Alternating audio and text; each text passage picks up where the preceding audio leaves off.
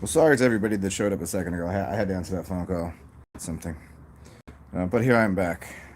And we will get back into, as I said, Gematria and some codes. And hopefully everybody does show back up that was here a second ago.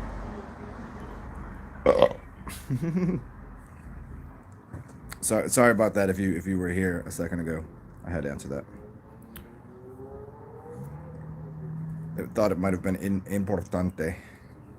What's up, Marcus Leonard? What's going on? The Ella, the Elohims.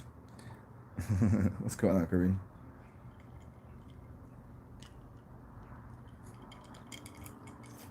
So we're gonna get into muy importante. Yeah, I really had to answer that. Sorry, because it's somebody that doesn't usually call me. They'll text me, so I thought they might have needed something, and I knew they were down in New Orleans for a little bit. So, you know, got to make sure people are doing all right. They needed a little assistance or something. Anyways, nothing happened. It was just somebody was like, I wanted to hear your voice. I haven't talked to you in a while. Da da da da. So I was like, okay. Like, well, I'm doing a show. I didn't know. Could you guys hear my phone call? Because I was like, if I answer this, I don't know if it's going to be on the show. I didn't know how my phone worked, so apparently it didn't. Not that there was anything said that was of. Hey, look at that! Look at who it is. Nice to hear your voice. That's who it was right there. Do you guys know this person right there beneath right there? So we're gonna do this. We're gonna do this show on a breakdown of a number that I have not seen. Thank you, Virginia. I have not seen before in the news media. Normally, there's the gematria coding of the standard. The 93 is a standard one. 23, 54, 33. There's a couple major numbers. But this number, somebody made a video on. So in a few minutes, when some more people show up, I'll play the video. And the number is 16,000. It's been all over the news, in different ways too. Every country with different things doing with this nonsense, this circus, this this mind circus that's being played. So yeah, 1600, and I will, as always, if you guys have any, if you guys have been paying attention to any news, some people pay attention to more news now, I guess, and then just kind of noticing what's going on. If you notice any weird things, here's the thing: is if you read any news article or see something on the news and it's in quotes, I guarantee you can go to a gematria search engine, put whatever's in quotes, and you'll get a number, and that number will tell you quite a bit about what they're really saying. That's how they code it. And there's a few different ways of, I mean, if you're not familiar with using gematria, it might be a little confusing at first, but there's standard English gematria, Jewish gematria, reverse, there's ordinal gematria. There's a few different ways that they code things, but the standard way is usually Jewish, English, and simple. So you'd look up Jewish gematria, simple gematria, and English, and then sometimes reverse. It's you could figure out how they do it after you start playing with it. It'll become a lot easier. You'll notice it immediately. But these numbers are always hinged and pinned to something else. So look, if I say the word cornflakes, you could look that up and there'll be a number that will attach to other words. And because each letter does have a value to it, this is what they don't teach you in school, that each letter in the English language has a value, not only unto itself, but hinged to a number. But mostly it's hinged to itself in the sense that if I say this is a chair, you accept this is a here's what the object looks like, and you understand that, and it's hinged to a number. But if I say chair is C, what is a C? You don't know what a C is. You don't know what an H is. You don't know what an A is. You don't know what an I is, and you don't know what an R is. But every single one of those things unto themselves has a value. So the letter C is connected to a chalice looking towards the moon. Now, how do I know that? Well, first of all, you can go check out, I believe the name of the book is, let's see, the Esoterics of the English Alphabet. I think his name is Andrew Boyd Kuhn, or Alvin Boyd Kuhn, Kuhn. And you'll notice that each letter visually shows you something. It's basically a hieroglyph. Every English letter, the way you don't think it is, has a value. So why does C, a chalice turned on its side looking that way? It's looking at the moon. It's looking at the moon because at the end of the sentence there's a period.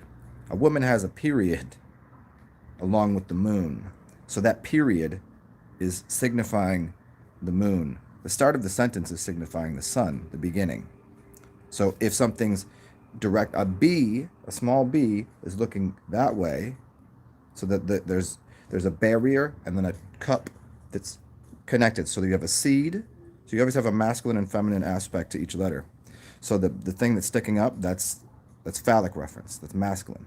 And the cup, that's a feminine reference. So the letter B, the chalice, is looking towards the sun, but it's being blocked by a phallic symbol. The letter D is the same thing, but in reverse, and it has value. And then it will be connected to a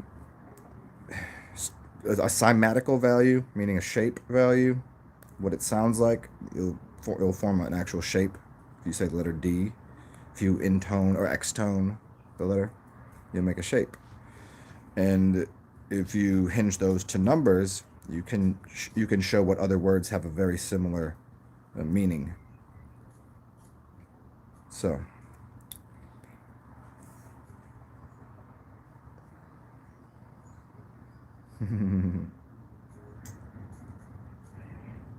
what's the difference between different gematrias? It's just the coding they're using.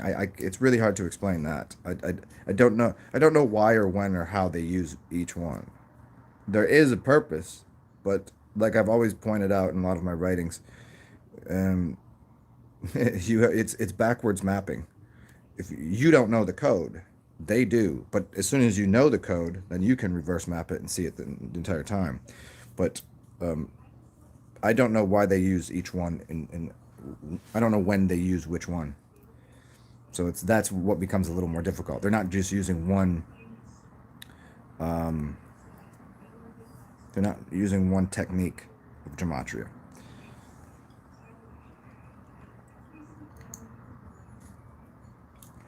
And I really don't understand. Maybe somebody does. Even the people that use gematria all the time I've never heard them really explain or even say that they know themselves when they decide to use each one. It's cryptic.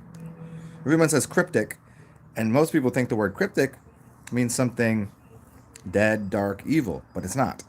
It might be dark because it's hidden, but it's a crypt. To cryptogram, to crypt something is to blacken something, to occult something. A crypt is basically occulting or hiding something, but they're just using hinging mechanisms for what, like there's an Icesian code that you could use. That's another one, but they don't use that too often. That's for something else. And there's other codes that they'll basically they're just changing what letter they're starting with to use numerical codes. But once you find out which one they're using, it's very easy to see. So you could put them all in and say, okay, which one lines up with what they're trying to explain here. So I'll give this a few more minutes for a few more people to show up, and then I'll show you this video, and the number is 16,000. And the person decodes it at the end, and it's pretty interesting what you get. I just don't know that I would agree with the logical progression is that they're using the number 16,000, because a lot of times they're only using 2 digits or 3 maybe in the coding. A lot of times. So maybe the 16,000, the zeros don't count at 16. But then they could be playing a game where they're actually flipping it over, and it's not 16 but 91. If I flip it over, it's 91. You see? So they could be doing that. So it's like, oh, okay, some people are like, oh, see, this is why it doesn't work. This is not, you're just making things up. This is, you're just throwing a dart and hoping to hit something. But it's really, there's the fact that it exists and it has existed and people use it is even more proof that it's going on, and that so many people have decoded shit and it all comes out the same. And it goes right along with what the storyline has been. So I use gematria about third or fourth in line of proving or disproving something. Because here's the thing. With gematria codes, you can find something that speaks positive, and something that speaks negative. Like this dude, Zach Hubbard, great decoder of gematria, but everything he decodes in a negative fashion. Even if it's not in the news, even if he's using other things, he decodes it to the negative light, which a lot of times is what they're attempting to do. But there are codes that you can find that are, if you just use the polarity of it, you'll see 50 different words that mean what this code means, and then people cherry pick the bad words. I don't mean bad, but you know, the ones that are negative, the ones that are not helpful, which is probably what they're trying to do. But you could equally use other words and flip the script on the whole thing, flip it on its head, and see something different in it. What's up, Crow?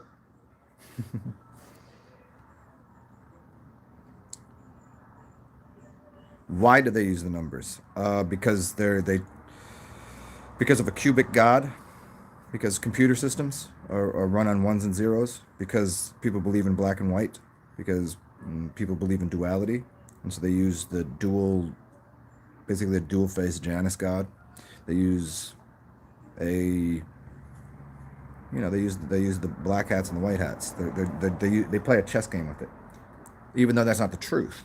It's a lower value of truth by using duality. But they use the numbers because it's computer code,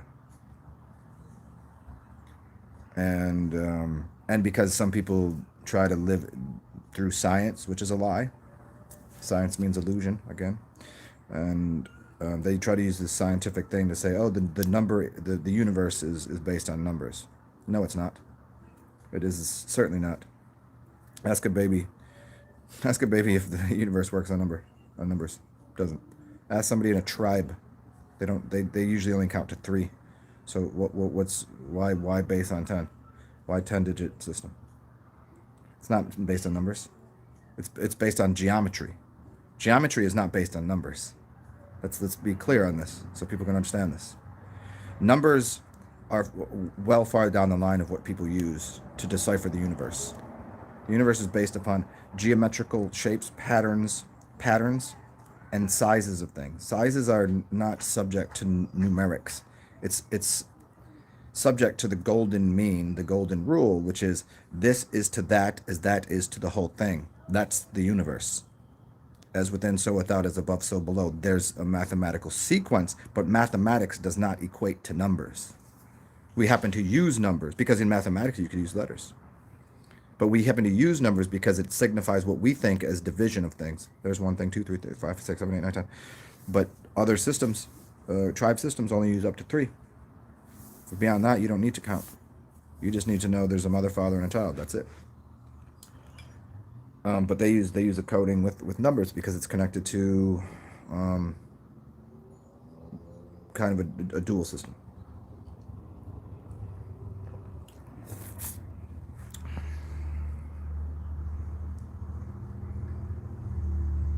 .6 Abraxas, yeah, 1.618. Was it 1.618 1413? Is that how it goes? It starts. Your full name is 111. Interesting. 1110. Yeah, interesting. Oh, I'm so surprised to see you here. How you say it? Diaz Flojos? Diaz Flojos? I will not. Unless you allow me to. I won't call you by your actual name. If it's okay. I don't know. Some people. I mean, most people don't mind me using the actual name, but you might. I don't know. Diaz Flojos. What's up, Fire Drake?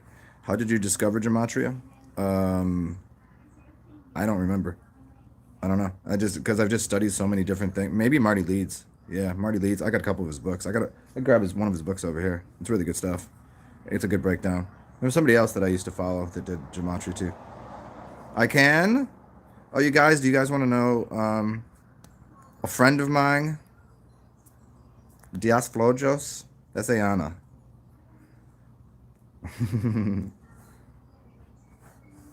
That is Ayana. Ayana, meet some of these people.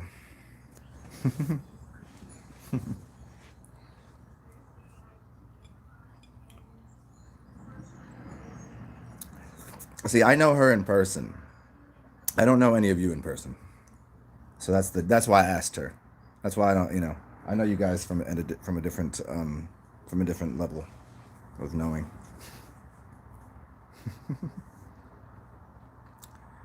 Oh, Abraxas, you still gonna send me that? Sorry.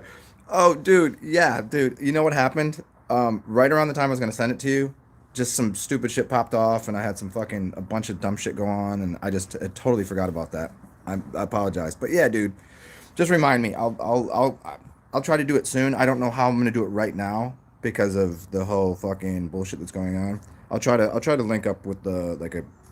I'm supposed to get a package delivered soon, so maybe I can talk to the whoever delivers my package because he's now they have to deliver it to your door, which is pretty cool. Because normally I'd have to go across the street and go over and get it from the office or whatever. But yeah. So maybe when they come, I can get like a mailing envelope or something. Because I can't really go to the fucking place to get one now because everything's closed. So but yeah, I'll get you that, man. It's so funny. I was thinking about that the other day too, and I forgot who. I was like, who the fuck was it I was supposed to send this shit to? But yeah, for certain, man. I mean, hey, Ayana, I would say, you said, haha, friend of yours. I would say something else, but that's not. I didn't put your. I don't know what you think. I don't know what you think anymore. Brax says you want to come visit? Come through. New Orleans is always welcoming. What's up, Travis Cup? Corinne, maybe I'll do tarot tonight. I don't like to do it during the daytime. I don't know why. Just the moon energy is a little better, and it's just too bright out right now. I'm kind of just getting up from a nap, getting my head in order, thinking about getting some snacks.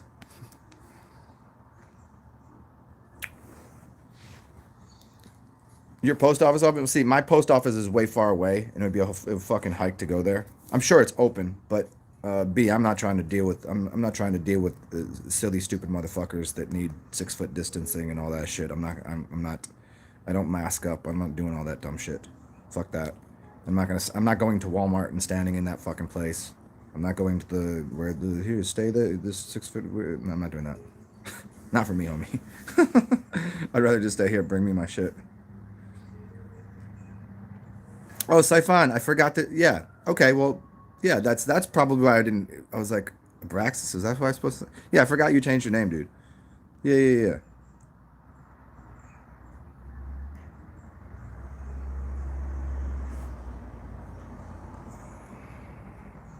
Let's see. Zen, can energy be created or destroyed? It can only be transferred. It is the zero sum game of a novelty engine. Also, what do you think of Terrence McKenna's Time Wave Zero and things? Time Wave Zero lined up a lot with yeah, his novelty theory lined up completely with the Mayan calendar, and everything became so uh, everything obviously right around 2012 everything became so redundant that, like, how memes are so stupid these days. Like, it's just redundant memes. Nobody's really doing anything that new. Everything's just kind of people are just reinventing shit. They're not doing anything new. So I see a lot of that truth in that. That, like, what else are these fucking people doing? What are you making? All the shit's been made. Not all of it, you know what I mean. But, like, it's like, what else is there? What else is going on here? What are we doing here? Um, and I enjoy Terrence McKenna. He's in my top 30 teachers. Mm. I especially like the way he talks and his nasally storytelling. Um, what do I think of energy transference is about the size of it. In the sense of destroying energy, think of it this way: if you get a cancerous cell, it's basically reproducing a weaker cell. But then when it kills it, it's still metabolic waste. It still is energetic.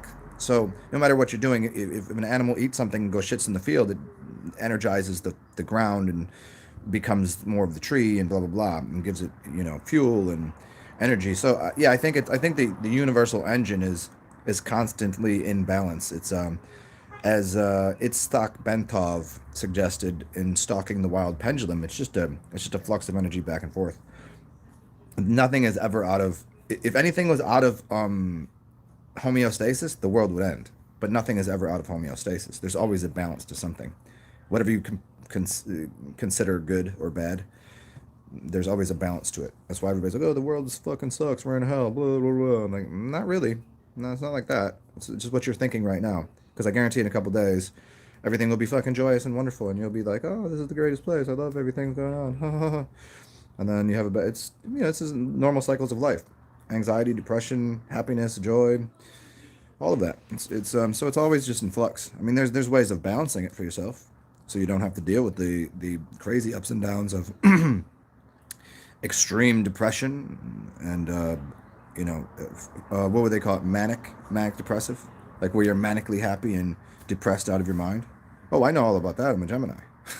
I've experienced those things, but for the most part, I've balanced a lot of those energies in my body out because I'm Libra rising, Gemini sun, Gemini moon. I'm pretty sure about the moon and the rising. I don't know because I'm not sure of my birth date or my birth time, which would affect those two.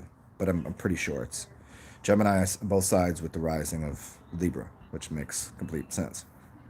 I'm trying to balance four people. Two Geminis here, two Geminis over here. It's crazy. I got four people running around in my head.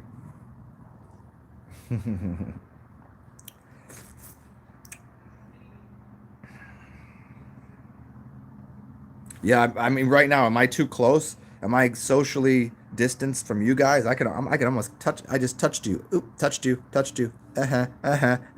Poking you. I'm not touching you. Me like a little kid. I'm not touching you. I'm not touching you. Hmm.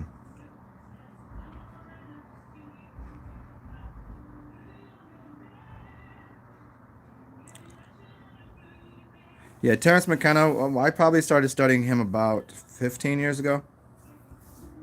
I would say I probably found Terrence McKenna before Alan Watts, and probably around the same time as any of the major like popular online teachers. You know, like Jordan Maxwell. I think I probably find Jordan Max. I think Jordan Maxwell, Michael Tessarian were the first two, and then David Icke, and then Savan Bomar. I think probably in that order. I think that's around it. I found Savan when he was very small channel. Nobody knew who he was. And I was like, how the fuck people don't know who this is? Found about Savan like maybe a dozen years ago, maybe even more than that. And then there's a bunch of other like people that most people don't know about that I pay attention to. Dan Winter's one of them, which people should know, but I think his the way he speaks doesn't speak to the general population because he speaks from an engineer's mind. Even though he's speaking about bringing a memory through death, he just the way he says it, it can be very confusing to someone that doesn't understand the lingo of a mechanic. You know, not that he's a mechanic, but if you don't understand mechanic lingo, you're not going to know. If you don't understand, if you're not a biologist, a chemist, you're not going to understand. So it's kind of like that. It's kind of confusing sometimes.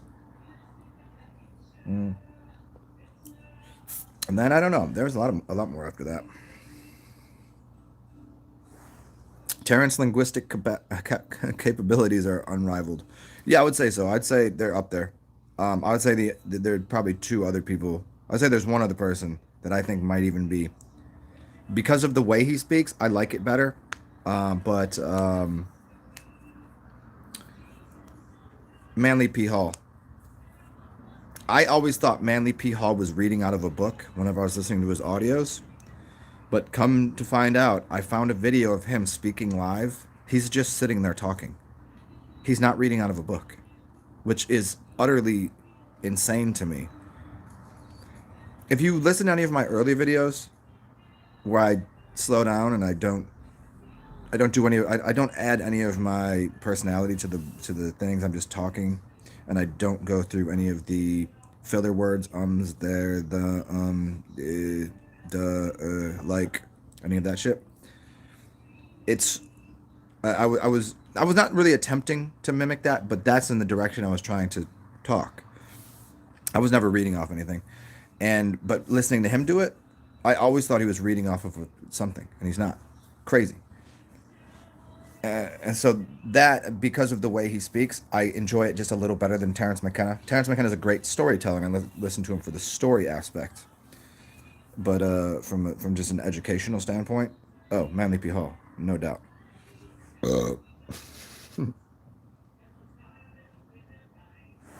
He could speak the language of the machine elves. I suppose so. But I've always been one to say, I think that the mushroom machine elves and things took over his body. I think they took over his mind. I don't have a doubt in my mind that he was. That might not have been him towards the end of his life. How did he supposedly die? And I think he actually did, because you did see some videos where he was looking fucking decrepit. I mean, he'd done a lot of other drugs too, which weren't doing him any favors. But I think the fungi started to overtake his brain, and he was no longer Terrence McKenna. He died from brain cancer, right? So, might not have been the mushrooms, but he had done so many other chemicals. He'd definitely done it quite a bit on his brain. I mean, nonetheless, no matter whatever that entity was at that point in time, still awesome shit.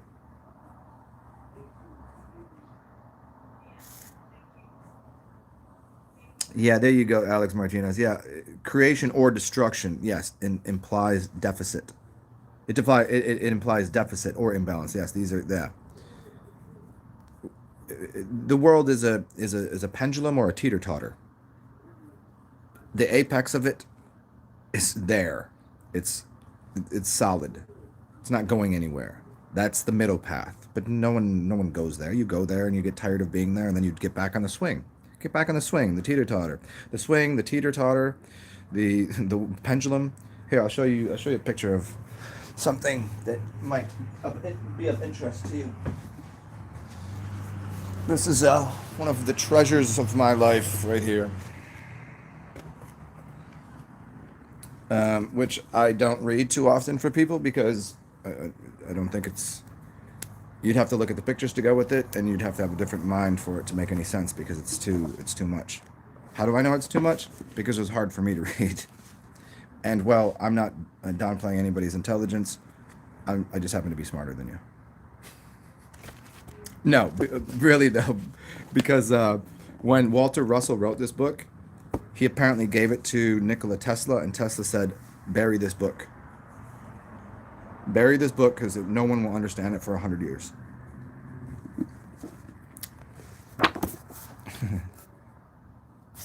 So here, let me show you some pictures out of this. And as I was reading it, I could see why he told him to, because it's really simple. It's really breaking down simply um, a lot of science that seems difficult, but because most people are filled up with scientific jargon and ideas that they already have, this would be here. I'll just show you a couple pictures that are really fucking awesome.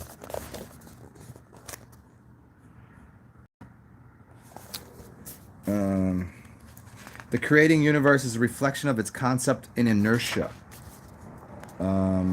Here's some. Here you go. This is really important right here. There we go. It's basically Flower of Life with octaves in it and pressurized zones of ratios. What? What are you talking about, dude? Here. This is the two Taurus fields of energy, masculine, feminine, inertial oppositions beginning. This is it's. See, when people, you'd have to have a picture to go along with what I'm saying, and even at that, it becomes a little bit, unless you have a little bit of a mind into scientific. Here, this is a really interesting one. The exhalation, radiation, generation, inhalation, charging systems, and discharging systems.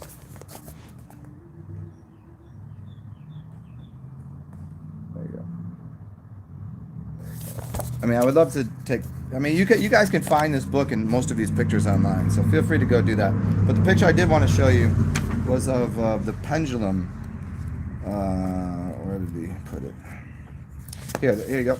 Simplicity. One, there is but one dynamic force. Gravitation is the desire of electricity to integrate into the appearance of form. And radiation is the desire of magnetism to disintegrate into disappearance of form. This is a good one right here. There you go. This is literally redefining all of science and making it and simplifying it. Um, here's another way of looking at that, which is the sine wave on its side. Discharge, radiation, gravitation, magnetism, electromagnetic forces. And I always wanted to get, if I can find it. Oh, here's the cosmic pendulum. There you go. There it is.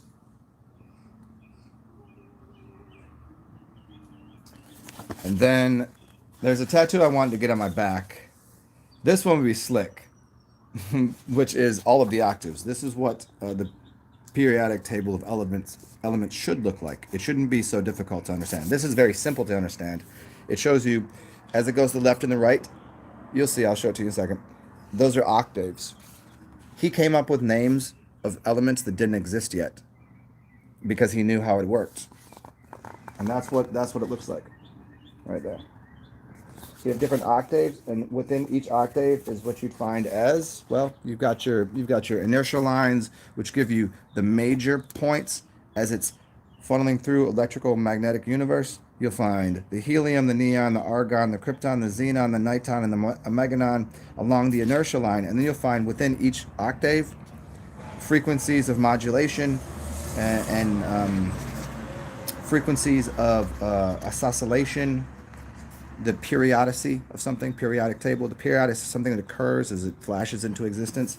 You'll find things like nickel and cobalt and iron and manganese and where they sit, and you'll understand how they link up on different octaves, and even how, if I extend this out, how each one of these elements connects with a color that you see, with the sound. This is why color therapy works. This is why sound therapy works, because they're going to work with, and they link up on in the same framework. If there's 8 octaves, but then I jump over. If I'm playing on the piano, you know what I'm saying? There's an octave, those keys right there, and then I jump an octave up. I keep jumping octaves up, and I'll find within the same key that, say, calcium is in the key of B, mimics the color of yellow, and so we've got the sound and even a taste. So we've got the yellow, we've got the key of C, the calcium, and then a taste. And it's all the same thing on a different octave, on a different plane of existence. Let me see if I can find, though. This is what I wanted to get tattooed on my person, but I don't think I'd ever be able to find somebody that was capable of doing it. It would take too much time. It would cost quite a bit. Where the hell is it? It's got to be in here somewhere.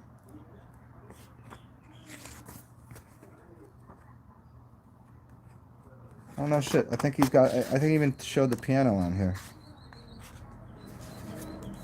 Yeah, see? Here's how you'd understand the piano keys.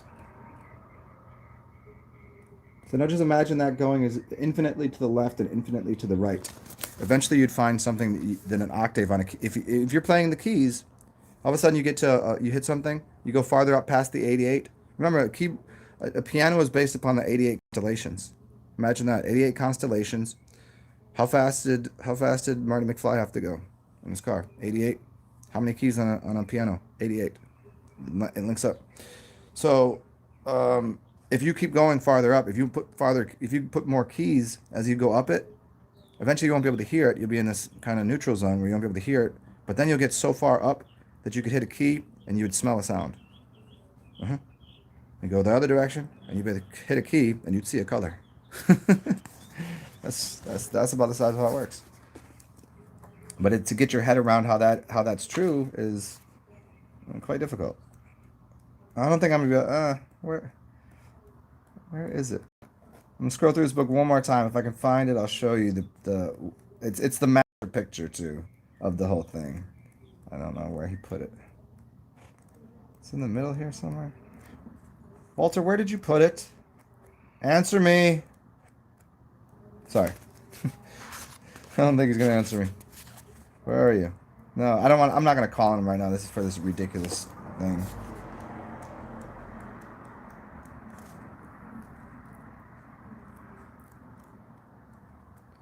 Oh, is that it right there? No, that's the cosmic clock.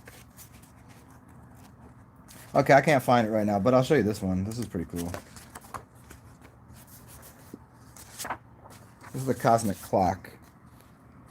It's called the formula of locked potentials. Time marks the periods between events. Man divides his time by the periodicities of the planet's revolution and subdivides it by its rotation upon its axis. These periods are again divided and to act as man's necessary time dimension. The universal one divides his time by the periodicities of his inhalation and exhalation, which together make one universal constant of energy, and subdivides it into four exactly equal unit constants of energy. These periodicities and tonal and mid-tonal subdivisions measure the dimensions of his idea in the illusion of form, space, time, sex, temperature, and other periodicities. There you go.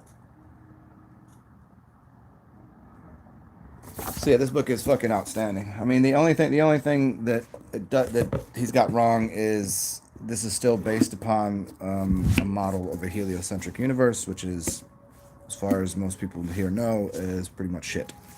But just as Santos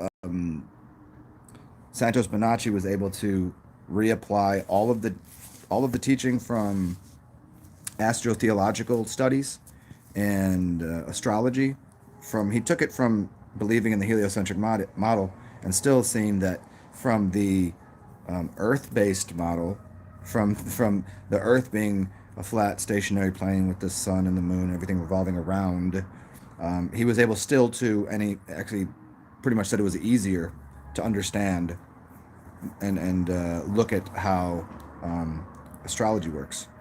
And so this book the same thing would apply. There's only a couple things in here that he uses the heliocentric model as a point of reference. He only uses it a couple times because everything else will still apply. So yeah, there's that universal one. Cool, huh? You guys like that? Did you like that shit? Did you like that?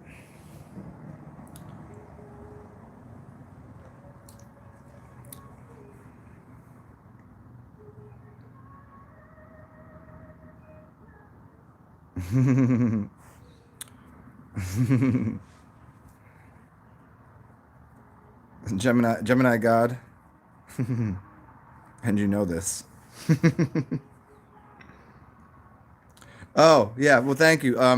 Yeah, Ayana. Yeah, Gemini Zen. Yeah, yeah, I don't need that. I don't need that much recognition as a god. The Zen is good enough. Peace out, Abraxas.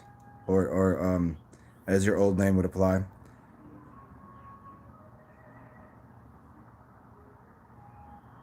Marcus, you too? I'm pretty sure I am because most people never guess I'm Gemini. They guess towards Libra. They think I'm more balanced than I am, I guess. I mean I am kind of, but I'm also fucking spaz. Everyone's a Gemini. Everyone is a Gemini, huh? Hey, Ayana, why don't I remember what you are? Why don't I remember what your birthday is? When is your birthday? Do you want to tell me? Did I get you anything for your birthday this year? Did I celebrate your birthday with you? I don't. Isn't it November? I thought it was no. Yeah, it's November, right? November 20 25th. Is that right? November 25th. Yeah, you're an evil Sagittarius.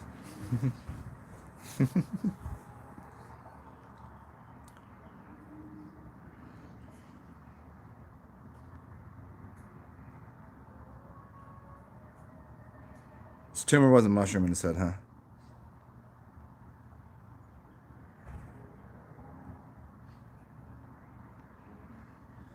Yeah, Alex Martinez is it's the most outstanding book on the planet. Yeah. Uh,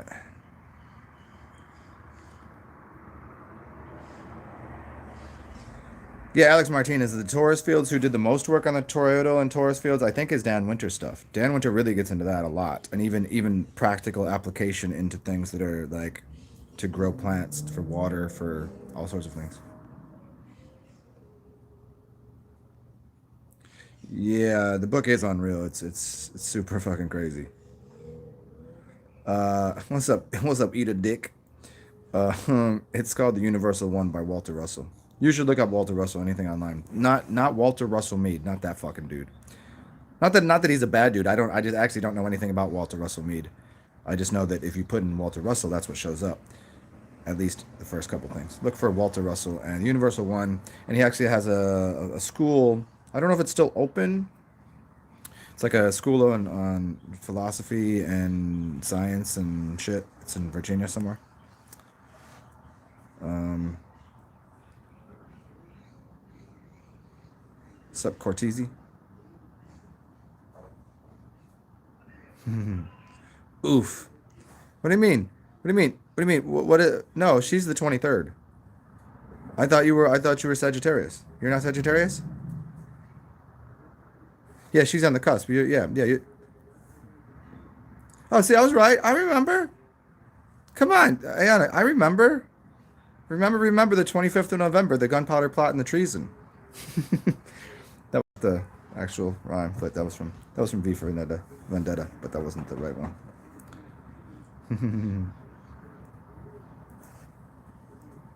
Yeah, Sagittarius have always been my favorite too, except for when they're not. You've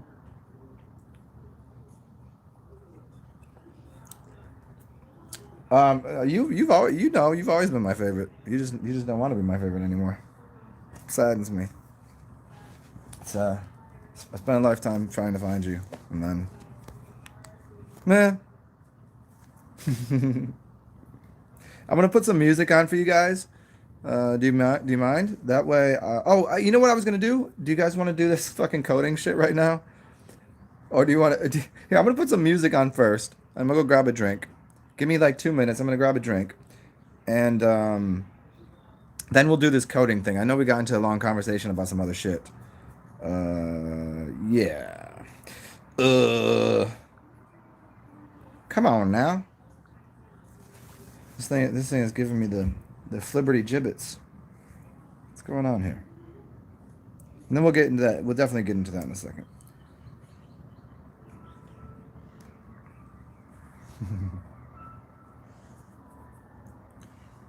See, yeah, yeah. See, maybe that's it. Maybe it's you love Gemini's. Too many Gemini's. It's supposed to be there's me. There's four of me.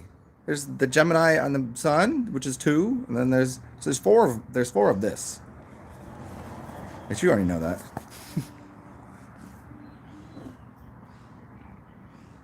Oh shit. Here, you guys want to watch my dude Axiom? He's doing a live video right now. Maybe you can watch him right now. He's walking around. He's walking around. He's walking around New York City.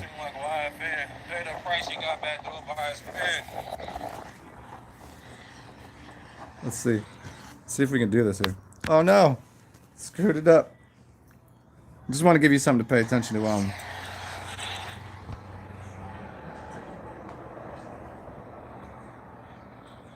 Here, let's see. Can you hear it? This is New York City, y'all. Let's see. Can you see it? Is it too much of a glare? New York City. Check it out. $10 burgers. I had one of those yesterday. I'm good. Or it was only probably like $7 or $8 at Shake Shack. Shit made me fucking sick.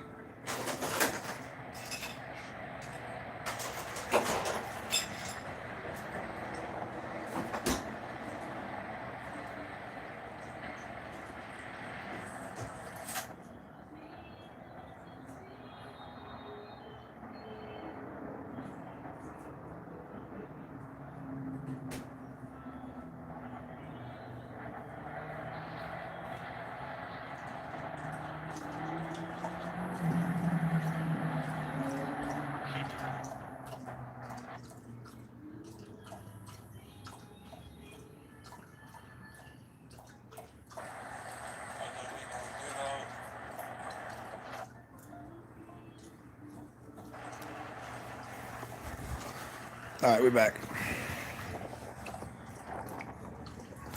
Yeah, but if you guys don't know this dude, highly suggest his channel. It's pretty awesome. His name is Axiom Knowledge. I've put some of the shit on my Instagram. If you all don't know that, so anybody here that does want to follow my weird shit that I put on Instagram, it's usually just funny posts and I don't know some cool shit about what's going on.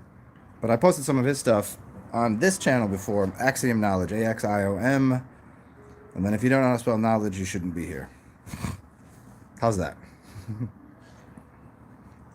Anastasia, thank you.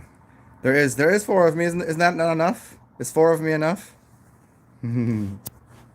Carson, I see you. I see your comments. And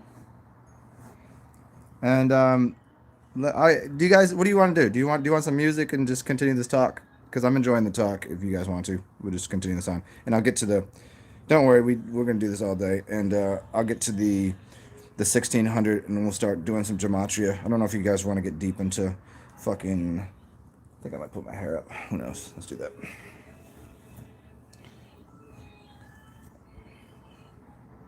Just for a second or two, because it's. There we go. Yeah. Okay. It's not working. All right, fuck it. Fuck it. Fuck it. Fuck it all. Ah. Ah. Get out of my hair. Get out of my face. Okay. Sorry. It's just spazzing out for a second there. It's freaking out, man. Too much hair sometimes. Okay. I'm gonna put some music on and we'll just keep talking because I don't want to. Once we get into this gematria shit, it's gonna go pretty deep into. We're gonna go down some rabbit holes. You want to go down the rabbit hole already? Let's give me like give me 20 more minutes. We'll do it at like 1 hour mark, and then we'll go down the rabbit hole of gematria and everything that this video was supposed to be about. Because like I don't know who was on here for my show yesterday. I did like 3 shows yesterday. I did a 9-hour show for whoever missed it, and then I did 2 later ones that I deleted. One I deleted because the YouTube deleted it, which has happened to me 3 times recently. So you better show up live because YouTube be deleting my shit, man. So if you want the real deal knowledge of what the fuck's going on, you better check my channel out too. Well, you still can. I don't know how these people be acting. They're acting kind of fucking. They're acting a little out of pocket. They're acting a little fucking goofy these days.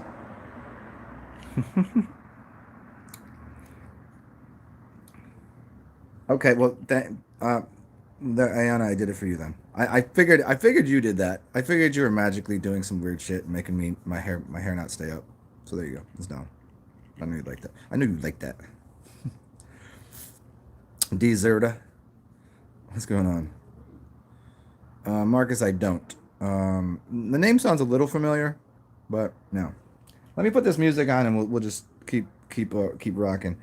I wish I could play you some new tunes that I've just been listening to. This new J Electronica Nujabes. It's J Electronica Nujabes and Jay-Z. Look it up. It's pretty fucking awesome. It bangs, dude. It's a banger, man. It's fucking awesome, bro. It's really good. Anything Nujabes. Look up the whole album, J Electronica Nujabes, Nujabes. And the other one is the new one by Locksmith. Locksmith did a song. I don't know. Most of you probably don't know. But you all know who Exhibit is. He did a song with Exhibit. And Raz Kaz. That's older. But yeah, that's excellent. I think it's called Walking with God or something like that. COVID. Ovid is see sheep. No shit. That's an interesting way to decode it. See, the decoding, as I will just say again plainly, as I was saying earlier at the beginning of this video, you can decode these things and it's always going to work. So if I take CV, okay, the letter C is the 3rd letter. 3. V is what? The 22nd? So Z, X, Y, Z, is that U, V, W, X, Y, Z? Yeah, 22nd, right? So CV is how they code it too, CV19. So what you do is you turn the letters into numbers and the numbers into letters. So if I reverse it, CV19, COVID-19, I get 322, and Anybody that knows, 322 is 100% code for Skull and Bones. It's March 22nd, the day it was formed, and they put 322 under the Skull and Bones. 322 equals 19. 19, because we have to reverse it. 19 is 1, which is A, and 9, which is I. Artificial intelligence. 322 equals AI, which is CV19. It always works. It works everywhere. The code runs so deep that high level magicians and computer systems created these codes.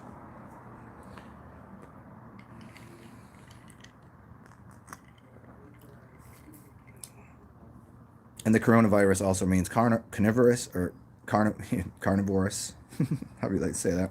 And it also stands for crown, a plasma, like crown chakra, or mind, crown or mind. So it's mind virus. So it's a mind virus. And it's called novel, as I've broke down so many times. It's officially called novel, which means fiction, fake. Coronavirus, one word, not two. It's not corona then virus, because that would be different. Coronavirus is one word, so it means fake word, and the word is mind virus. Fake mind virus. That's what it means. Why would they choose? Why would they choose those words? They could have chose anything for this thing, anything, but they chose things that you can decode into what I'm saying, into what everybody else is breaking down as code, which all stems back to bullshit. What do you think about that? What's up, doggy? You guys want to see the meat wad? Oh, she's kind of... what are you, going to go outside now? Oh, hi, baby. What are you doing? I just fed you, you fat pig. You want to say hi, meat wad? Do you want to say hi to everybody? Do you? No? Are you being camera shy right now? Go outside, dude. Go get some fresh air. It's me beating the shit out of my dog. She loves it. You see her? You see the dog? There's the dog. There's the dog. Oh, don't step on my foot now. She gets a little stir crazy, and she wants my attention if I'm on here too long. Anyways, let me get this. Finally, let me get this music on here. Copyright free music. Let's play. I found some new ones yesterday that were really good. They were like 3 hours long. But I was really enjoying the Purple Cat. So we're going to listen to Purple Cat music. Let's put it on my TV. Boom. Got it.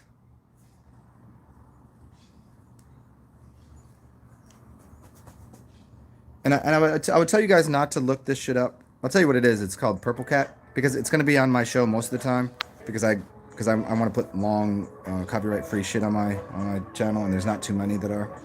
So if you listen to it, you'll get bored of listening to me because it'll be on in the background all the time. Can you hear it? Couldn't you hear it? Answer me!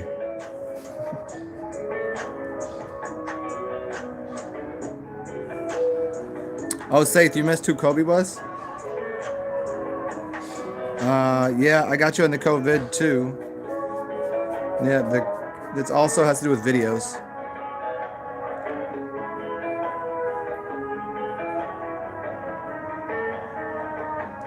Oh, so I knew you were some sort of virus, Corinne. What's up this time, Mr. Mr. Traumatic? I don't know that tune. I'll check it out. It's a placebo virus. Meaty, yeah. Come see Meaty.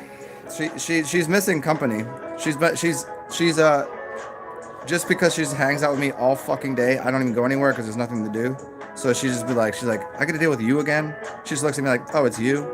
Nobody else comes and hangs out with the meat wad. It's fucked up.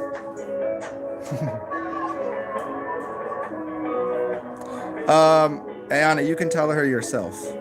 I'm not gonna tell her. She says hi, but I'm not gonna tell her you said hi. No.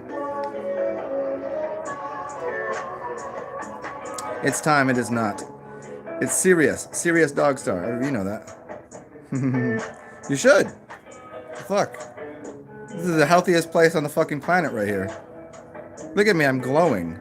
I glow in the dark.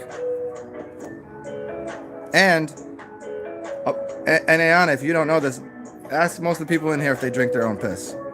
They'll tell you. They'll tell you what's up. They'll tell you what it does. Especially Fire Drake knows.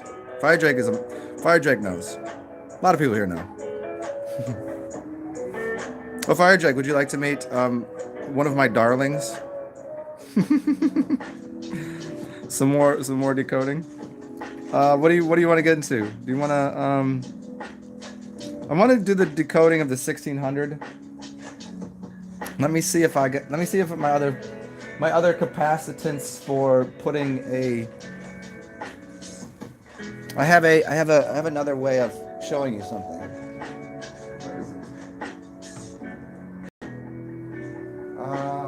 What did I do with it? Oh, here it is.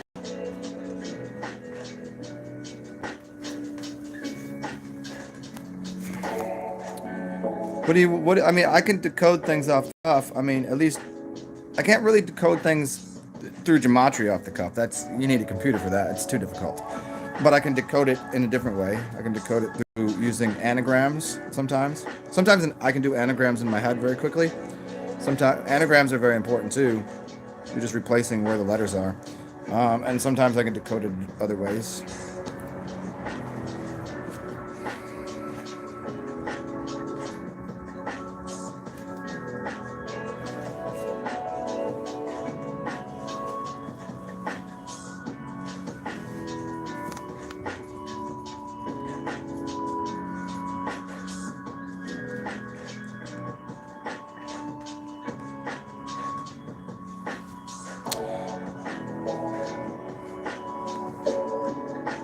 David Mannion.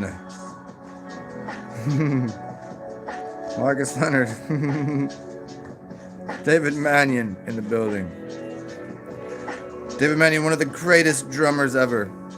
And hey Dave, if you can figure out how to, I really want to do this. I told you we should do a live stream where you play the drums. And I'll just I don't know, just start a fucking YouTube channel and play the drums. If I could split a screen with you and do it now, I would.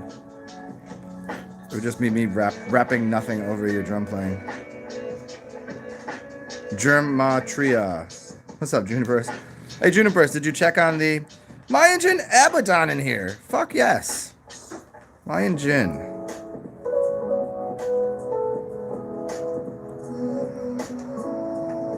I have to go grab my. If you want my beats, I have to go somewhere else and grab my. I left it somewhere, so I have to go get it. It's just a little bit of a walk.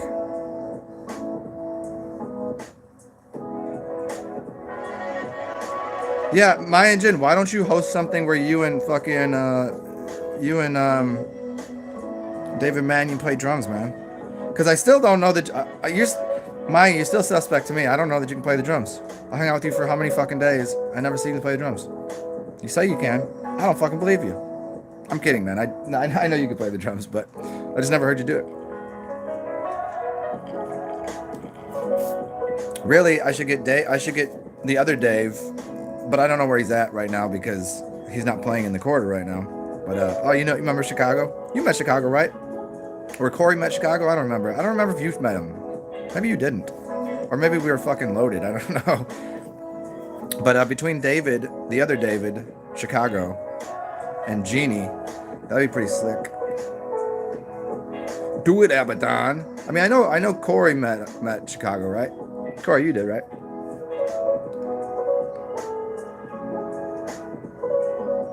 You didn't. That's right. Me and Corey did. We hung out with him. We walked up the park. That's right, and sat around and rapped for a while, because the chime tree was. Yeah, you did. And then the chime tree wasn't working. It wasn't there, which kind of pissed me off. But we got a nice walk out of it and hang out in the streets. So here, decoding. Oh, hey, did you got my message about I was gonna do it right now, Mayan Jin, about decoding the 16,000. Did you get into any of that? Because maybe you could help me with that. I only went through the video and got to the part where they were kind of just saying everything is demonic, evil, demon shit. I don't know. It's kind of what was put on there, but oh, cool. Yeah, so I'm just trying to decode 16,000 right now. I'll show you the video. Let's make sure I got enough charge on my phone to do it. Hold on.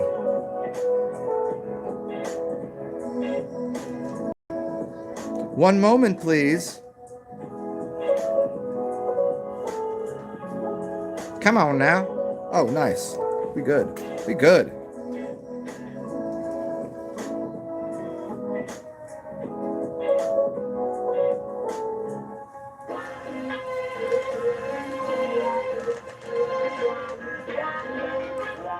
Well, this tune right here, I really dig this tune. You guys got it. You're gonna just have to sit here and listen to the song for a second while I find this.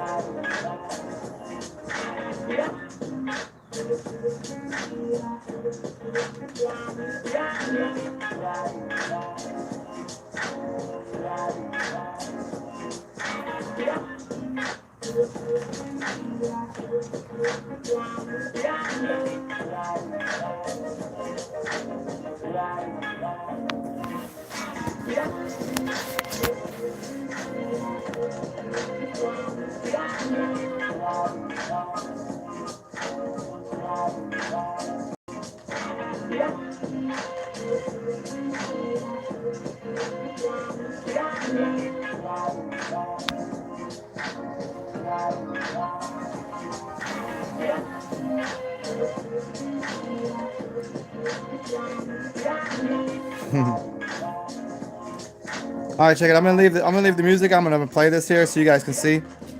Here we go. Let's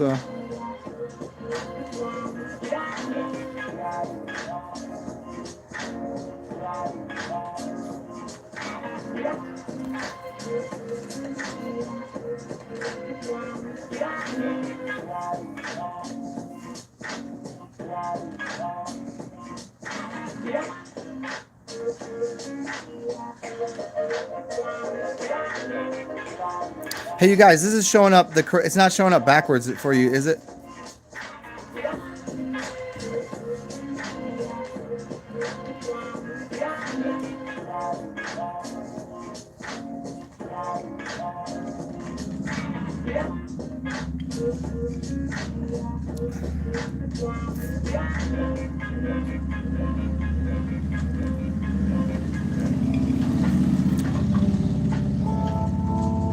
Okay, cool.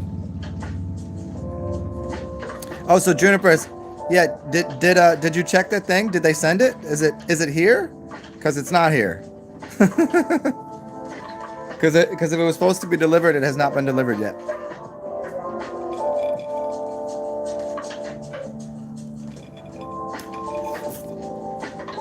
Oh, and Ayana, if you do get your ass over here, I have two awesome bottles of one is an elderberry and one is a pineapple tequila.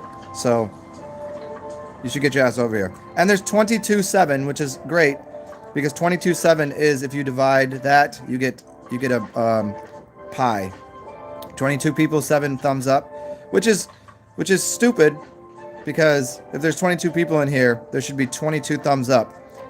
Or there should be another, what, I don't know, 15 people with their thumbs cut off. You know. How motherfucking difficult is it to hit the thumbs up button? I mean, really, guys, come on.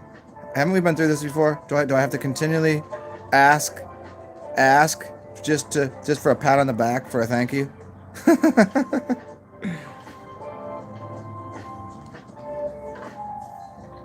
But I did like the 22 divided by 7. That was nice. Oh, good. I got rid of 4 people because I told them I was going to cut their fucking thumbs off. And I'll do it with I'll do it with a cigar cutter.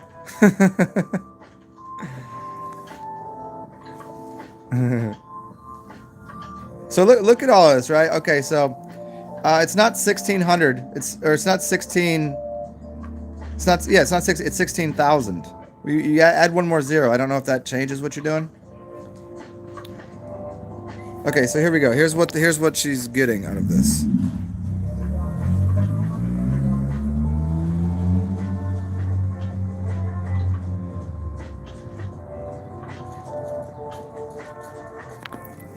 I'm gonna go back to the end of that one more time.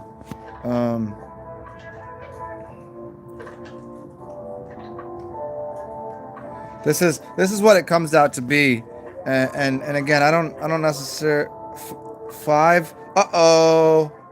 What does that say?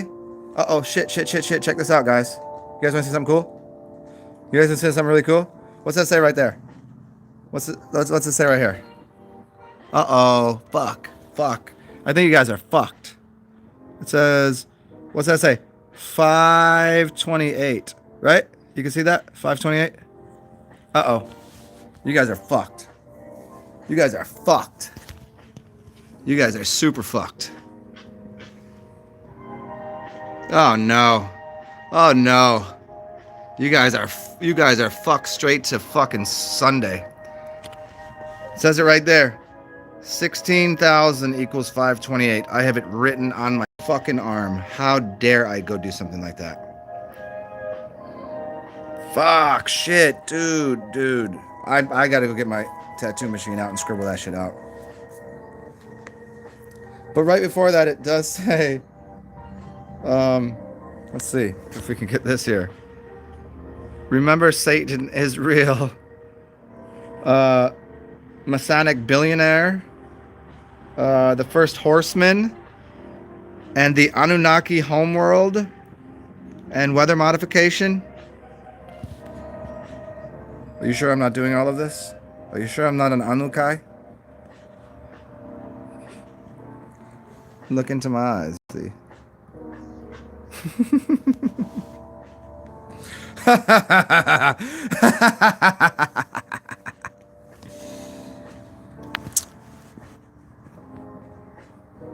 $16,000. The code is 528. How long do you think I've had that on my arm for? You think there was a reason for that?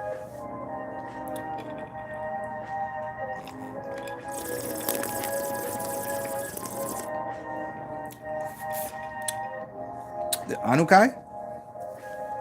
What do you think this is? What language do you think that is?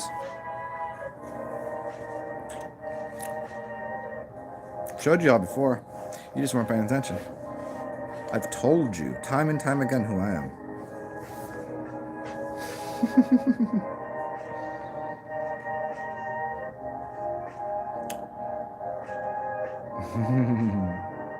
The Hurrock, I don't know that. The jungle juice, nice. Let's just like put all the fucking shit together and make a mess of things.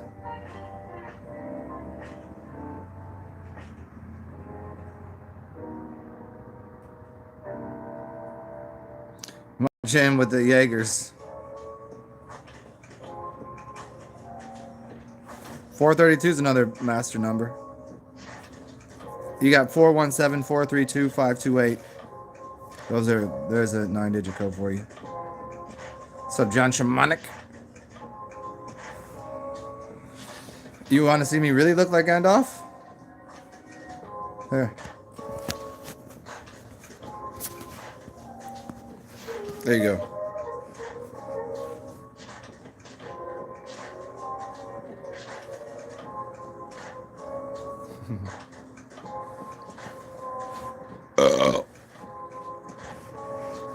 Let's do this for a second.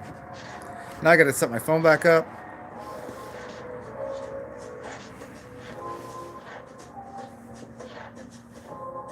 Well, this is fun. I like this. It's making me very red-skinned now, but Patrick Rogers, this is correct. That's why that's and it's also green. And it's the middle C for a piano, and it's the smell of spearmint. So it's the smell of spearmint, which means to spear the mind, or peppermint. It's very similar. I think it's peppermint actually. Peppermint, middle C, color of the forest, green, heart chakra. But it's evil. It's very evil. It's evil. It's to evil. It's evil to those that would do it harm. If you would do the earth harm or my heart harm, it will become very evil for you.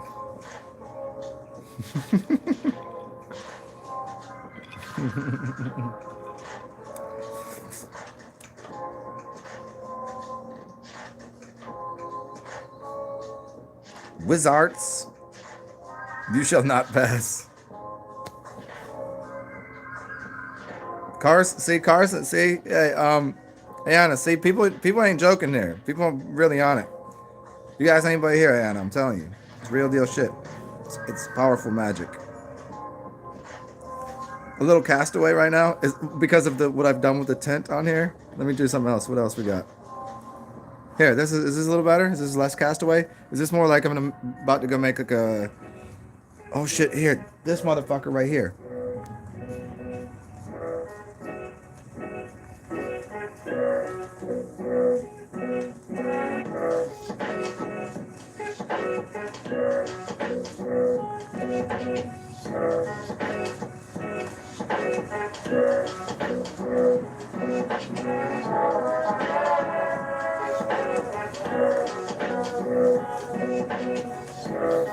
No, it's just the way I have this set up here. Hold on, maybe I can fix this.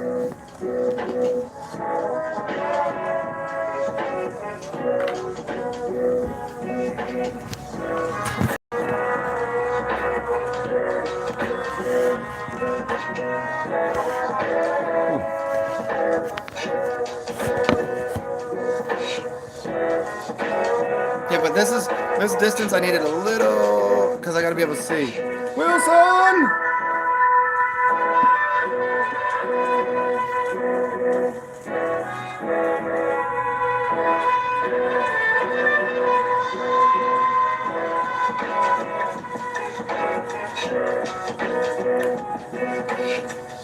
What is it called? It was by this chick Annes, I think. Let me see. It's somebody that might come here. Here you go.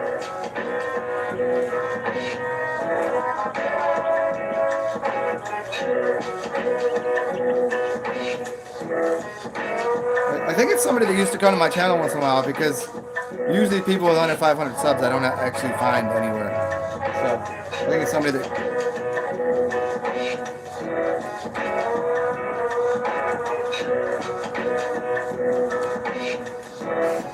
This time I look like you're dead. Damn it. Do I look that old? Shit.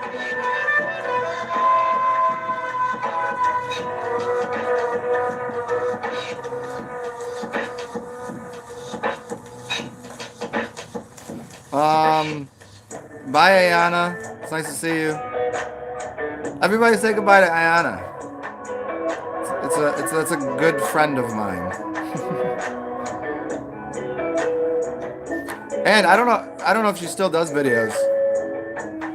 Are you still doing anything online? No? Probably not. She used to make a lot of videos. She used to make a lot of videos about how pretty she is. I'm not kidding. That's what she did. She was like do makeup tutorials and shit. Yeah. Yeah, go. Yeah, go. Oh, you'll see me tonight, literally? That'd be fucking awesome. Fuck you guys. I'm not doing any live videos tonight. Well, maybe on a different channel we'll do a live video. But that's pay-per-view though. That's pay-per-view. That's pay-per-view. That'll cost you guys. Hey, Annie, you trying to make some money tonight?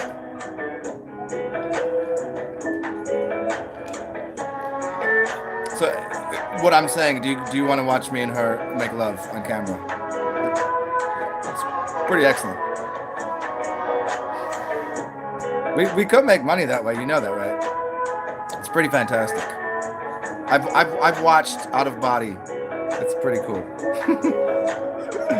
No, I just hope one day that I could have that.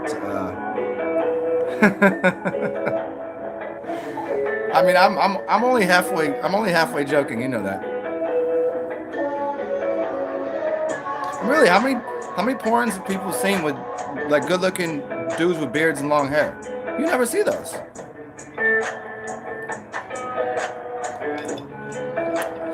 I don't know. Oh my, I don't. Oh shit. You know, I talk out loud like this to everybody.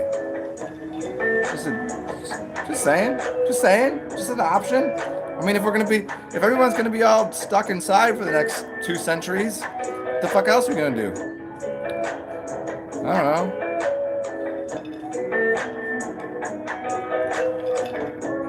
Actually, that would be a pretty good business model, really. I mean, I don't really have a problem being naked on camera. I guess, yeah, shit. Maybe that's my future. Maybe I'm gonna go from some magical mystical philosopher, enlightening people of all the wisdom in the world, and then you just won't see me anymore unless you subscribe to my channel where I'm just in a den with all of my.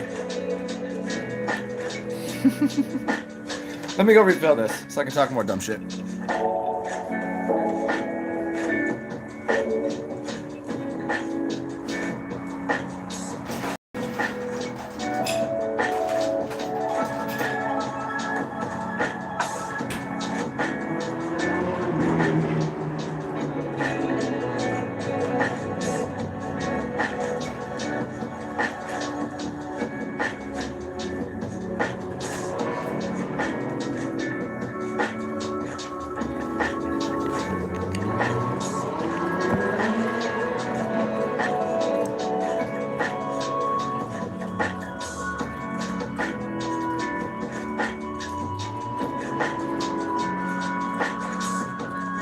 Is it a White Russian? I don't have any milk. I don't have any milk. I don't have any. I actually gotta order groceries, man. And you know what I found out is that it's actually way better to order groceries, because if I go to the grocery store, it takes me 15 minutes, 20 minutes to get there. It takes me 45 minutes to shop, 15 minutes to get home, blah blah blah, right? So I'm spending like over an hour of my valuable time grocery shopping, doing all this shit, right? And I gotta go into a fucking store that I don't want to be in. Especially if I go to Walmart. I mean, Walmart's close, but I don't want to be in that fucking store. It smells bad. The lighting's weird. It's just a weird place to be. The energy's all off. I don't want to go there. But there's some things I need from there. But for $10, my time is more valuable than $10 an hour. So I can get somebody to do that for me. So for like $4 or $5 for delivery, and then a tip, you know, well, it's some more than that, like maybe $15. So I tip the person $10 or whatever. Depends on how big the order is, but and it comes right to me, and I gotta fucking worry about going to the store. It's pretty badass. The suck that I don't leave the house, yeah, but I don't really want to go to Walmart anyways. And I don't want to go to any of the grocery stores because the grocery stores are too far from me. And I can only get so many things because I'm either on a bike or on foot. So it kind of works out. It's kind of worth it.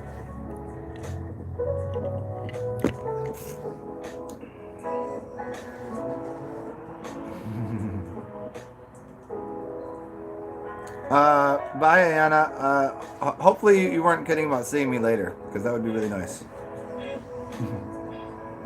Unless you just meant like, I'll see you later, like on here, but hopefully I get to see you later. And don't mind me, I was not talking to any of you other people. Forget I said any of that. What's up, Earth?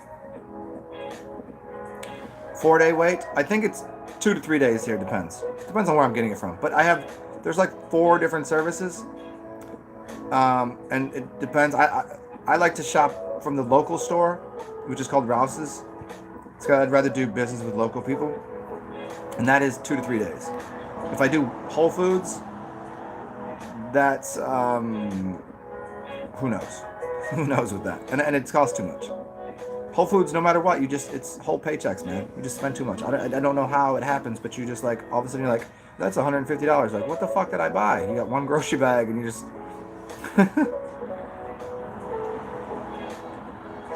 Did we go to Walmart, Jeannie? I fucking don't know. I got about... Jeannie, I'm about the same with you. I would assume I got 50% recollection of anything we did. The other 50% was... You know, it was either me babysitting you or you babysitting me or us both being drunk. That's about the size of it. I don't know. Maybe we did.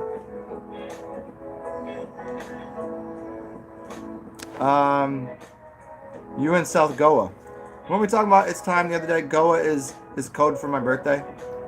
G is 6, then A is a 4. It's my birthday.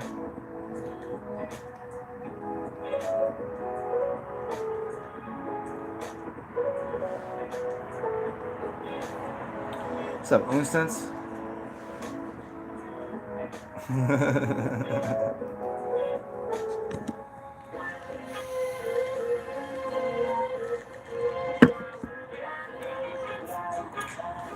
Oh, so all of that conversation started with, is this a white Russian? I might be a white Russian. I might be a black Russian too. You don't know. I'm a black Russian. I'm just not tan. But yeah, I don't have any milk. I don't have any nuts or anything to blend into milk either.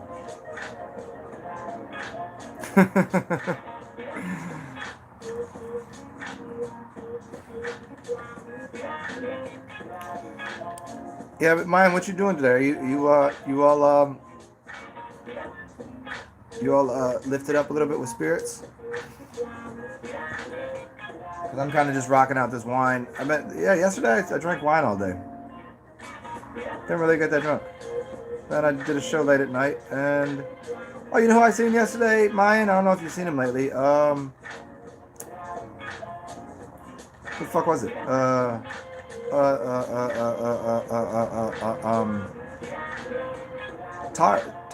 Tars came on last night. It was mad late. I did a show like 3 in the morning or something. Go chat with Tars a little bit. I don't know if you talked to him lately. You look like Lebowski a little bit. It's the dude, man. Dude abides, man. What's he gonna do? Oh, he doesn't? I haven't seen him in a while. He came on, he said, what's up? Yeah.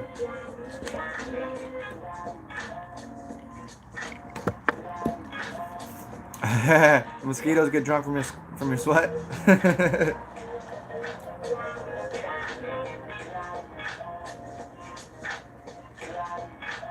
Oh shit.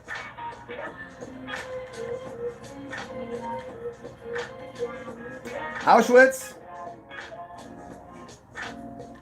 Hey, so did you I'll tell him you said hi if he comes back on. I'll tell him to get at you. I don't know. I ain't really seen him either. I haven't even seen him really make any videos. Unless someone got unsub from him or something. I don't know. You know how that shit happens sometimes. People get unsub for no fucking reason. YouTube's like, well, we're just gonna not make sure they see any more of these videos. Not today. I think that's how they do it too. Not today. Did anybody see the new Louis C.K.? I posted it the other day. I fucked up. Man. I got a copyright shit against my channel, just to let you guys know. But we're still okay. Because I played that, I thought I deleted it afterwards. I was certain I deleted it, and it didn't get deleted. So I played the new Louis C.K. So I would just suggest to you guys, go purchase it. It's only $8, and it's fucking worth it. It's hilarious. And you get access to the rest of his website for a year, which means all of his other stuff.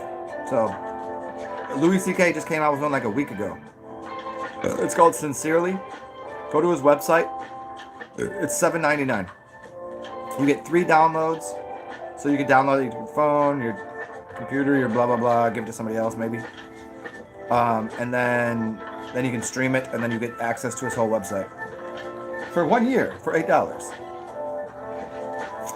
I love his fucking business model, man. He's just so like, I know you'll probably steal it. I know you're just fucking give me $8. Do whatever you want. When you've got that big of an audience, you can kind of just not give a shit. and he's definitely. Jeannie, you gonna give me your stimulus check? Thank you, man. You know what's fucking funny about that? If you really mean that, that's fucking hilarious because I had a dream 2 nights ago that I had basically like a check. It didn't have my name on it, but it was like it was mine. It was just like check, and it was like fill it out however you want. It was like I don't know how much it was, but I was like, really? That's fucking. It was. I woke up. I was like, oh man, I got a fucking big ass check. It's fucking hilarious.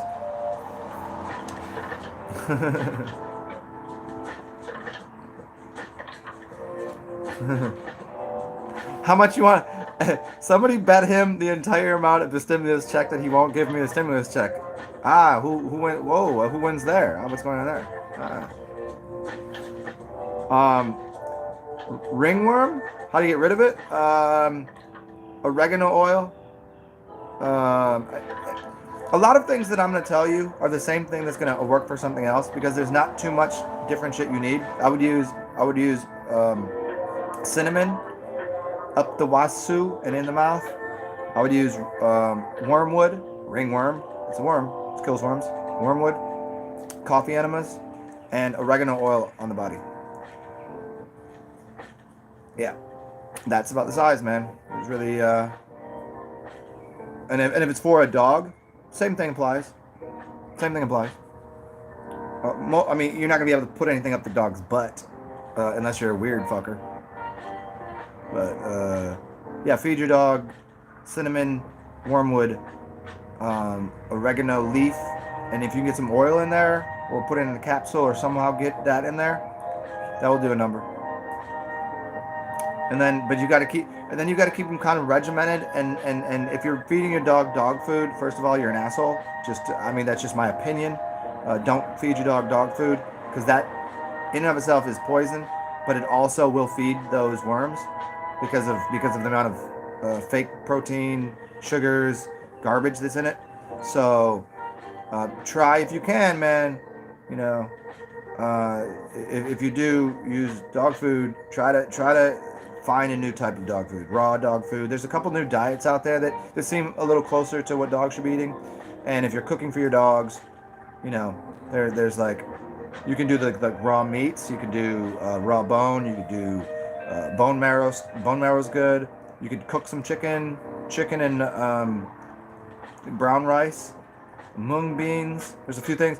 Some dogs don't really fuck with the beans so well, but brown rice and chicken, cooked chicken. It's cheap, and you can make a big fucking pot of it if you have a lot of dogs.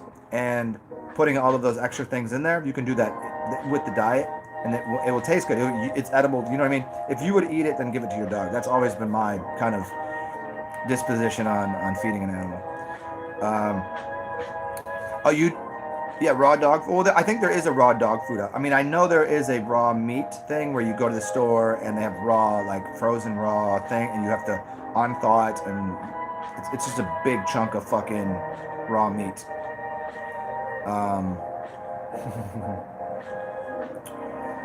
And then there's a couple new things that I've seen that came out, which that looked really good. It was a lot of like sweet potato, blah blah blah, and there was a bunch of different things in the dog food but it was all like human consumption able, I guess is the way to say it. It wasn't like crude proteins and shit. Oh, they have raw pet food delivery? That's awesome. Yeah, I've been looking into that because I don't know, I've just been tired of fucking cooking for the dog all the time. And I figured I'd like to change her diet up every now and then. See if she wants more raw meat. I don't know. Cause she did vegetarian for a while and she's kind of fucking. She hurt her leg the other day and she's mad fucking limpy.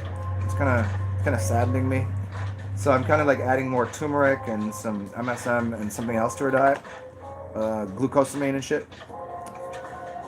But yeah, fasting dogs is another good thing. You can fast a dog. Most people don't like to, because the dog will be in your face all day wanting to eat. Like, why aren't you feeding me? Bone broth is great, and I mean, it's good for you too.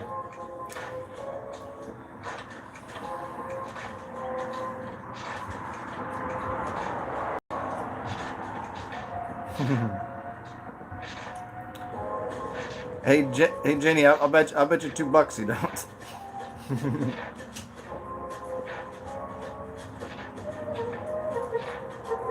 Ringworm is no dairy, silver, and sun.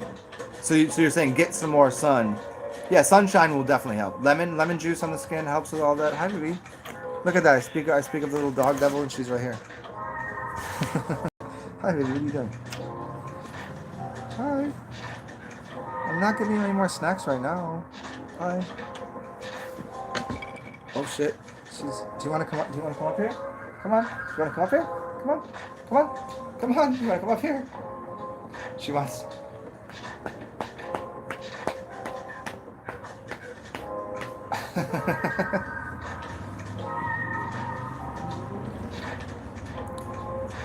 Yeah, the silver will probably help. It's antibacterial, fungal. So ringworm is basically a fungus. I mean, I guess that's kind of how they classify it. Being overly racist will get rid of ringworm. Yes. For stray dogs, man, that's yeah, that's gonna start. I would use silver, a lot of pumpkin. Pumpkin is really good. Pumpkin and pumpkin seeds. So the pumpkin seeds because there's some things in there that will help get rid of the worms, kill them. And the pumpkin itself is a lot of fiber to help push things out. So pumpkin, and pumpkin seeds. And cinnamon. Yeah, that's really good. More slurs, the better. Borax might work too. Yeah, I never thought about that. Yeah, borax, wormwood, clove, black walnut husk. Yeah.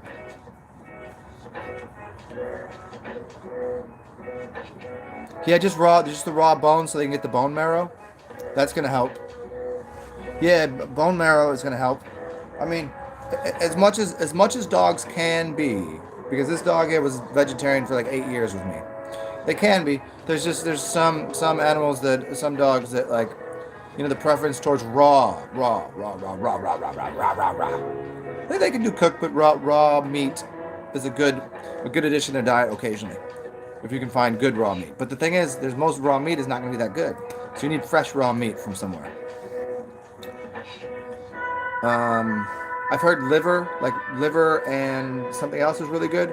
Although when I got it, I didn't like the smell of it at all. I didn't want it in the house. The dog didn't even prefer it really, but I've heard liver and something else was really good, so I got that.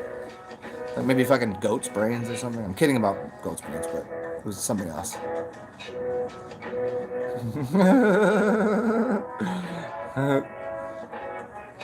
Encourage the dog's racism.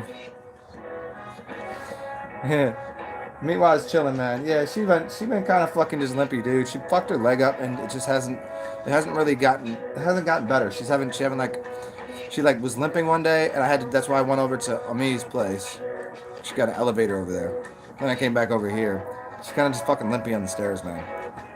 I don't know if she like fucked her knee up, like a cartilage something, or if it's like in like, some dogs get hip problems. But she is like, I don't know, fucking 17, 16, I don't know. She's pretty old. But yeah, she'll probably faster, but she harasses me all day if I don't give her food. And now that I'm stuck here, I'm kind of like, ugh. I give in to her constant neediness of give me food. What's the story with my dog? Where you get her proper what I call a gypsy dog? I don't like to say that I rescued her because I didn't, but she was one of those dogs. I was in Baltimore. I was living with one of my exes, and she had a dog.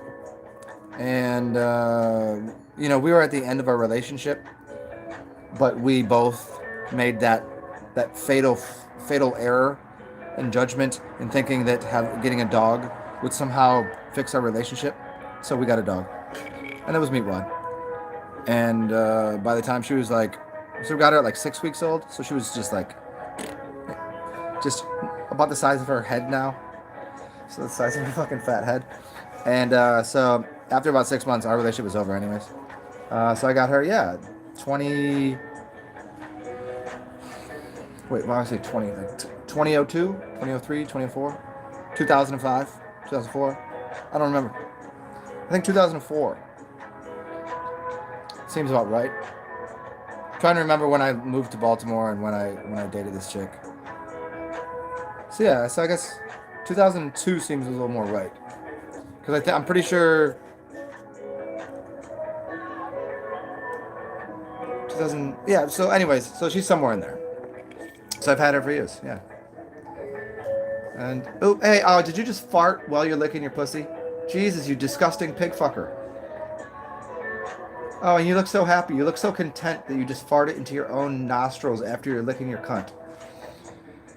This is what they do. That's what happens. Disgusting, disgusting, perverted dog.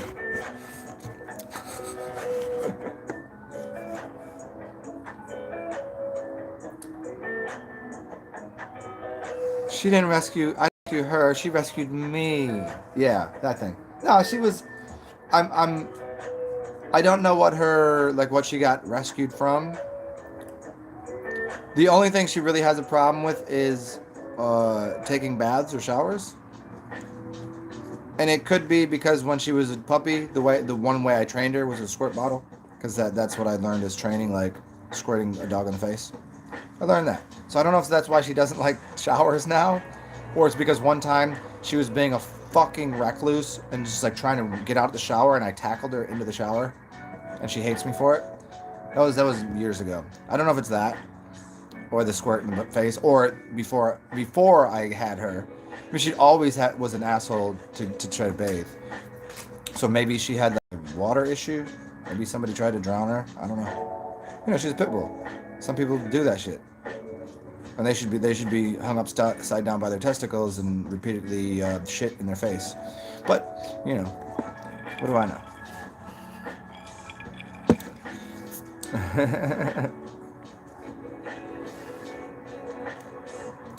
See, that's Serious Dog Star. Meet one. Hi. What are you doing? Hey, you wanna?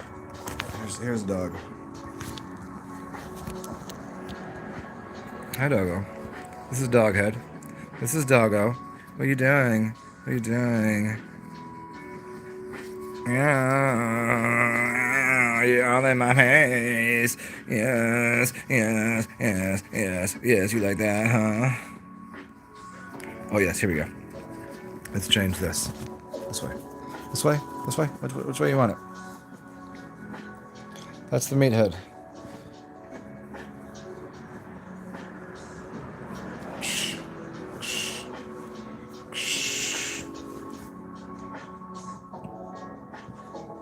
Yeah, go lay down. Good job.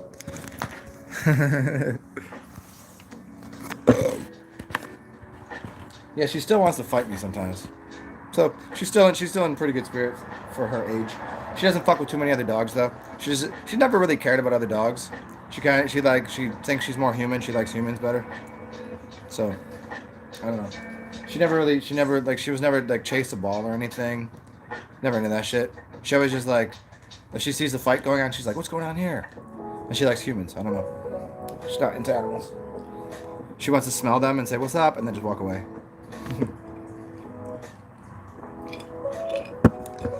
That's Meatwad.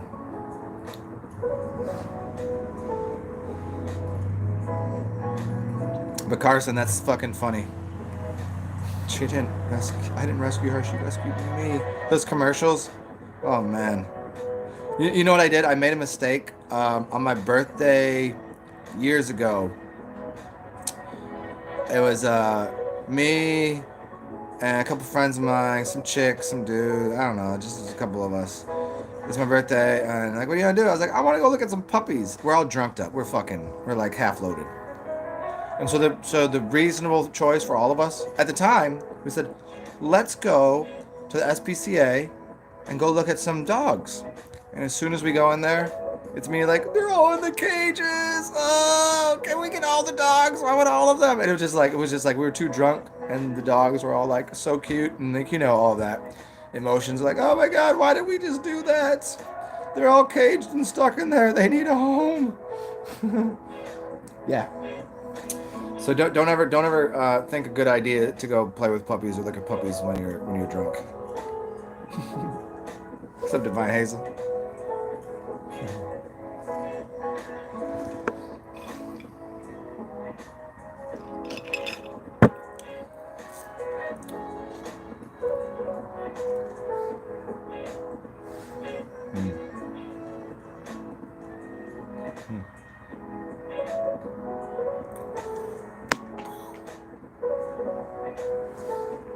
So I think I'm gonna go outside with you guys. You guys want to go outside with me? And I'm gonna read. Unless you want me to decode shit right now. I kind of got off of the Dakota fanning shit. Maybe a read out of this book. You guys want me to read out of this book? Or we can continue a conversation that nobody's having here. I'm gonna go refill my cup, and let me know in the comments whether you'd like me to read out of the Royal Tantra and the Brilliant Diffusion of the Majestic Space. And I'll try not to slur my words.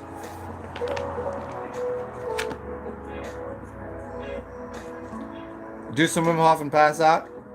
Breathing doesn't make. No matter how hard I've tried to, the only time I've almost passed out is doing a long cycle of the circular breathing of the gamma breathing. That's the only time I've gotten close. Wim Hof won't pass me out. Wim Hof will just get me to the point where I can hold my breath for 4 minutes. If I do Wim Hof right now, like right now, if I hold my breath, I'll be able to hold it for like 35, 40 seconds, just like I do. If I do the Wim Hof thing, 2 minutes. If I do it 2 or 3 times, 3 minutes. If I do it a couple more times, maybe 4 minutes. Holding your breath for 4 minutes is pretty awesome. It's pretty weird too. You're like, wow, I don't even need to breathe. Hey, let's go get some sunshine. Because I'm glowing, I'm white. Yeah, but the sunshine's gonna be at my back. Because if I do it the other way, I won't be able to see the screen. So let me go refill this, and we'll go outside. We'll sit in my yellow chair. I'm not bringing my purple chair outside today.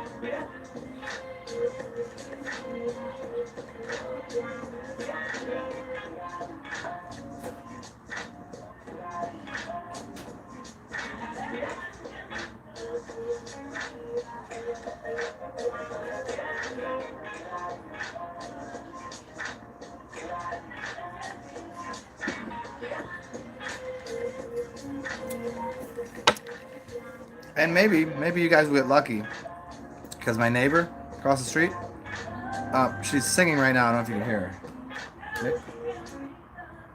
Maybe she'll keep singing. Maybe sometimes she has like people over playing music outside, so maybe we'll get a live show.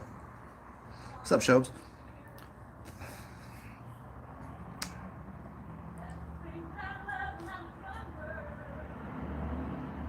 Can you hear it? Well, maybe if I bring this over here, you'll be able to hear it. Maybe I'll turn the camera on. You guys can live music. And I'm gonna keep this on and see if she sings. If she sings, I'll turn this off. Let's go over here.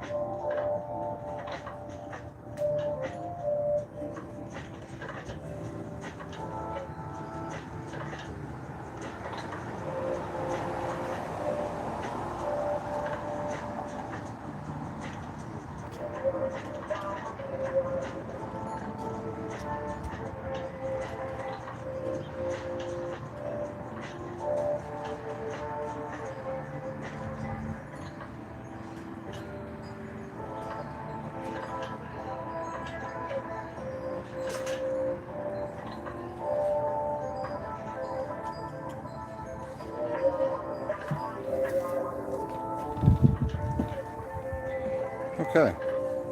Let's see. Let's see how this works here. Let's see what we're working with here. I might have to change a couple things.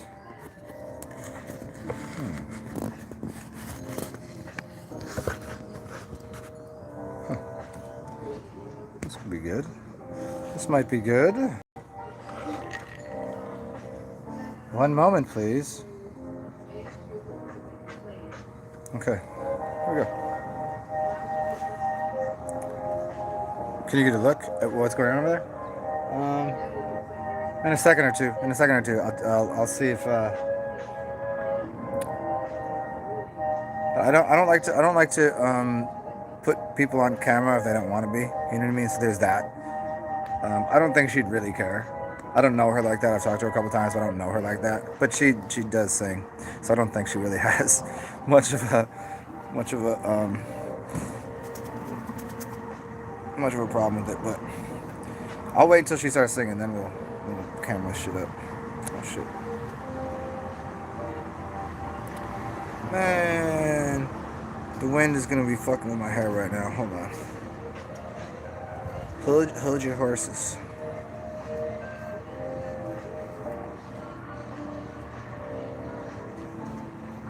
Oh, son of a fucking fuck. You fucks. Not you guys. These hairs. They're fucks right now.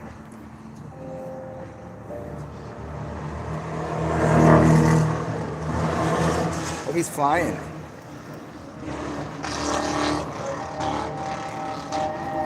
I just washed the shit. It's not supposed to be snappy right now. Naughty hair. Okay.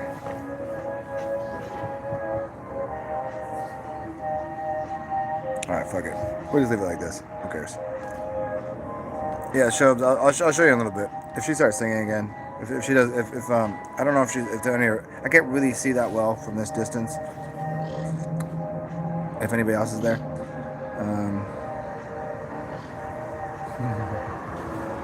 Okay, well, here I am. What's going on, guys? Let me grab one more, oh, you know what, this might work. Let me grab one more thing, I'll be right back.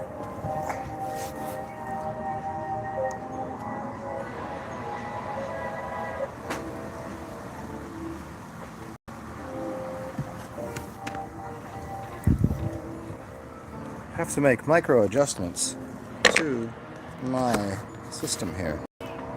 This is good.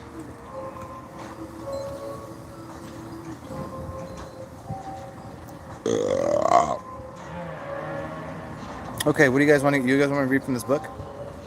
Do you want to read a little bit from the Royal Tantra on the brilliant diffusion of majestic space? Should I read from this? Can you guys hear me?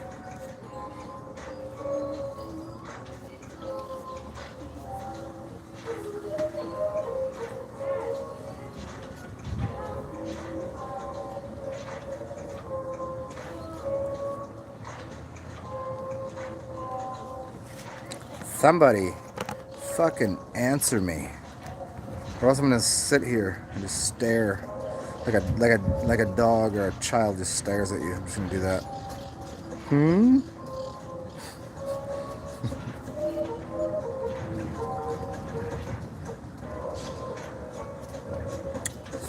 It got quiet. Can you hear the music at all? It's quiet on that side or on this side?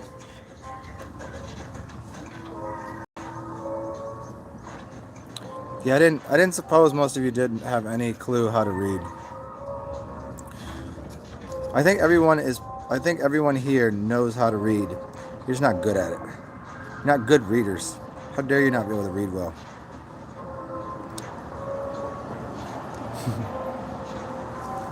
Oh yeah, it got quiet. Yeah, but I don't know what happened. I said I was gonna go outside, and I stepped away for a minute, and then people were like, "I'm out of here, man. I'm not dealing with this shit. I'm gonna sit here and wait on you. I got better things to do." I forget, most people don't have better things to do than listen to me. Let's be very honest here. If people knew how important it was to listen to half the shit that I said, the number here would be like in the hundreds of thousands. Truly. Most people just don't know. They just don't fucking know. They don't care. They don't give a shit. They don't give a good goddamn.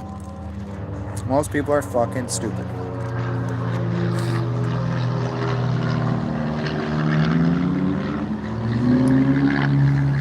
Oh, yes. Oh. Check it out, yo.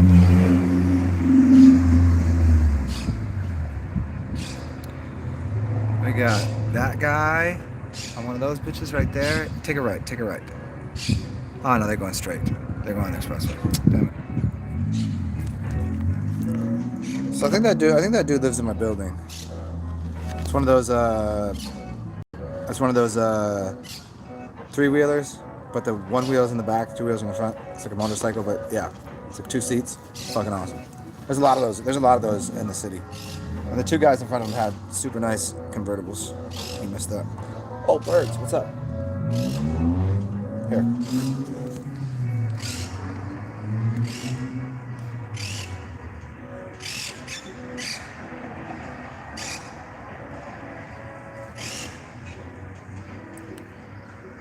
There's that guy right there.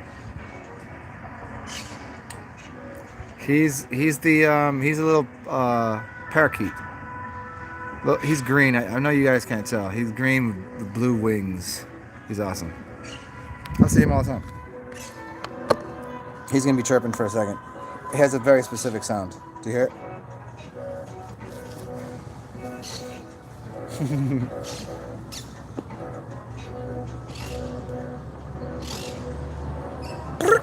I can't. It's a little too high pitched for me. Oh, you want to see that? Yeah. There you go. Oh shit. Yeah, right there.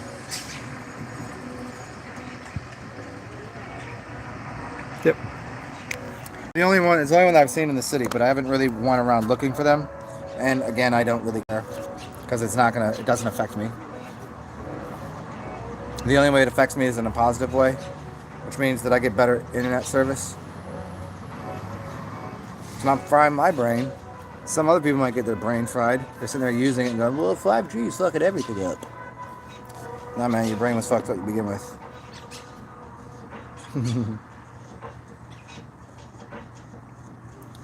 What's up, Jake Wynn?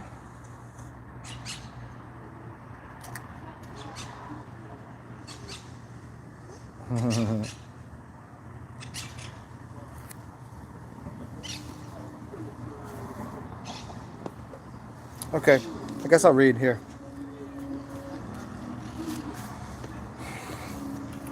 Are you ready? The secret great bliss. The vastness of majestic space has no position. It unites the knots of existence in which we cling to positions. It cleans away the knots of the two kinds of bondage and the darkness of the two kinds of obscurations. The precious lamp that clears away the darkness shines in the Buddha fields, one of the 6 kinds of living beings. Every position, border, high, low, superior, and inferior, is equally present in the vastness of a single circle. It is obvious that the Buddha is not above us. It is obvious that samsara is not below us. Samsara and nirvana, causes and results, are ourselves. The sorrows of the 6 classes of living beings may be liberated in this, but in the bodhisattva there is no self or other. In the meaning of equity, there is no superior, inferior, the absence of a high or low in the sky of equality. Awareness is the pervasive space of reality. It encompasses all things, so it is the majestic pervader. It has no duality, so it does not pass away or change. It is unchanging and stable. So is the Vajra self. Our true nature has been present from the beginning. This is the fortress of the Vajra sky. With the weapon of objectlessness, awareness, we are, from the beginning, liberated in this way. Because the things that we desire may appear to us as anything, this is the precious jewel of wonder. From the beginning we have dwelt within its essence. In this there is no birth and no death, and there is no passing away or changing. This is our reward. When we understand that we are our own rewards, where will there be any grounds for deviation or crevices? Even if there are any, we cut them off with our force. So what would be called a crevasse. A crevasse is itself the bodhisattva. Many who have not untied the knots in their minds may seek for a noble path that is off to the side, but they are like prisoners who have gotten out of a pit. They hope to be free, but they are not free. When we desire our desires are our limitations. When we desire existence, we are fettered by the extreme of permanence. When we desire non existence, we have an attitude of annihilation. Yogins are bound in the knots of these two, permanence and annihilation. They are the bounds of their actions. How will we unite these knots? When we use the paths of the lowly or other paths to unite them, they are not liberated, for they are meshed by the ropes of their yearnings. The secret to untying these knots is like this. We do not look at the extremes as being problems. We do not differentiate being bound and being liberated. Without rejection, the two extremes, we are self-liberated. We also do not dwell on any mere non-duality. And although we may look at them both, they appear by themselves. The depression of the four extremes is the space of the sky. Bondage and liberation are the non-dual. We are happy in our own places. One is happy, two is happy. Everyone is also happy. All the sentient beings in these three realms are also happy. The Buddhas of these three times are also happy. They are happy to be in the space of the self-evident embodiment of the Dharma. The embodiment of the Dharma does not pass away or change. It dwells within the Dharma of samsara and nirvana. We are happy in every way. There is no fixed certainty in this, so do not hinder any deeds or practices of any kind. We practice whatever happiness there is in this space. We do not hinder any fields of practice at all, so we do not have any anxiety about anything at all. We have no reservations about anything at all. So, who is it that is ensnaring whom? Bondage and liberation themselves are also the bodhisattva. A person who understands that things are so will practice without any limitations on their field of practice. And on who is practicing what? This is a reality that has no I and no self. It is inherently present without contrivance and without adulteration. In this reality, what is certain is to be there. There arises an intent that there is certain to be without mistake. As our intellect abides with happiness within a space, the embodiment of the Dharma, which has no birth and no ending, is unborn, and therefore it does not end, it does not rise, and therefore it does not fall. It is not created, and therefore it cannot be destroyed. It is not visible as some real entity. It is beyond positions. It does not appear, and therefore it does not move. It is present in the form of being. Without any coming or going, it encompasses all things, and has no obscurations. So the embodiment of wisdom that is like the sky is beyond the names of existence and non-existence. The embodiment of the Dharma is not to be exemplified. It has no form that may be measured or estimated, great or small. The embodiment of the Dharma has no real base. It is beyond the object that we democrate. Therefore, the embodiment of the Dharma has no conventionalities. An object of one who has the object is not established. So the embodiment of the Dharma has no view.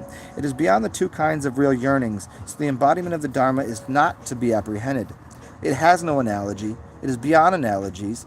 It has no measure. It jumps over measurements. It is beyond the extremes of exaggerations and deprecations. Without limits, without space, and without positions, we are happy. So he spoke.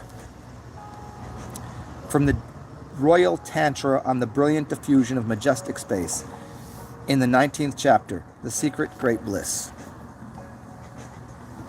There you go. Hope you guys enjoyed that.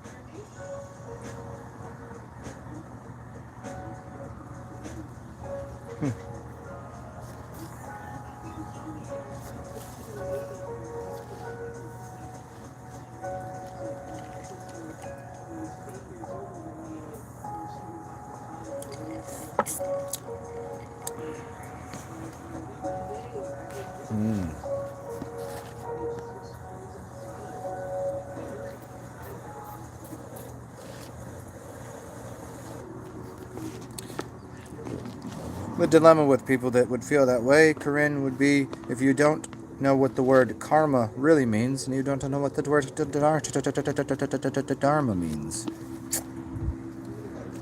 Those are not English words. They're from another language that most people don't understand, so people use all of these things like chakras and dharmas and karma and all of these things with no bearing on their mind of what these things might possibly mean. Oops, watch out. That's my whole hair. Oop, back up. So what do you guys think I should pull out of this bag today? Here's my... I have 4 choices right now. I'll let you guys choose. The Viva Republica. This is a Brazilian... Let's see. Is this Brazilian? I never heard of this. Leon y Holy. Viva Republica. The Propaganda. This is called the Propaganda. Propaganda. A Brazilian wax. Propaganda. That's very funny. Then I have the Mayan. Karen, I don't believe you do. Mayan right there. And then we have Espinosa Especiale. Then we have the Aging Room. I think I know what you guys are going to pick, and I'll probably pick the same one. I'm guessing it's not going to be these two. So I'm going to put these away. So it's either going to be one of the first two, and we'll see what the grand populace is going for here. It's either the Mayan or the Propaganda. Propaganda or the Mayan. The Aging Room. Ah, Sigma went the other direction, so I will pull that out of the bag. So now we have 3. Is it the Aging Room, the Mayan, or the Propaganda? I've got 2 for the Mayan, 1 for the Aging Room, and 1 for the... And no one said the Propaganda, so now I'm going to put the Propaganda away. So the Mayan or the Aging Room? If somebody else chooses one of these.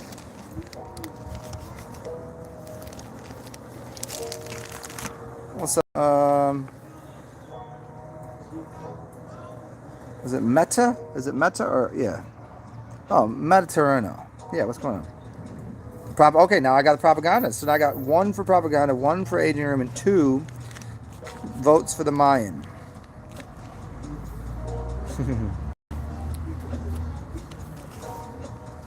And for this, I probably will put my hair up because I don't feel like burning my fucking hair off.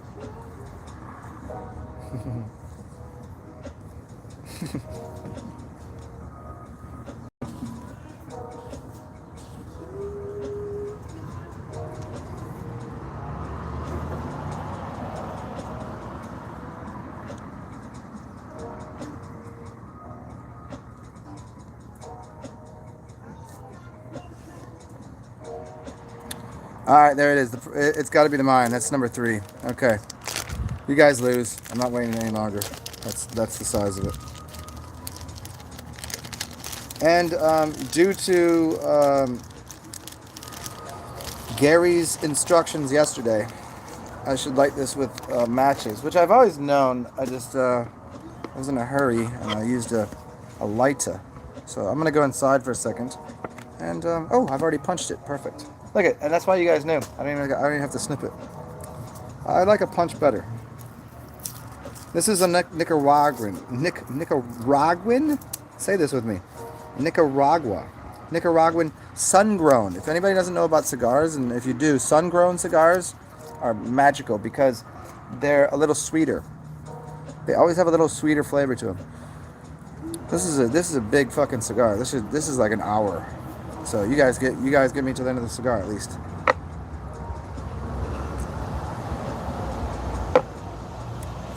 Do you guys want me to read more of this kind of style, or do you want me to get a different book? Because I could bring you over to my shelf, and you guys could choose a book. Because I mean, this is all going to be poetry like that. So I mean, you kind of get the essence of what's happening. It's going to be, every poem's going to be in that kind of tone, which to me is, I mean, it's fun for a little while. You guys want to go find a book? You've picked a quality cigar. I've got some vino here, and I'm going to turn that vino into tequila, and you guys can help me find a new book. This will be fun. I like this. This is good. It's participatory. Here we go. Start here. We've got the Dawantari, which is an Ayurvedic book. We've got the Teachings of Don Juan, which is kind of an adventure book, says to be true. We've got Kurt Vonnegut, the player piano. Lucid Dreaming book, probably not going to read that. We got the Bhagavad Gita, we're not going to read that. The Tao of Pooh is fun. That's a short little read with poems and instructions in life. Weapons of Mass Instruction, if you want to know about the school system, this is an amazing book. I really like this book. I'm happy to read from that, so I'm just going to try to steer you guys to that. States of Being, the why, what, and how of coaching school leaders, probably not that. The Traditional Symbols is not going to work for you guys. Poems by Herman Hesse is awesome. I could get into that in a little bit. Racing to Class, that's another school teacher book. The Universe in a Single Atom by the Dalai Lama. I'm not really impressed by it, but we could. Reiki's not going to work. That's not going to work. Psychonaut's Guide, we can get into that. That was a gift from someone that's on here right now. African Temples, that's not going to work very well for people because you got to have the pictures. Thought for Themselves, Sid Roth, that's a book on the Jews. Not really interested in it right now. The 10th Insight, James Redfield, that's a wonderful adventure book I'm going to read for a little while.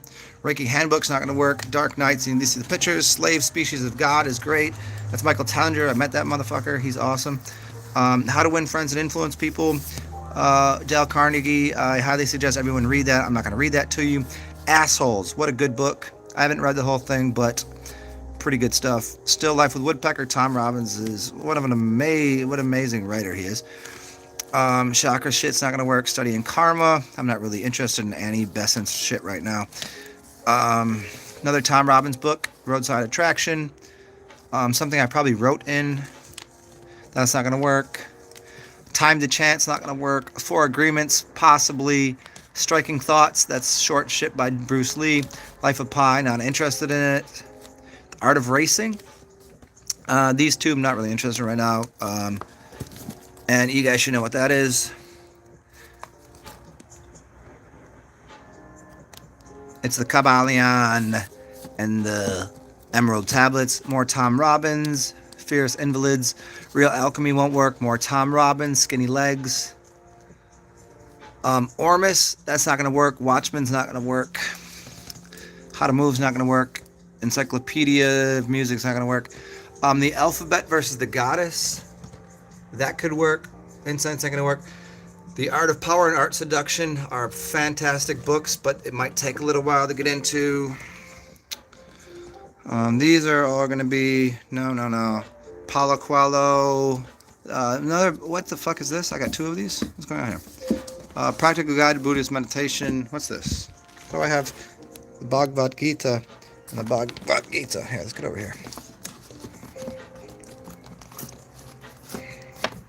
The 8. This is a magical book. I'm not going to read it for you because it'd take too long. Scissors of Trees, and I haven't read it. And then the Confederacy of the Dunces. Check that shit out. Here's some Marty Leeds. Not going to work for you guys, but I will pull that out later. Folk life stories, and then these are all going to be like instructional books, which are really not for reading like that. Sylvia Mind Control Method, I'll put that over there, and Handmaiden's Tale. Okay, so anybody have any? Oh shit, forgot about these. Wing Farrell. This is a great book. Short chapters.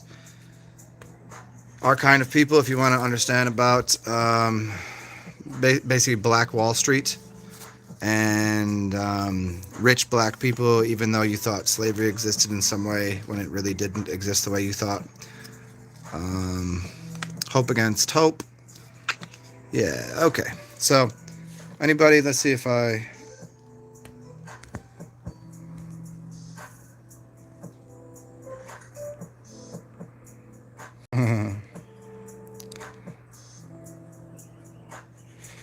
I have one for a Tao of Boo.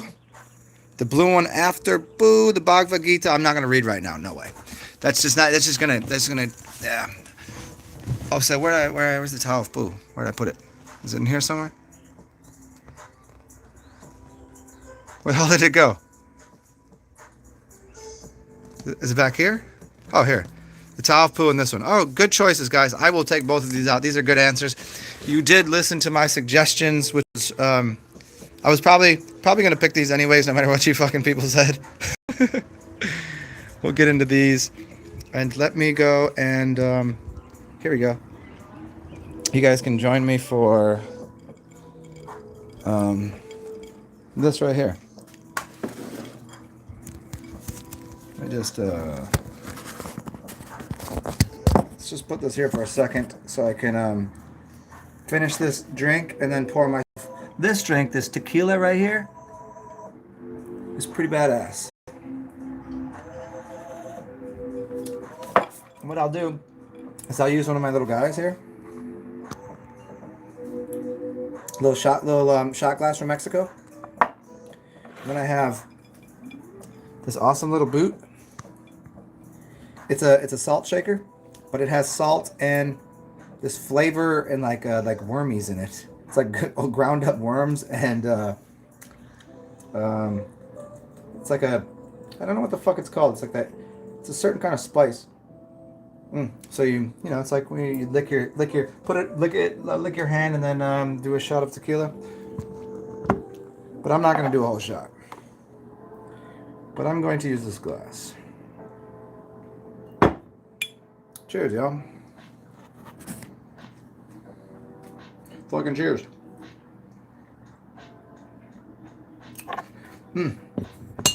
Fuck yeah. Let's go. A little salt now and then never killed anybody. Oh wait, it probably did.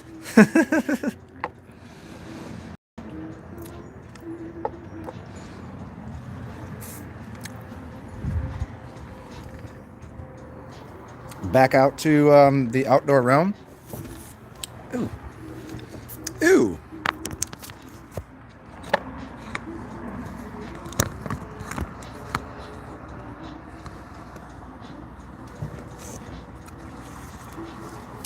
So do you guys want me to start with the Tao of Pooh?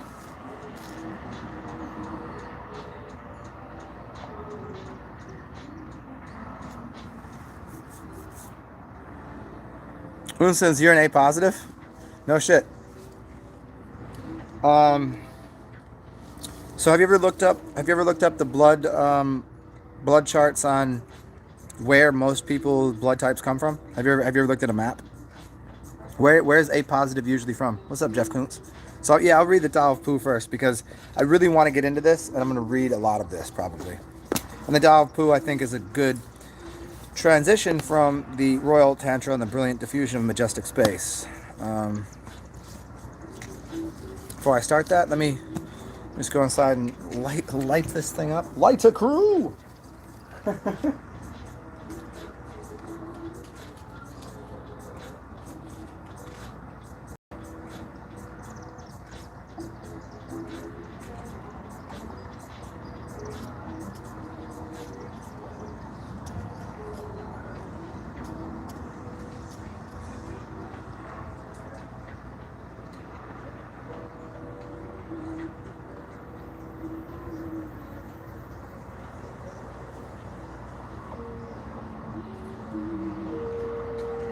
Okay, here we go.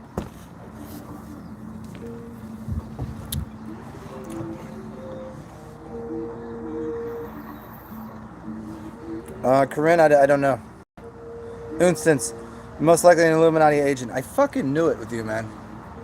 Fucking knew it this entire time, goddammit. Huh. It's good to know another one. Usually you don't get to introduce yourself to each other in public. This isn't quite a public forum, but we'll consider this a private forum, so it's okay. It's good to see you again. Gang, gang, bro.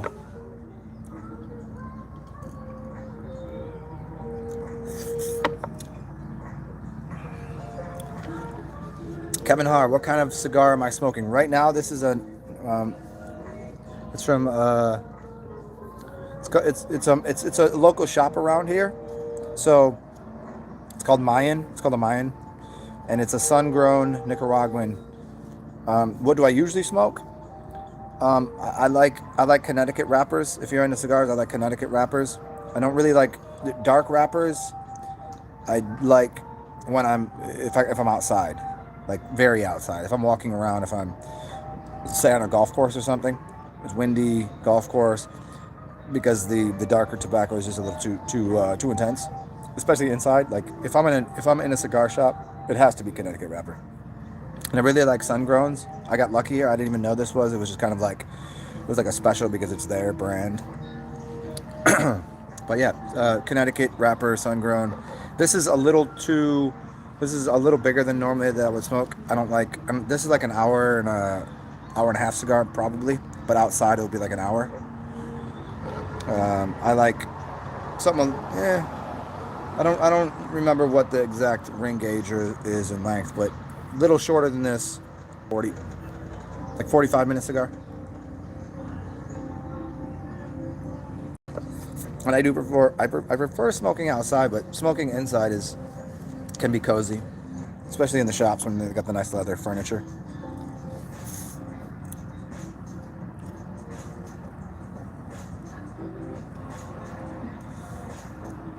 Are you going to meet up in Prague this summer? For what? I don't know anything about it. No. I am a beacon unto myself. If people want to come here, they can come here. I don't necessarily prefer traveling. I've traveled a lot in my life, man. Moving and traveling and shit is I used to like road trips. I used to like moving. I just don't like it anymore. I'm good where I am. Will I travel the world and go other places? Probably, sooner or later. But this is a general thing now. I'm not really interested in fucking going somewhere to do something. If motherfuckers want to come to a beacon of light, they can come here and come see me. I'm not going to go to where other people are. It's like you don't ask a fucking billionaire to come to your shitty little house when I'm standing here as all and everything that ever was and ever will be. Why gonna waste my time going somewhere? I'm being funny because Prague looks like a fucking cool place. I'm just being funny. No, man, I don't know. I don't know anything about it. That's Cohiba? Cohibas are good. Yeah. I mean, again, it's you've got where certain brands have certain cigars within the brand that are good, and some that are just like not really worth smoking. But as a general rule, just don't buy the cheapest cigar. You don't need to buy the expensive ones. Just don't buy the cheapest. The cheapest will suck. If you don't smoke cigars, do not find the cheapest thing on the shelf. Find what's around $10, and start with something that's a lighter wrapper.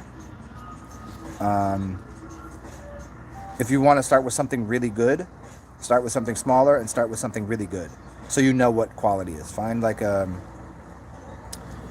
Ashton. Look for an Ashton. It'll be very expensive, but find a smaller Ashton. It's a white label. You could find Romeo Giulietta is always good, and the prices vary.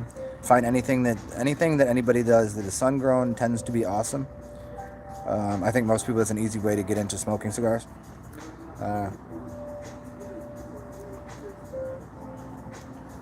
Lighter wrapper, but not green. Something in the cream to tan color. That makes sense.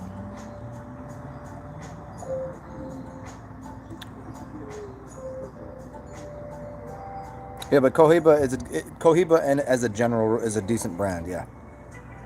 Oh, Jeff Koons, you full-time RVer. That's awesome, man.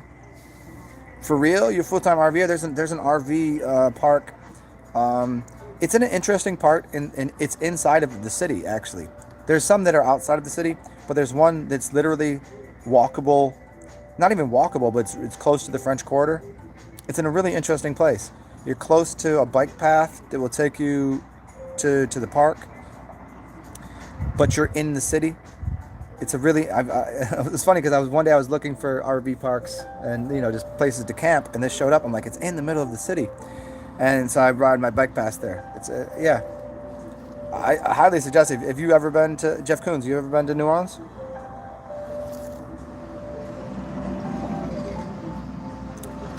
And year-round places, when I was in Outer Banks, North Carolina, that was close. But there was like 4 months that just were kind of slow. But I stayed like at a KOA for a bit, and it was really, really great during the spring and the fall. I mean, even the summer too, obviously, but the wintertime just no good. But in the south, down here, New Orleans would probably be cool. I've never looked at the park like that. It's not like all trees and grasses and shit, but it's an RV park. Maybe not the greatest. Maybe that might not be the greatest place to stay for a long period of time. But if you want to see the city and stay there for like 2 weeks, it's a cool RV park because you're close to a lot of cool things. A lot of cool things, especially when events start going on again. There's shit going on like right next to there. Everything's walkable. Oh man, you've never been here? B. Where are you at now? Jeff Koons, where are you at now? You would think that I work for New Orleans as much as I fucking rep the city, because it's like it just really there's nowhere like it. It's just so far removed and different than every other city in the country. It's not even close. It's better in every way. The food is better, the people are better, the music's better. That's as easy as I can explain to people. And everybody here is on vacation, and everybody here drinks, and there's 24-hour drinking points, and there's hotels, and everyone's having fun, and there's music everywhere. So yeah, man, where you are now, and you need to get here, dude. It's fucking it's delightful, especially because everything. You say at Elk and Moose Lodges, Wilcox, Arizona. Okay, yeah, I got you. Yeah, they're outside of the city, like closest. Like if you got an RV and a car, if you're tagging along a car that you can, there's some places around New Orleans that might be a little more suitable for just chilling at. You know what I mean, with like outdoor spaces and trees and shit. That might it's a drive into the city. I don't know if there's any KOAs very close. I don't know about the Elks Lodges like that. I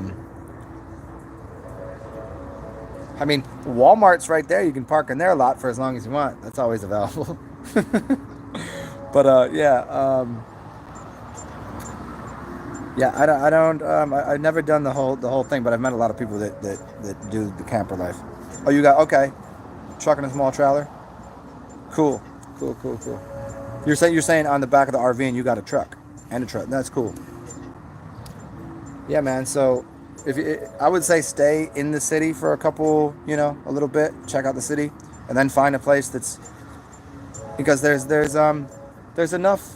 There's the lake right there, and then there's shit across the lake that's kind of cool. It's more like an hour drive, but then there's like it's kind of country. It's kind of country, but you still get a little bit of New Orleans vibe, and you're close enough. But yeah, man, if you've never been, I've been to a lot of cities. It's not like everywhere else. People are much, much different. So cheers to you, Jeff Koons, getting your ass to New Orleans. And as I was getting at, because a bunch of things that were supposed to be going on right now are getting pushed back, there's going to be like festivals every weekend. Not that there aren't every other weekend and always shit going on, but there'll be festivals every weekend, and they shut streets down for music everywhere all the time.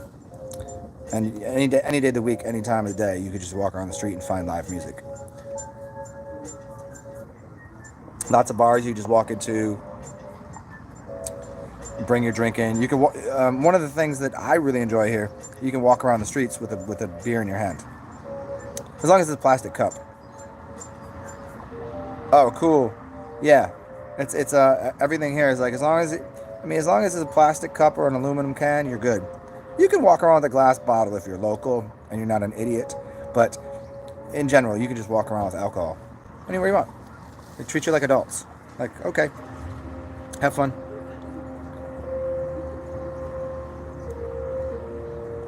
There's literally drive-through. There's drive-through places to get alcohol. Like if you're gonna drive through and get McDonald's, same thing, but you can get yourself like a frosty iced beverage, and you put it in your cup holder, as long as there's the paper wrapper on the straw, nobody cares. Like even if you got pulled over, the cop wouldn't even give a shit, as long as you're not too fucking drunk. The city, it's a little different. So yeah, man, get here. Here's the Tao of Fu. Let me get into this book real quick, and then we'll get into the Weapons of Mass Instruction by John Taylor Gatto.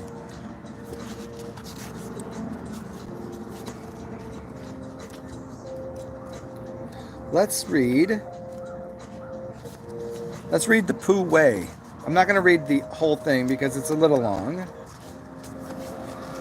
Here goes. By the time it came to the edge of the forest, the stream had grown up so that it was almost a river.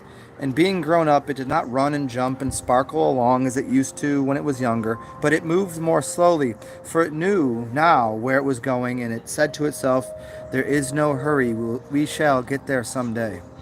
Now we have come to what could be called the most characteristic element of Taoism in action. In Chinese, it is known as the Wu Wei. Wu Wei. It is the most characteristic element of Pu in action. In English, it is not known as much of anything in particular. We believe that it's time that someone noticed it and called it something. So we call it the Pu Wei. Literally, Wu Wei means without doing, causing, or making. By practically speaking, it means without meddlesome, combative, or egotistical effort. It seems rather significant that the character Wei developed from some symbol of the clawing hand and a monkey. I would think it comes from the monkey mind, since the term Wu Wei, as in Wu-Tang Clan, means no going against the nature of things, no clever tampering, no monkeying around.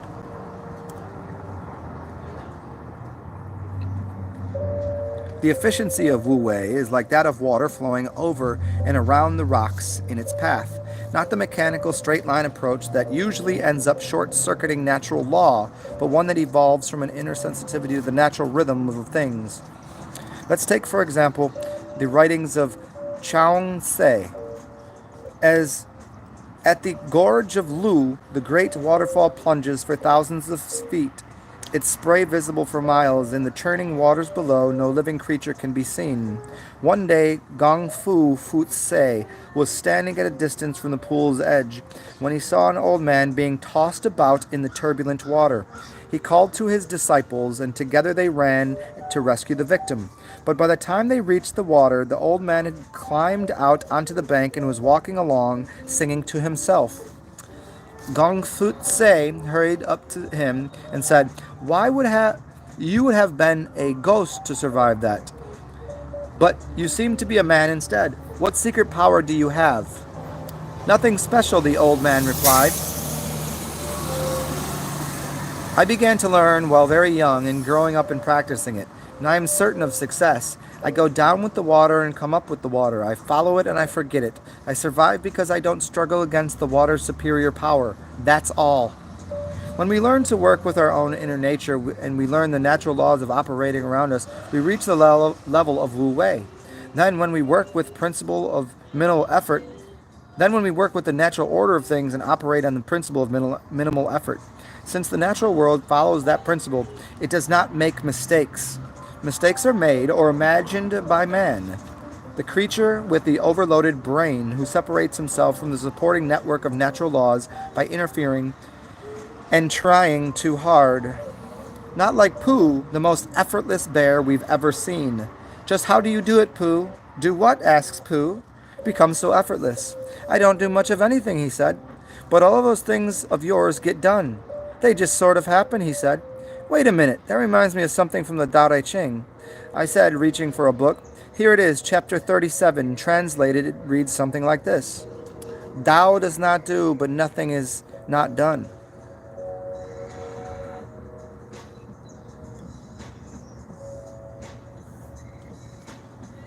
"That sounds like a riddle," said Pooh. "It means that Tao doesn't force or interfere with things, but lets them work themselves out in their own way to produce results naturally. Then whatever needs to be done is done." "I see," said Pooh. In Chinese, the principle Wu Wei, do without doing. In Chinese, the principle would be Wei Wu Wei, do without doing. From Wei Wu Wei comes Zhua Zhan, self-so. That means that things happen by themselves spontaneously. "Oh, I see," said Pooh. For a base example For a basic example of the Pooh way, let's recall something that happened in the house at Pooh Corner when Pooh, Piglet, Rabbit, and Roo were playing Pooh Sticks. They dropped their sticks off the bridge into the river and had gone to the other side to see whose stick would come out first. And here's this wonderful little picture.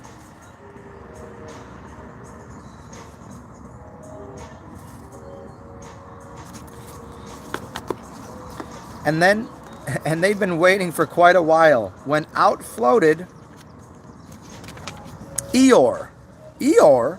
I didn't know you were playing, said Roo. I'm not, said Eeyore. Eeyore, what are you doing there? Said Rabbit. I'll give you 3 guesses, Rabbit. Digging holes in the ground? Wrong. Leaping from branches to branch like of a young oak tree? Wrong. Waiting for somebody to help me out of the river? Right. Give me Rabbit time, and he'll always get the answer. Then Pooh got an idea. They could drop some stones into the river. The stones would make waves, and the waves would wash Eeyore over to the river bank. Rabbit thought it was a good idea. Eeyore didn't. Supposing we hit him by mistake, said Piglet anxiously. Or supposing you missed him by mistake, said Eeyore. Think of all the possibilities. Piglet, before you settle down to enjoy yourself. But Pooh had the biggest stone he could carry, and he was leaning over the bridge, holding it in his paws. I'm not throwing it, I'm dropping it, Eeyore, he explained. And then I can't miss. I can't hit you. Could you stop turning around for a moment because it muddles me rather? No, said Eeyore, I like turning around. Rabbit began to feel it was time that he took command.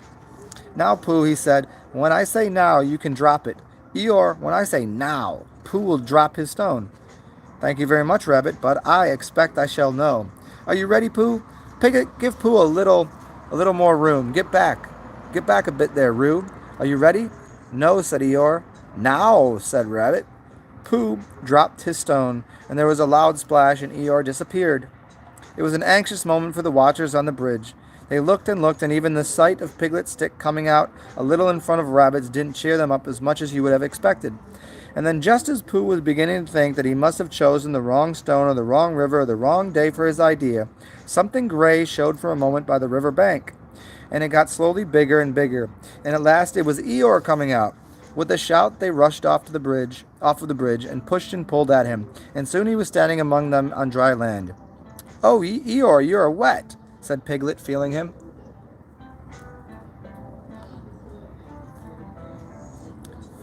Eeyore shook himself and asked somebody to explain to Piglet what happened when he had been inside the river for quite a long time. Well done, Pooh, said Rabbit kindly. That was a good idea of ours. Cleverness, as usual, takes all the credit it possibly can, but it's not the clever mind that's responsible when things work out. It's the mind that sees what's in front of it. It follows the natural path of things. When you work with Wu Wei, you put the round peg in the round hole and the square peg in the square hole. No stress, no struggle. Egotistical desire tries to force the round peg into the square hole and the square peg into the round one. Cleverness tries to devise craftier ways of making pegs fit where they don't belong. Knowledge tries to figure out why round pegs fit round holes but not square holes. Wu Wei doesn't try. It doesn't think about it. It just does it. And when it does, it doesn't appear to do much of anything, but things get done. I'll stop there for a second. Hope you guys are enjoying.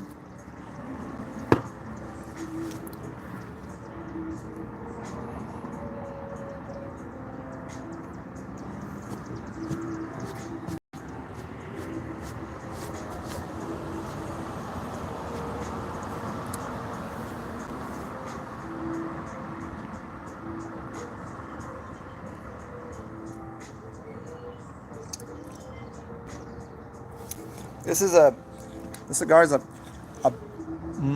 pinch more peppery, and it's definitely more peppery than I'd be used to from a sun-grown.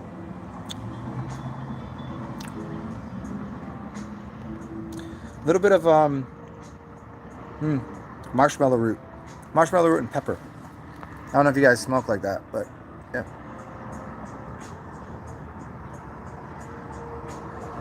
What's up, Juniper? What's up, Johnny K? Intermission, yes, just for a second, as I ash all over myself. But a lot of people back in the days, and even currently, people that have really nice. What kind of rugs are they? Persian rugs. They'll have like a fireplace, a Persian rug, and then a nice chair, nice leather chair, and they'll smoke cigars. They don't have an ashtray. They always ash on their rug because they're convinced that the ash helps to clean the rug when they vacuum it up. And I would assume they're probably right. It's much like coal. Coal cleans things. As much as it looks dark and dirty and could damage something, but it cleans up the carpet, and makes it smell good.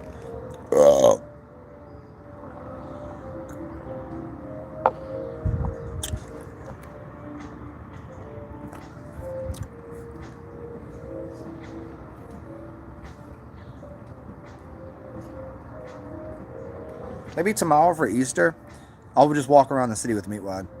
I'll take a backpack and we'll check out the city. You guys can check out like the plasma apocalypse on Easter and see how ridiculous it is. Fucking Bourbon streets, basically a 24-hour street. It doesn't really close. Closes a little bit every now and then just to clean up the street, but not really. I always find a bar open. It's completely closed, nothing on it. A friend of mine did a video walking down the street because she works in the quarter, so her restaurant is still open. So she's still gotta get to work. Fucking empty. It's pretty hilarious. Pooh Bear dropping bombs. Jay Marley. Happy, what are you, 29 now? Is that right? 29 on Ishtar. What should you do? Man, I don't fucking know. That's for me, with holidays, I don't do anything that I wouldn't normally do. I don't really have any celebrations like that. I celebrate every other day, man. Just. But man, I don't know. I don't know what's available to you now. Maybe try to find something different that's even capable you can even do. You'll be 29 for the 7th time, so you're 36. Is that right, Jay Marley? You're 36? I thought we talked about this so many times. I thought you were still in your 20s. You're 36, for real? Happy 29th, anyways. You latching on 29, huh? I'm not even... Shit. I really thought that being as old as I am, or young as I am, that I would latch on to a younger year, and I don't. It just so happens that I still do the same shit I do when I was in my 20s or 30s.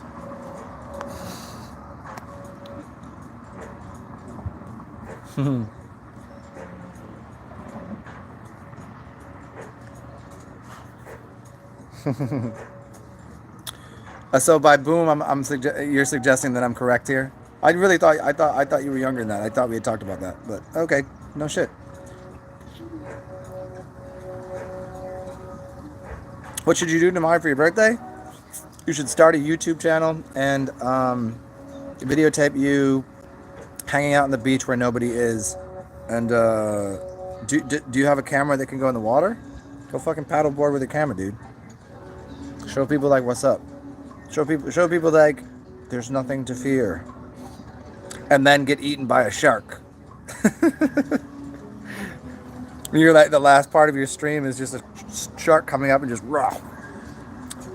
So you're like, no. And then somehow, even if you did, I would see your name in the newspaper tomorrow, or the next day, that says you died from COVID. And then what they'll say is you died from COVID, and they'll name the shark COVID.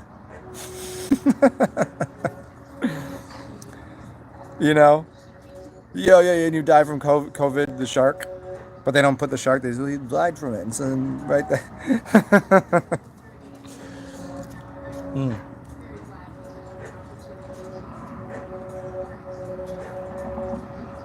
Yeah, dude, go. You know what you should do? Get yourself a nice bottle of, Jay, what's your drink of choice? Go get yourself a nice bottle. Shit, I'll send you some dollars, man. Seriously, get yourself a nice bottle. I'll send you some ducats for your birthday. Um, just hit me up in my email with your Cash App or your PayPal or something. Cash App's probably easy. I can send you from there. I got some extra dollars in the Cash App. I can't even get it out of my Cash App. I don't know how to. I got a few $100 in the Cash App. I'll send you some ducats and you go buy yourself a bottle of your favorite thing. Put it on your board, paddle board, and get fucking drunk paddle boarding. Get yourself a nice glass, and just be really really fancy with the shit. Put a put some aficionado. Oh yeah, I wouldn't call myself an aficionado. I know what I know. I'm not that deep. I'm not like a what do they call people that are into wines? They serve you wine. They're called oh, what the fuck is the name of it? Somebody write the name down right now. It's funny because I watched a movie the other day that I would really like to suggest to all of you, for all of you to watch. It's on Netflix, and it's about this. It's a really interesting thing. This black kid grew up in Nashville, I believe, and wanted to become a tosser. A tosser is correct. A fucking salad tosser. That's no, salad tosser. The salad tosser comes out before the wine person, which is called the.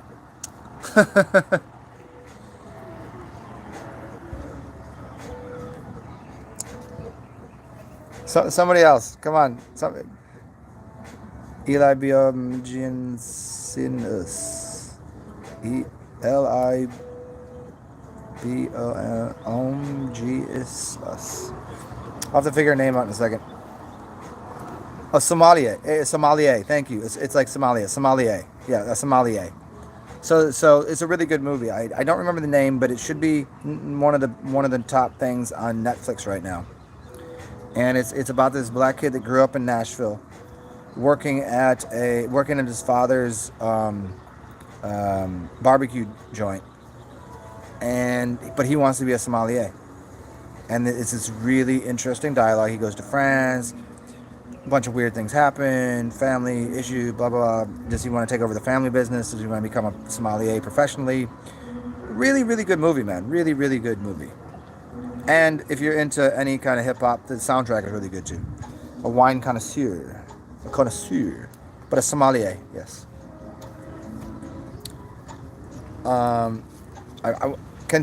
Hey, Juniper or Jeff Koons or Liboggs,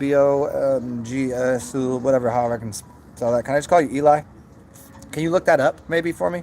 And so you can put it in there so people know. It's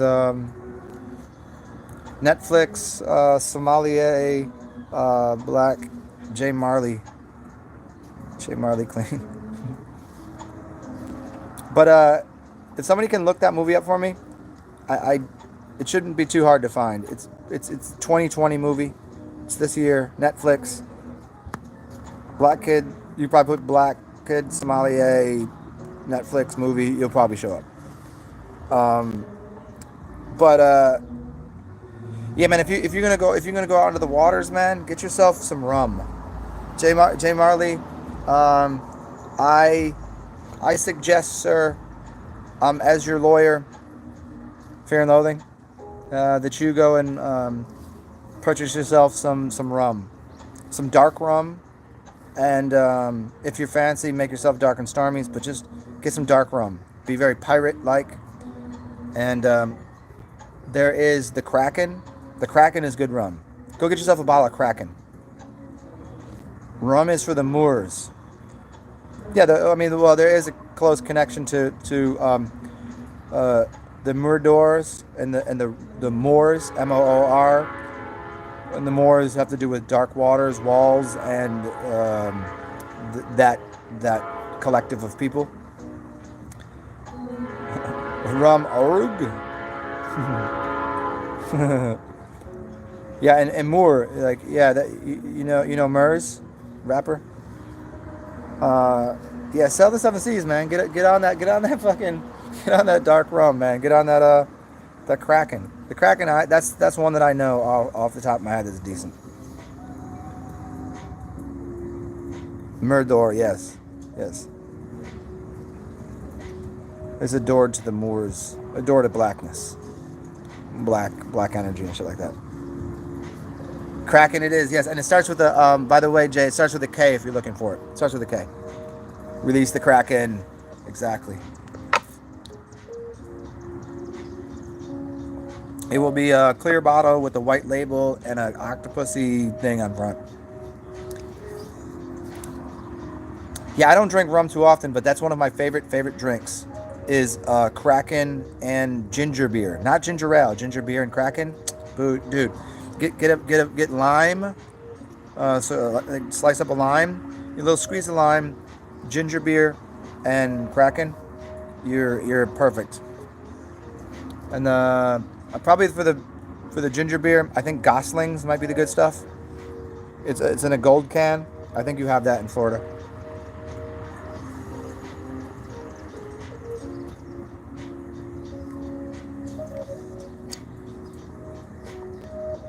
It should be pretty easy to find Kraken. I think it's pretty much available everywhere. I've never been any.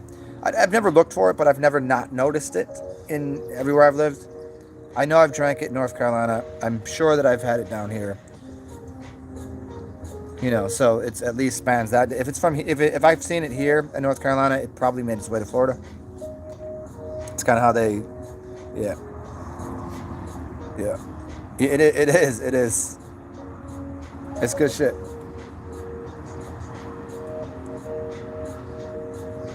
Yeah, but you got to remember, not ginger ale, ginger beer, because it's gonna be more ginger in it.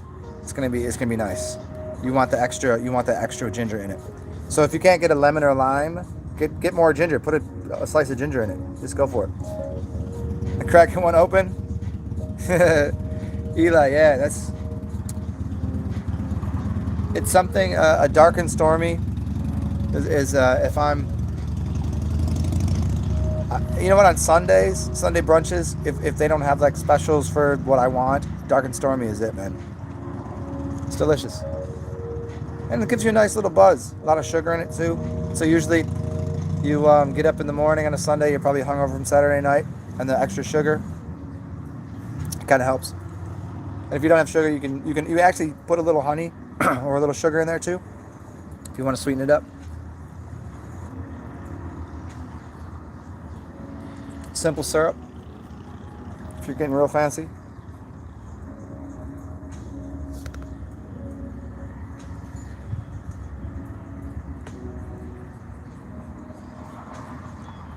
Oh, okay. I got that part, Junie. I didn't. I was decoding it in a few different ways. I couldn't figure out how he was spelling it there.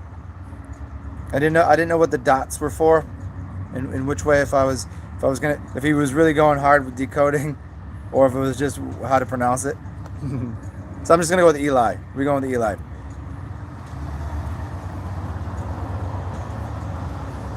What's the connection with does anybody know this? What's the connection with since Isis is the moon, what's the connection with Ishtar? Ishtar and Isis? Are they connected in any way?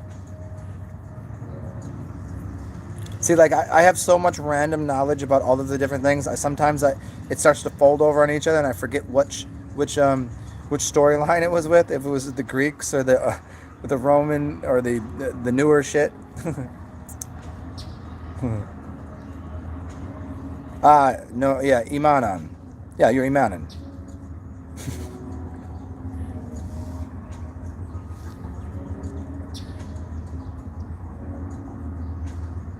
Lib Om. Oh no, you know what I think you fucked it up, Juniperus. I don't think it's ISIS. I think it's Jesus. I think he says Lib Om Jesus. Is that right? Am I getting? Is it Lib Om Jesus? Is that what you're looking for? Is that what the L I and then B Om and then Jesus? Is this right? Because I can see this is one you could decode in a lot of different ways. And Junipers, they were the lovers, the mobile Jesus. Yeah, the Jesus that wasn't stuck on the cross, huh? What's up, Bernadette Egan? I haven't seen you in a little bit. What's going on? Do you guys want me to dig back into Tao of Boo? Or should we get into the underground history? Well, no, this is the the weapons of mass instruction. You want me to do more Tao of Boo? So Ishtar. Well, here's the thing. Here's the problem, Corinne. And I've explained this very correctly many times. The earth is the mother. The moon is a surrogate mother. Nothing wrong with it. It just is. So the moon is not the mother. It's not the sun and the moon. The earth is the mother. The sun is the father. And the people are the children. The moon is the surrogate mother, which is there sometimes and not there other times. That's why it's not there. You can't see it in the sky. So that's connected to the Isisian, which is money, monetarily. Mani. Moons. The cow, the cheese. The cheese is the... Yeah, cow jumps over the moon. The moon's made of cheese. The cheese is milk. Milk money. M&M, milkman, blah, blah, blah. So I did not know Ishtar, which is connected to Easter. Ishtar is the moon. I have so much rambling. I have so much going on from everything I studied. I just don't remember that. What's going on? Yeah, the earth. What up, earth? Yeah, earth is the mother. It has to be. This is why the seeds get planted in the earth. The trees are connected to the father, electricity, which comes from the radiation of the sun, the corona, the soul, and then it goes to the soil. So the soul of the sun, and the soil of the earth, and the sole of your feet. That's the three connections. The moon is a surrogate moony operation.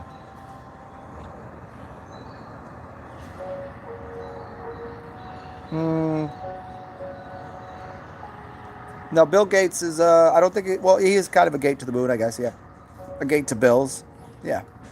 It's funny, you get a bill in the mail, but you also have a bill, which is a dollar bill. So it's money that you can use to spend to obtain something, but it's also a bill. It's the same word. And if you guys want to hear a really cool song, it's by,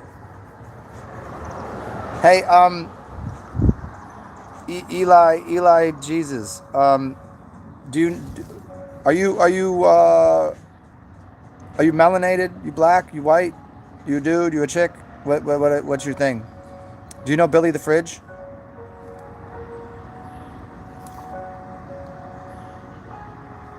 No shit. For real? Interesting. And I ask you that just to get a little more, are you into hip hop or jazz, funk, electronica, bass heavy metalies?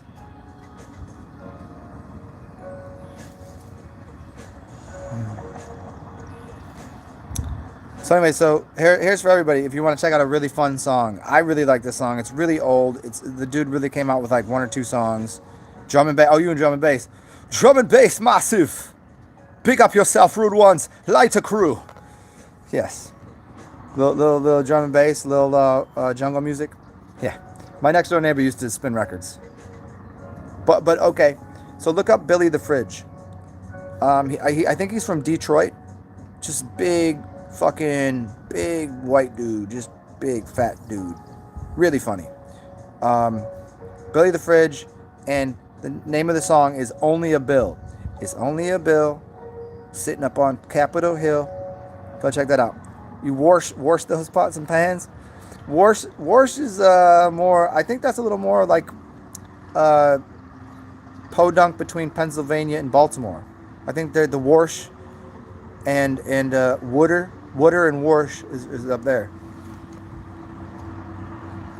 I've lived on both sides of where people used to speak like that, so I once in a while say Warsh just to be funny, but wash, and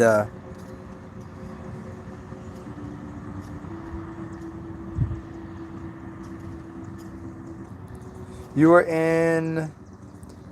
Hey, Earth, how old are you? And by the way, again, thanks for the ducats. That got me some snacks. That kept me alive for another day. Imagine that.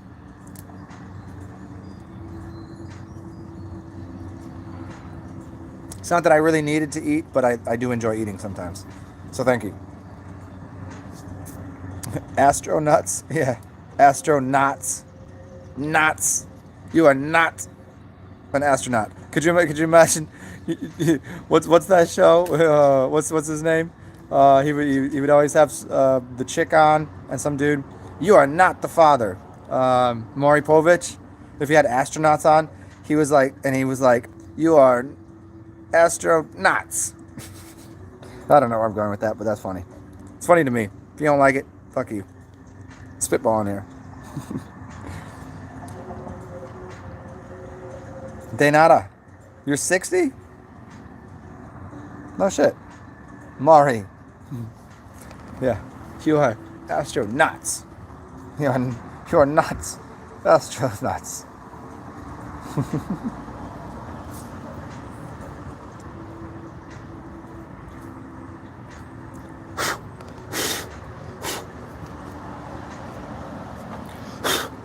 Hot damn.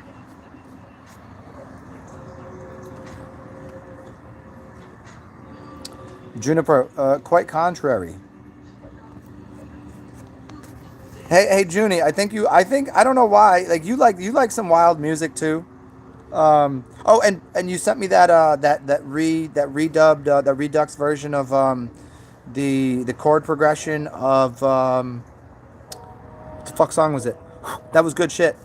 I didn't listen to the whole thing. I was literally fucking. I passed out. Like I turned it on. And I was like halfway in bed. But the beginning of it I listened to. I like the chord progression. It was pretty fucking funky. What song was it? Do you remember? What you sent me? Oh, it was Jerry Springer. It was Jerry Springer. It wasn't Maury. It was Jerry Springer. You are not the father.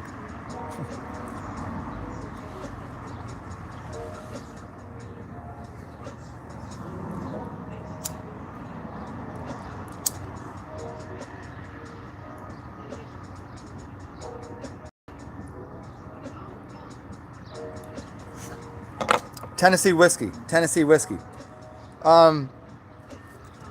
You've heard how many versions of that? How many people's versions of that song have you heard? Did you hear that? You heard that initially from who originally recorded it, which I don't remember who that was. I heard that after I heard Teddy Swim's version. I think Teddy Swim's version is the best version of it. It just is so absurdly soulful. The guy that originally did it is good. It's really, really good. It's his song.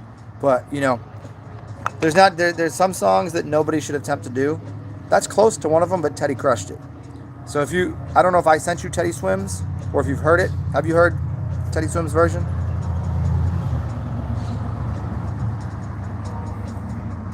Juniper, so you heard me, yeah? And I highly suggest listen to click on one of the I think it's 20 songs of his. It's all covers. He does some live shit that's his own. Yeah. Kansas? Oh, Kansas the group. Yeah, what do you got? Kansas, Chicago, and you got yeah. I don't know them that well. I couldn't name any of their tunes off the top of my head, but I know the music. Yeah, it's pretty good, man. If you like Kansas, do you like ELO? Are you into that? Are you like let's see, ELO, hey, we are fucking, there you go, all greened out. Is that why? Everybody going green, huh? That's very funny. It's funny you noticed that. It might have been something I did earlier.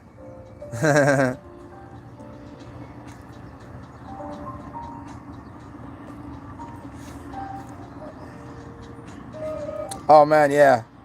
ELO when I learned about them existing, because I was never into rock music at all, really. I would hear it. I had enough friends that listened to it, so I'd hear it. And then a good friend of mine, he started playing some music. I was like, And he kept playing these songs. Like, oh, I know this song. I know this song. He's like, dude, this is the same band. I was like, really? I was like, I know every one of these songs. He's like, yeah, it's Electric Light Orchestra. And I was like, no shit. Yeah, they're one of my favorites. Oh, you don't know ELO, man? Hey, Juniperus, you're pausing? You're pausing time? Oh, is that because I did this? Pausing time. I don't know if you can see it on there. Yeah, what Earth? Earth. I'm gonna call you Earth. I don't care. I like it. I like saying Earth. I don't know why. It just rolls off my face easier. What are some of the good ELO songs? Mr. Blue? Mr. Blue Sky?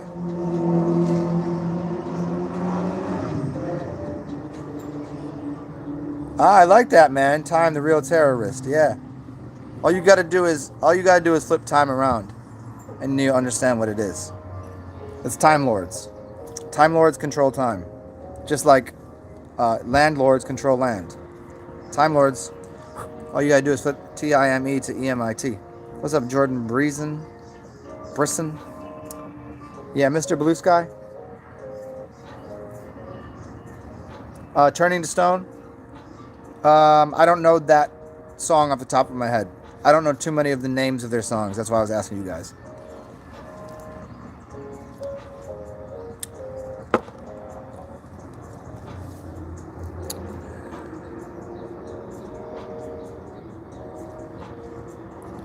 DeWalt T. Lude. Okay, I see what you did with the last word. Okay.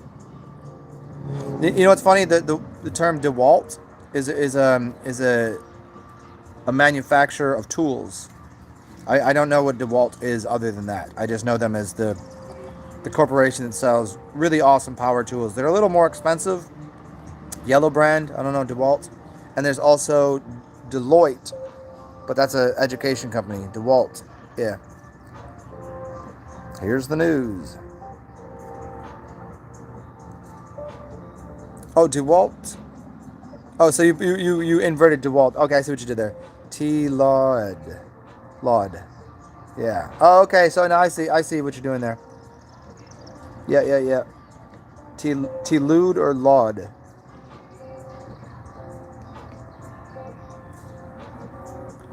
I don't know any. I don't know it like that. I would just. I pretty much use.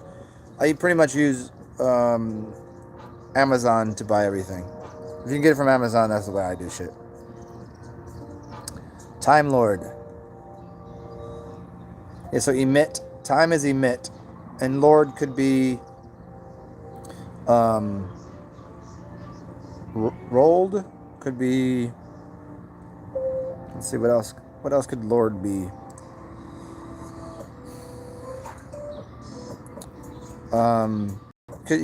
I guess you could put the L by itself, and then door could be emit L door.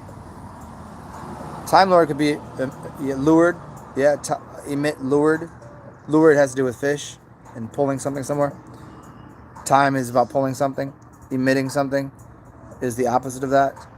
It's creating the time.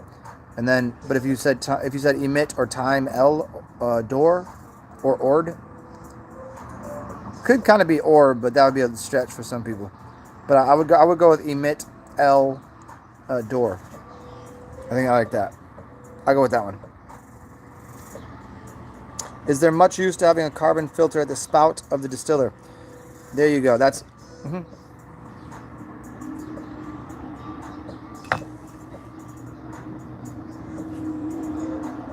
got that on my knuckles years ago. That's why you can't really see it that well, because my knuckles, I actually have something on this one, but you can't really read it because my knuckles, for whatever reason, eat ink. Like, I had this redone 3 times. I had this one done 3 times over the course of 10 years. My knuckles just suck up the ink. But the carbon filter, I've heard that there's something that happens after it's distilled that you want to clean out the the VOCs? Is that right? Maybe look up why you'd want a carbon filter for the VOCs. I don't remember what that stands for. I just remember that, and there just happens to be carbon filters in just about every distiller, anyways. Oh, you got your knucks done? They just, yeah, it just sucks. It just sucks it up. There's nothing you can do. This stayed. That stayed. Back of my hand stayed, but my knuckles, no.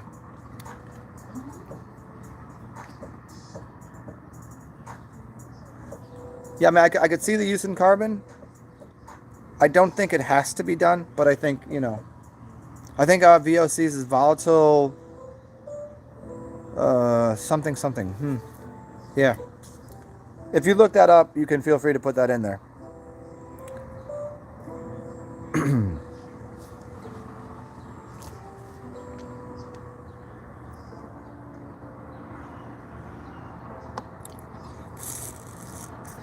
Volatile organic compound. There you go.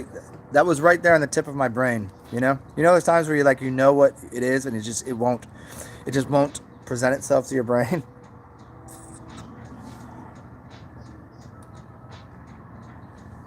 Yeah. Also, the word carbon is the word arc bond. So, a vehicle is an arc. It's an arc of energy. It puts you somewhere. There's a reason a car has tires, which are rights, wheels, which are wills. Yeah, has gas, which is connected to oils, and oil is connected to Leo. Leo is connected to the sun. So the sun produces the arc, which is the car. And so if you say bound or bond, so an arc bond is carbon. And so if you are a form of light and water, and you're a carbon-based creature, you're bonded or bound to the arc of light through carbon. So that's the breakdown of it. The simplest way. Got it? Yeah. I mean, I don't know how well you know Eli, as I'm going to call you, if that's okay. If you've ever looked at any of my channel, I have some early ones that I broke down, the etymology and the connection with cars and houses. I did one on houses and the walls, the laws, the square deep panel in the basement, the roof and the floors and the L's and the wall. There's a bunch there. So there's a couple early videos I did that you could probably find if you have never seen them, or if you're curious, feel free to look them up.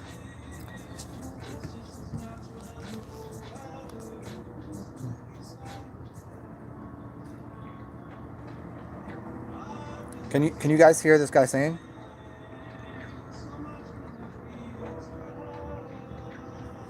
Here, hold on.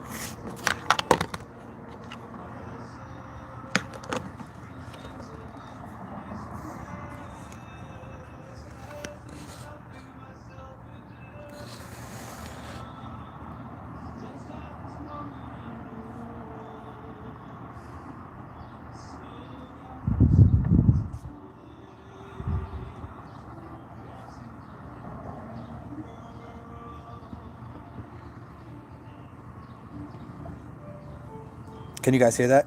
They're rocking out over there. Somebody's playing the piano live and that dude's singing. It's pretty awesome. It's just a little quiet. I don't know if you can hear it. Beneficial to put gold in your distiller. I could see how it would be.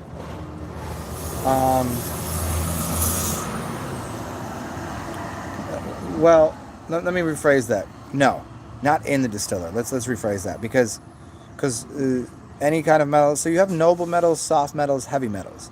It's going to distill out any kind of compound that's heavier than the water.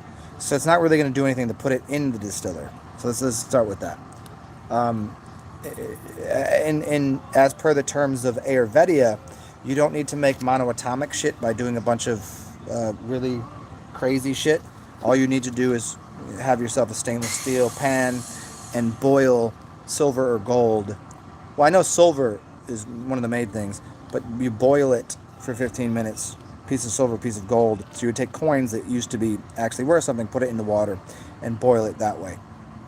But not in the distiller. I don't think that's going to do anything. I think you'd end up defeating the purpose. So no. I redact my earlier statement as saying yes. Can you hey, can you hear that? I know it's really quiet, but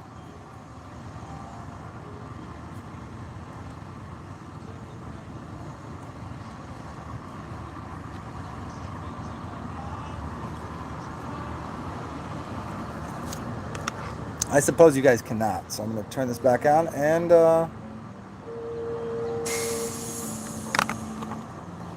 faintly, yeah.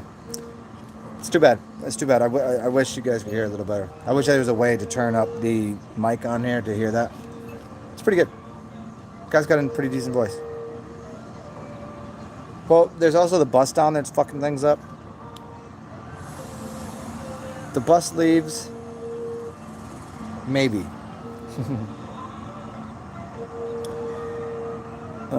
How do you make monoatomic gold? I don't remember the process off the top of my head. But I would say there's like electrolysis where you're like putting gold into water with something else and using it's well, let's see. There's monoatomics and then there's a colloidal. It's a little different. I would say look those up. I can't tell you right now. I've made videos on it. I just don't remember because I've never tried it. I just know that I've watched and seen how it's done. Bust a move. Bust a move. Egg the bus. I don't have any eggs. And I wouldn't waste eggs on that bus. And I don't think I could throw it that far. It's a good 100 yards from me. I can't throw an egg at 100 yards. I could throw a football maybe 60.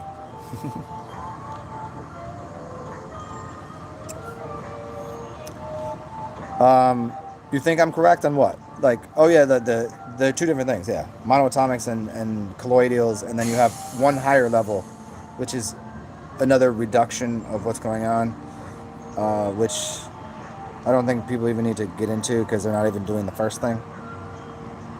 Bust the rhymes.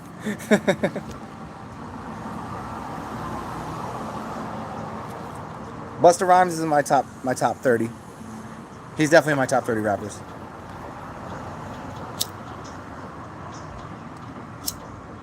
Busta Rhymes, yeah. Busta Rhymes, wild dude.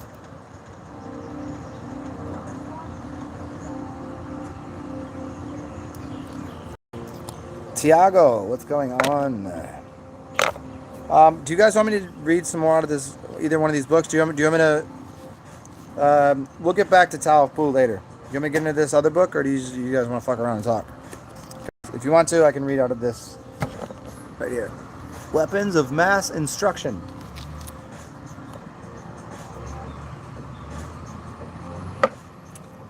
Tequila, a cigar, fresh air, good people, weapons of mass instruction.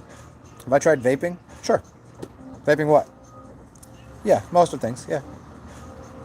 I've made my own things to vape. I've vaped nicotine shit, so it's okay, I guess. Weed, sure. I really though prefer rolling up a blunt. I just do. I like how it burns. I like the taste of backwoods of Philly. Even though there's some stupid chemicals in Philly blunts, white owls, whatever. But I just prefer that. There's just something more, or I can hand it to someone and you pass it and it's an interaction. The whole electrical reduction, put it in this, and it works. It's fine. I like it. One hit, you're good. But I like the aroma of the smoke, the essence. It's a little fire, a little earth, a little bit of analog. Thank you. I like analog smoke. I don't have a problem. Like I do have a couple vape pens, and now and then it's good, but. It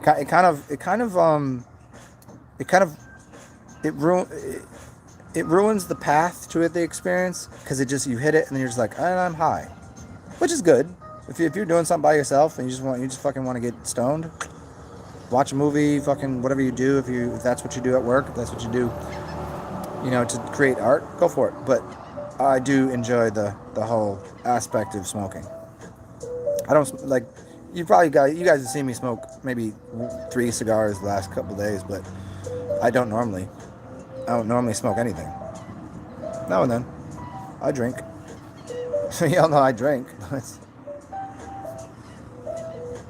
Oh, Earth, the smoke kills your lungs. Yeah, I see how it could if you're using bad papers and shit, but as a general rule, no, it doesn't. I mean, it doesn't. It rebuilds your lungs if it's good. If it's proper and no chemicals in it, it assists you.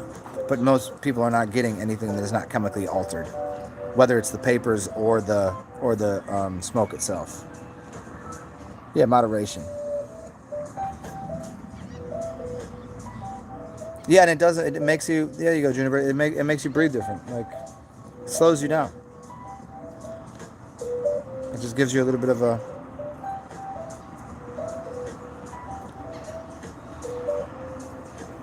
So they always talk about cigarettes are called cigarettes. Ets is female or feminine or smaller, and it's quicker. People that smoke cigarettes are anxious people, and there's many reasons for this. A, because of the chemicals, but B, because I got a 5-minute break. I got a quick. But a cigar, it means you sit down, you have an hour, you're relaxing, you're enjoying, you're letting a lot of the just kind of goes off into the ether, and you just chill with it.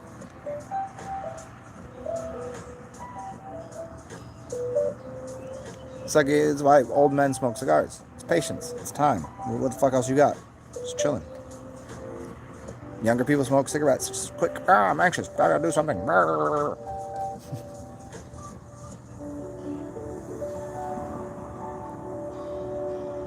Tiago, do I get anxiety when I smoke weed? It depends on the weed. It really does. When I used to smoke weed, I'm dating myself, obviously a little bit. Everything was. There was no shops. There was nobody really hybridizing too many things. You had 3 choices. You had seeded weed where you had to pick the seeds out. Then you had like mid grades, which was kind of lime green. Maybe find a seed or 2 in there. And you had you had 4. Then you had the backyard boogie, which is who knows what the fuck they're doing. And then you had the high grades. You had the mids and the highs. So you had 3 primary grades and then backyard boogie. Well, I mean, you had backyard boogie and then you had like the kids that grew in the country, which is different. So I guess there's 5. Backyard boogie is for people living in the city that grow seed kind of But then you had the 3 major ones in that one. So none of those really gave me anxiety ever. But after they started hybridizing everything, there were certain strains that would make me go, I think there was something in here that's not weed. And it would definitely anxious out. Another shit would just go, oh, this is good weed. So even today I can find shit that I will smoke and I'm like, yes, this is fucking, thank you, awesome. Sometimes it's relying on company, but just upon itself, just smoking by myself, it's 50-50. It's not just how much of each one of the major like ones like just chilling, and the other ones like I'm spazzing out. There's just the relationship to the compounds in there. I don't know, but yeah, certainly I don't know how that works completely, but certainly some of them anxious. I don't like it, and some of it's like fucking awesome. Jeff Coons, yeah, the high does last too long. It's just too much.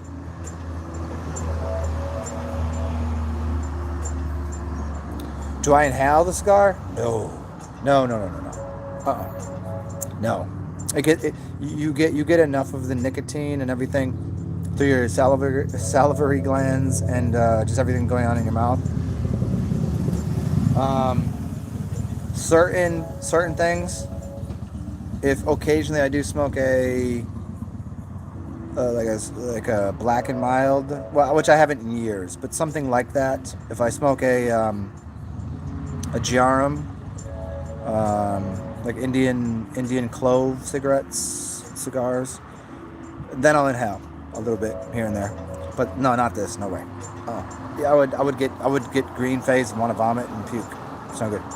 This is just, you get just enough.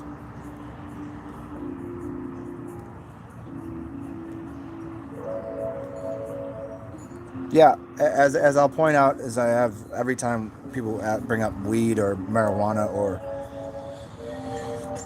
it's legal versus lawful is two different things.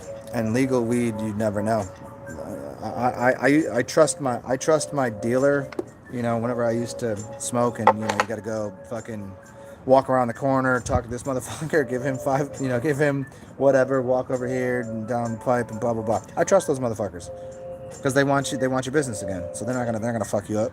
But like now, government and all these scientific people got their hands on shit. They're just playing. They're playing with alchemy they don't understand. They're just making new. Oh, we're gonna call it the fucking. Just give it stupid names, and yeah, everybody will smoke this. People think, being high is being high, but changing your psychology could be good, bad, or indifferent. Changing your the way your mind functions is what weed does now. It could be in any direction. Before, you used to just get high, and you were just like good. Everything's marshmallows, easy to talk, everything's just cool.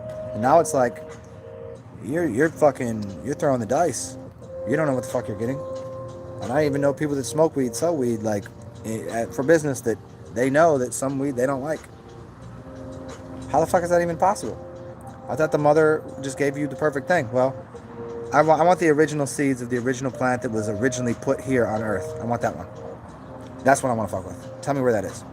I want that original strain. That's the only thing I want to fuck with. Because it has everything it needs. It was perfectly made. If we get into that God and man thing, God produced things the way it should be, and then man put their dirty, fucking, filthy, grubby hands on it and taxed it and made it all these different ways. Yeah, it can specialize things and help people out with certain things if you know, but it takes a while to... Anybody that even has a problem with something, got a little pain over here, got a mental thing here, anxious, maybe depressed, maybe this, maybe that. It takes a while to figure out which strain that you need. Why do they call it a strain? Why is it so straining? See? I don't want strains of weed. I want to be strained. I want to fucking just smoke and be high and just chill.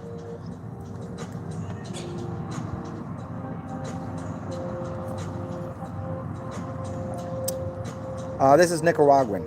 It's not Cuban. Sun-grown Nicaraguan, yeah. Connecticut wrapper, pretty good. It's called Mayan, but that's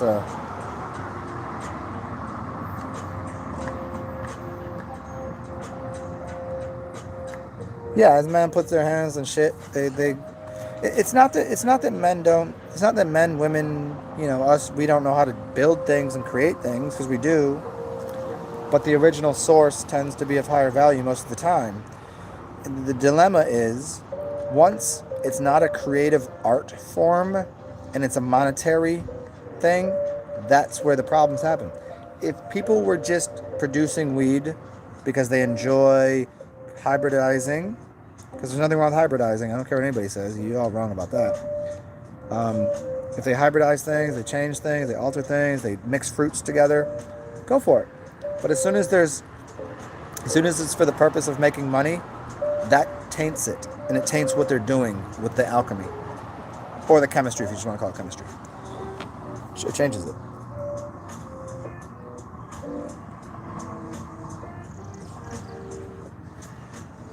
Yeah, Jeff Koons. Just remember, lawful, there's one thing that's lawful. It's God's word. And I'm not a religious person. I just mean in the bigger sense of nature, natural, where we are. There's one law. Law is mental law, nature law. It's just really simple. And then you get legalese. Legalese has to do with eagles. It has two wings, left or right, blue or red. And then you start to get into this duality construct that is always connected to the moon and money. And as soon as that happens, people are trying to leverage things. And once that happens, you lose the integrity of the product. So product, from an artistic standpoint, music when it's made not for money, is beautiful. art, when it's made not for money, it's beautiful. As soon as art's made for money and music's made for money, it becomes garbage. As soon as weed, as soon as food, you know, some people make restaurants and they're still doing it for the love of it. It just so happens that, you know, there's not really a good way of just giving away food. Although I know a way to do it. I know a way that everyone on this planet could start a business and never have to worry about not having enough money and still deliver the greatest product ever. Because there's three types of businesses, three major types. There's for-profit businesses, which is what, you know, so you got 504s, you got 504Cs, you got 50, so there's these, so hear me out here. This is, you have businesses that are for-profit, which is most of the world, which deals with corporations and then also having shareholders. Once that happens, you literally can't make a better product for cheaper. You can only make a cheaper product more expensive, a more unworthy product more expensive. And then you have businesses that you run not for profit, and then you have non-profit. Non-profit businesses mean that no matter what you make, it all has to, the books have to balance out. Not-for-profit means my salary is $100,000 a year, and here's what the cost of everything is. And if I happen to make more money than that, it's still mine, but I didn't try to make more money. That's the way you run a business. Everyone should run a not-for-profit, not a non-profit, because you want to make money. You need money. You need money to exist. It just is a fact where we are. Non-profits happen to be run in a different way. That they overburden everything, where they say, okay, this person's making $1 million, this person's making this, and everything, and they over analyze everything, and so they can balance books out. And everything that's a slush fund over than that, that's why a not-for-profit is perfect. Because then you lower your salary, you lower everyone's salary, and say, here's the minimum of what I need to do to get by. If I make more than that, it's still mine. Thank you. That's how people should run business. But they run businesses, most everybody, 90% businesses are corporation 504s that are run on corpses. Corporations are corpses, dead bodies.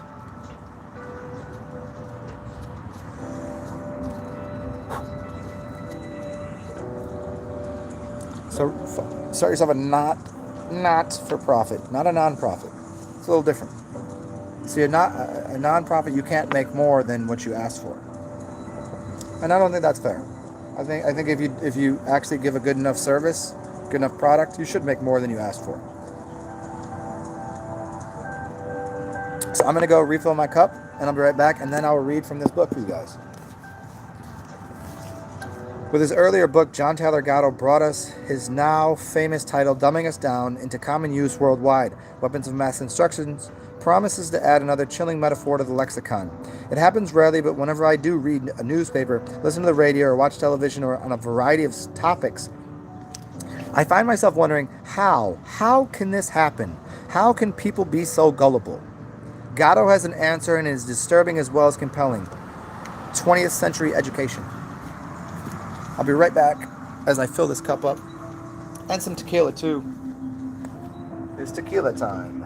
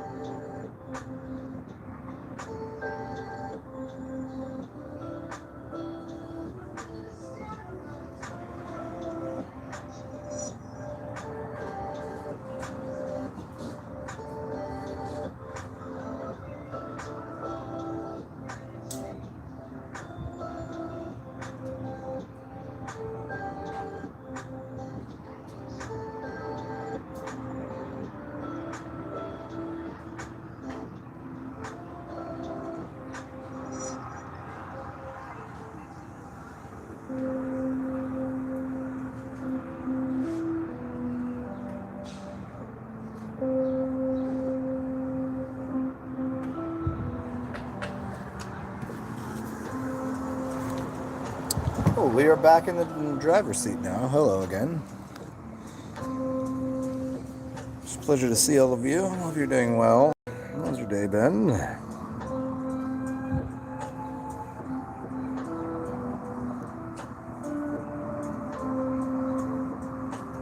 The milk of ambrosia.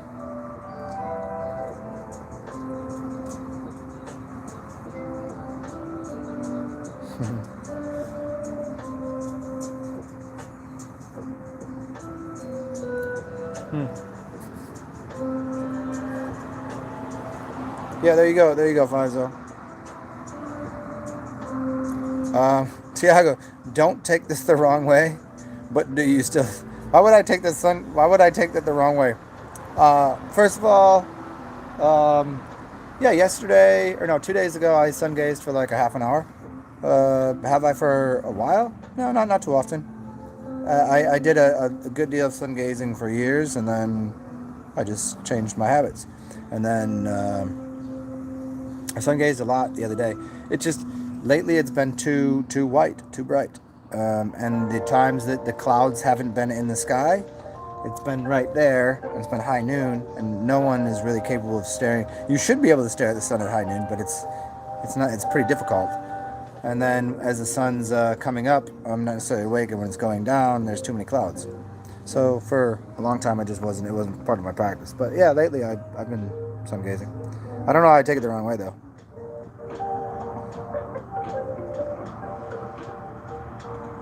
Can you have luxuries like drinking and smoking? I don't find them as luxuries. I find them as standard human habits, standard human, what you would do. I don't think drinking or fasting, or excuse me, drinking or smoking is a luxury. This costs me less. That costs me less than food does. Eating is a luxury to some people. People eat 3 times a day. What's that like? $30. This cost me $10, and I'll be good for the day.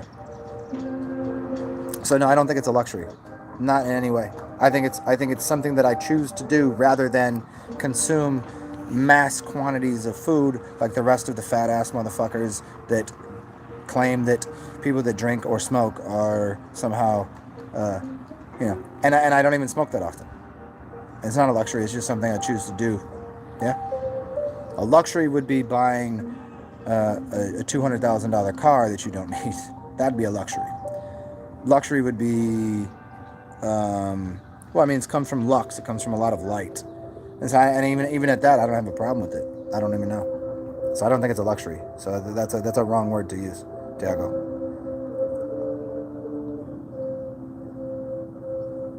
Yeah, it's what's added to it. You know what I'm saying?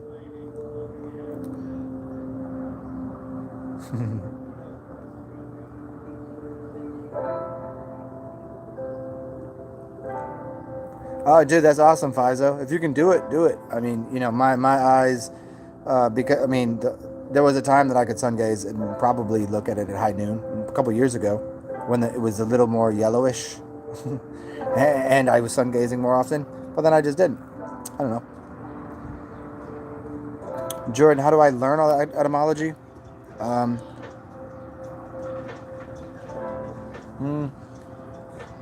there are a lot of different channels. I mean, to suggest that it would take as long as I've studied it, that would probably turn people off to even attempting it. But there's 3 good books I could tell you and a couple good websites. Part of it has to do with Gematria. Part of it has to do with a book by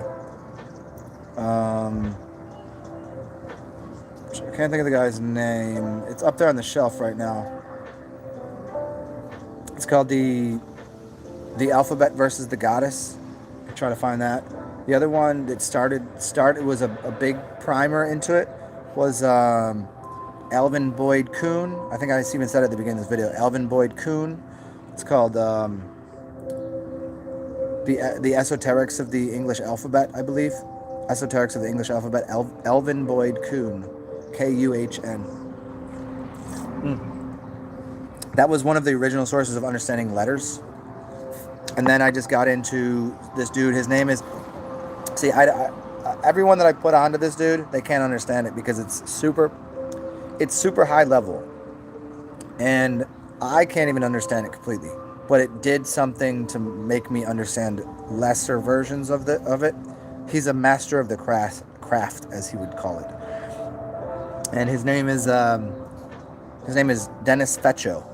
Dennis Fetch. Fetcho. Fetcho. And his website is the Illuminatus Observer. Everyone that I've put onto that website, they read it and they go, what the fuck is this? They can't understand it. They kind of get the gist of it, but they can't dig into it that far. So that's one thing that I used to just read all the time and try to figure it out. So I've got a little bit from that. Well, I've got a lot from that, but I still couldn't explain what he's doing completely. I could tell you what he's doing with using the sun for a reference point and Isocian codes and things like this, but I couldn't break it down perfectly. I could never teach somebody what he does. But from the way I do it and the way I've learned it is through understanding that each letter is unto itself a symbol. And then once you learn that, you can start to break down language a little more. And then to get to the etymology, see, if you don't know where you're starting, then there's no reason to go backwards and backwards map to figure out that in Latin, Italian, French, blah, blah, blah, it doesn't matter. Here's the thing is English is the most powerful language on the planet because it's a culmination of all the other languages.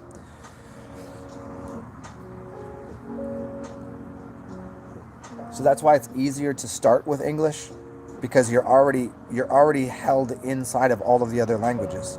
So the etymology, you'll get there, you'll find your way there. If you started in another language, it'd be a little harder to find the etymology. I mean, you'd be closer to the source of it, but you wouldn't be to the Gematria point. You wouldn't be, there's Jewish, English, the Gematria, and figuring out each letter has a value, blah, blah, blah. That takes you to finding etymology, which is the source or rooting of words. But since English is rooted in all other languages, once you know that each letter has a value, then you can go from there. And that's why I would say Alvin Boyd Kuhn and his book. And there's one other book, and I just can't think of it off the top of my head, but if you look up esoteric structure, I think it's called the Esoteric Structure of the English Alphabet. There's what it is. Esoteric Structure of the English Alphabet. And there's one other person that did a book similar to that. I just don't remember his name, but you'll probably find it.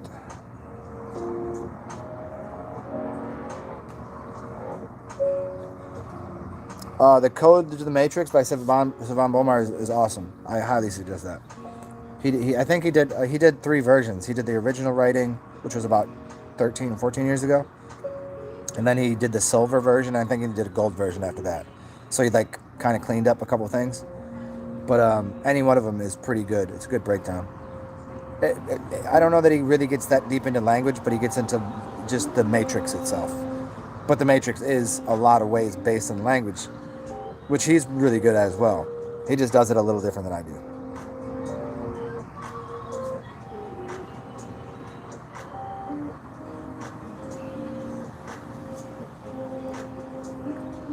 Yeah, licorice. Licorice is good for if you have nicotine cravings, but it's really delicious anyways. Why do you hate the taste of black licorice? Well, if you've ever had real black licorice, it tastes a little different than fake black licorice. And licorice tastes like a couple other things. I enjoy black licorice occasionally, as long as it's real, you know. Licorice root is delicious. If you find licorice root, it's really good. I have some that I was chewing on the other day. Just like marshmallows. Marshmallows and licorice are two things that you don't know what it tastes like because you've probably got stuff that was not actually it. Marshmallows are not marshmallows. It's a bunch of sugar and other shit. Marshmallow root, ground down, and then turned into an actual marshmallow is fucking wildly different than... marshmallow is fine, but marshmallow, it's a different texture. It's a little more dense. You add a little vanilla to it. It's a different flavor, and you'll taste what marshmallow tastes like. Marshmallow doesn't really taste like marshmallow. Kind of like if you drink if you eat chew grape bubble gum, drink a grape drink. It doesn't taste like a grape. You know what I mean? Yeah, Feccio, Dennis Feccio, Illuminatus Observer. And observer is spelled Observor. O-R at the end. It's not E-R at the end, it's O-R at the end.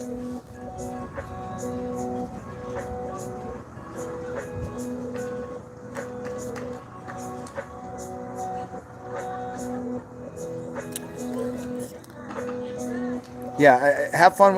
Really, Abraxas, have fun with the fetch. It's a lot of fun, and there's some of his writings that when you read it, you'll get it. You'll get it for a split second, and you'll be like, yeah. But then you read something else. But the way of figuring it out it's not a linear thing. It's using connections to what a word might mean. Like let me give you one thing that stood out to me. One of his writings. He was talking about the word flag. Now, how can I decode the word flag? Look initially at the letter F. Does it not look like a flag? And then what does a flag do? It lags. It lags in the wind. Now, when you start from having a perception of what the letters actually look like and mean underneath, then you start to analyze it differently than most people would. And then from there, even from the F lags, you get into numerical values based upon an Assisian code that makes not A the first primary letter, but sometimes what you do is you find the 0, which is O. O is the first letter.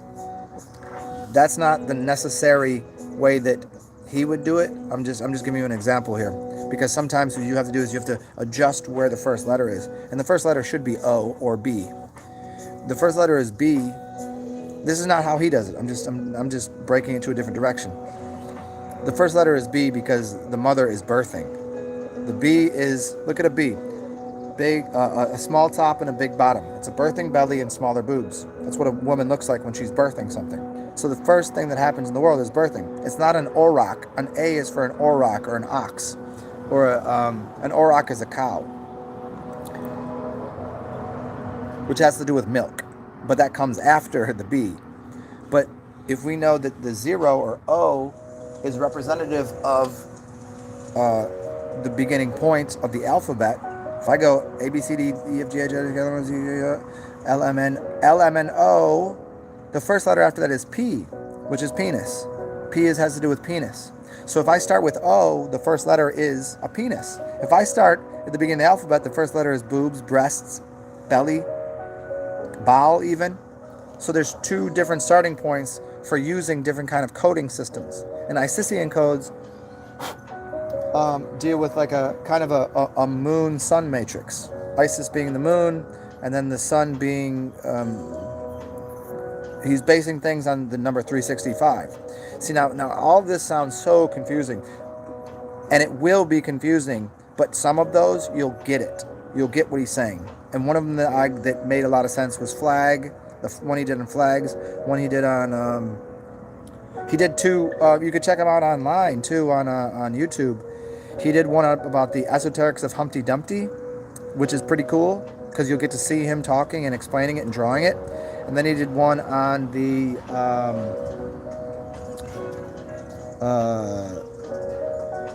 I think he did on Hanukkah or something like this. Yeah. So right back. So yeah, there's a lot of decoding to do in different ways. It depends on who wrote it, how they wrote it, but it's all if you find the code, you'll see.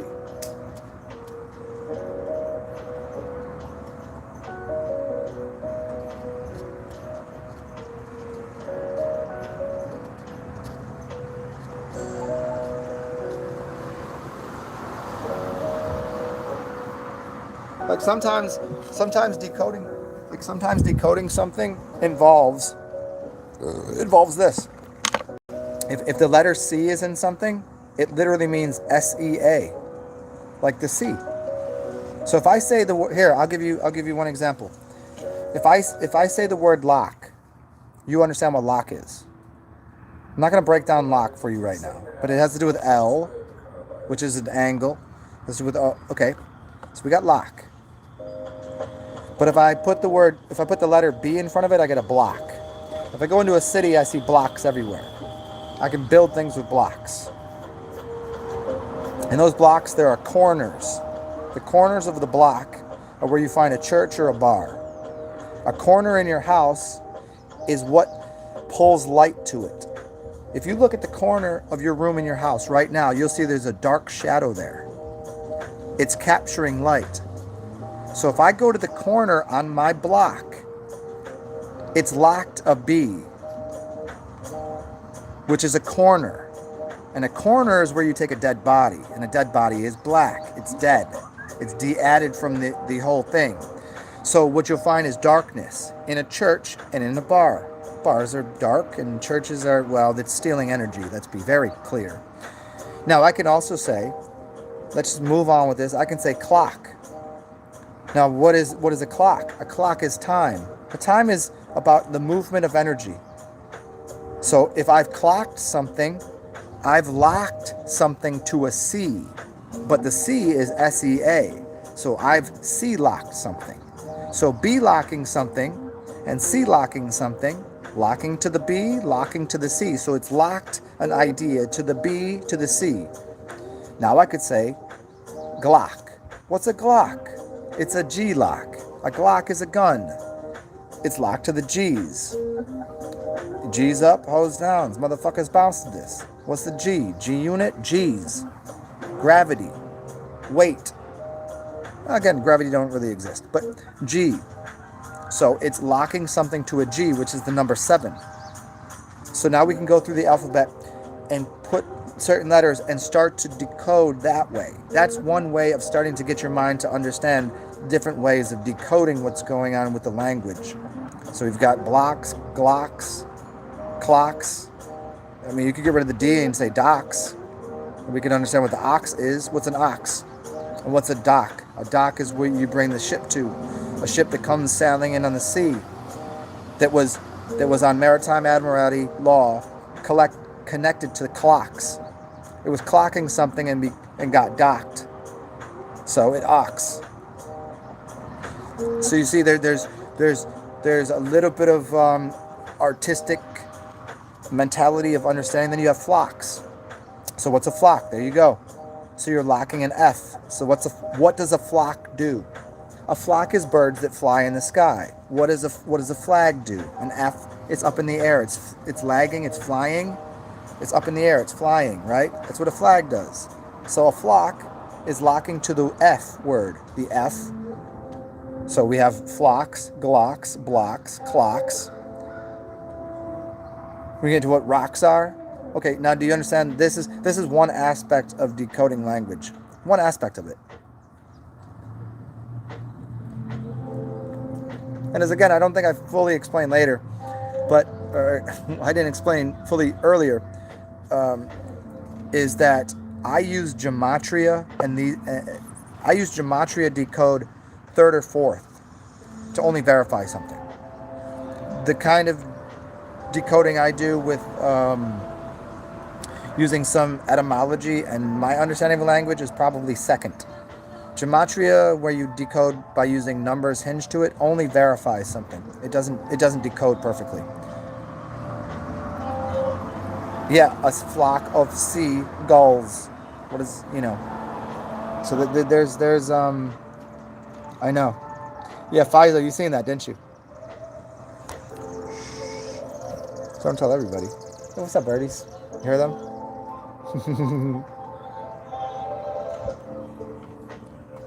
So Faisal, I've done many things on this. So if you want me to go a little further, I probably could. I just don't know which direction to go with it right now, just because I've explained it so many times, so many different ways. I would suggest if you're really interested beyond doing that, go to my WordPress, zenalchemist.wordpress, and I explain what I'm talking about in a way that you might be able to understand better, because you'll be able to see the symbols that I'm using. So when I put a quote around something or I capitalize a letter, you'll be able to see a little more.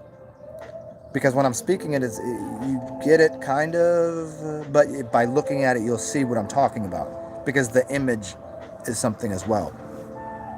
So check that out. There's a lot of works I have on there, and a lot of different subjects, but there's definitely some on etymology. And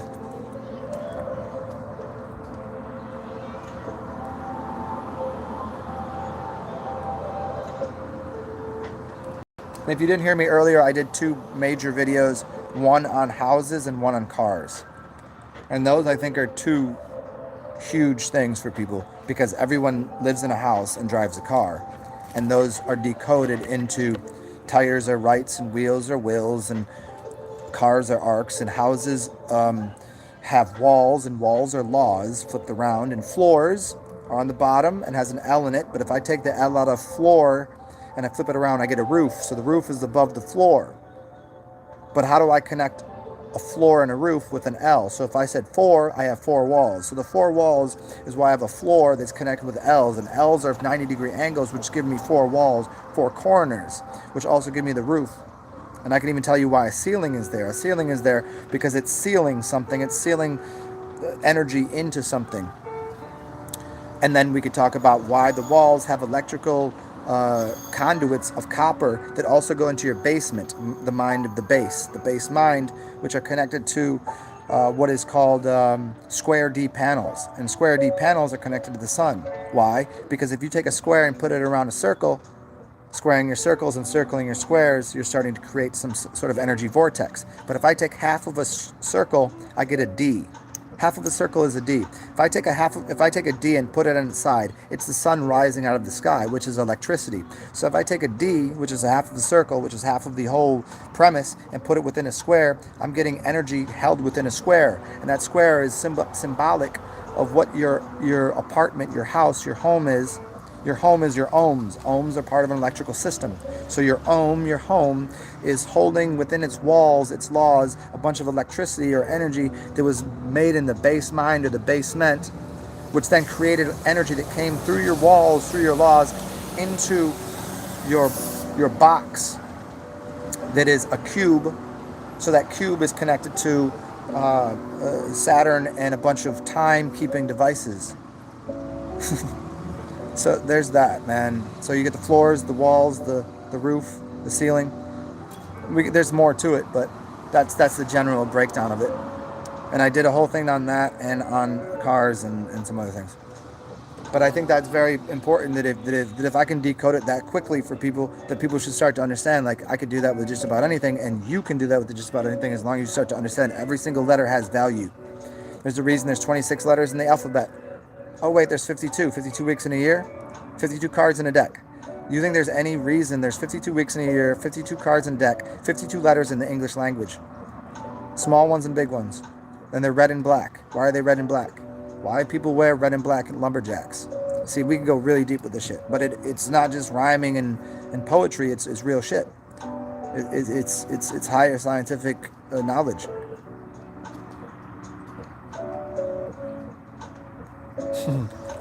Man, oh man.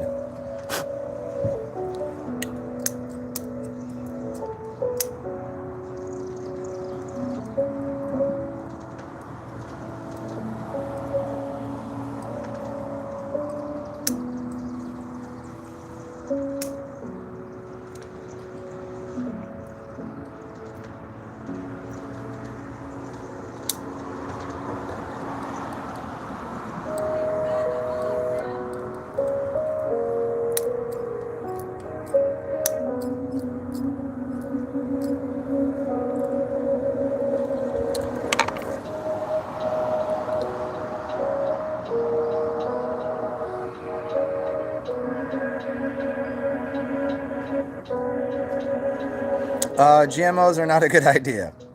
Hybridization is the greatest idea. GMOs are not a good idea. Although the problem is there's nothing that you know of that isn't genetically modified. Your genes have been modified, so you must accept such. Taking and modifying plants to have people consume them without seeds, not a great idea. You're still going to get energy charge out of it, but the seeds offer a lot more. So, GMO foods tend to work better with genetically modified people. But you can take people that are genetically modified and give them more source code material, which is what you call heirloom seeds of original source, and it will start recoding their DNA. Now, the idea with hybridization, I've gone over so many times. I'm not going to do it the whole thing right here, but just realize there's different every race or species. Like, people are different species, but they've been so hybridized that we all look like mutts. We're all the same. There's only a few pure bloodlines, and those pure bloodlines. Let's be clear about this. If your clear bloodline is a Earth being, you're going to be very powerful at Earth. But if my bloodline was Earth, and then I was hybridized with an air being, I have Earth's power, and I have wings on my back, and I can fly. What's more powerful? You see that? You see that bird fly by when I said that? So, what's more powerful? The Earth being with full-on 100% capacity of Earth, or the Earth being that has wings?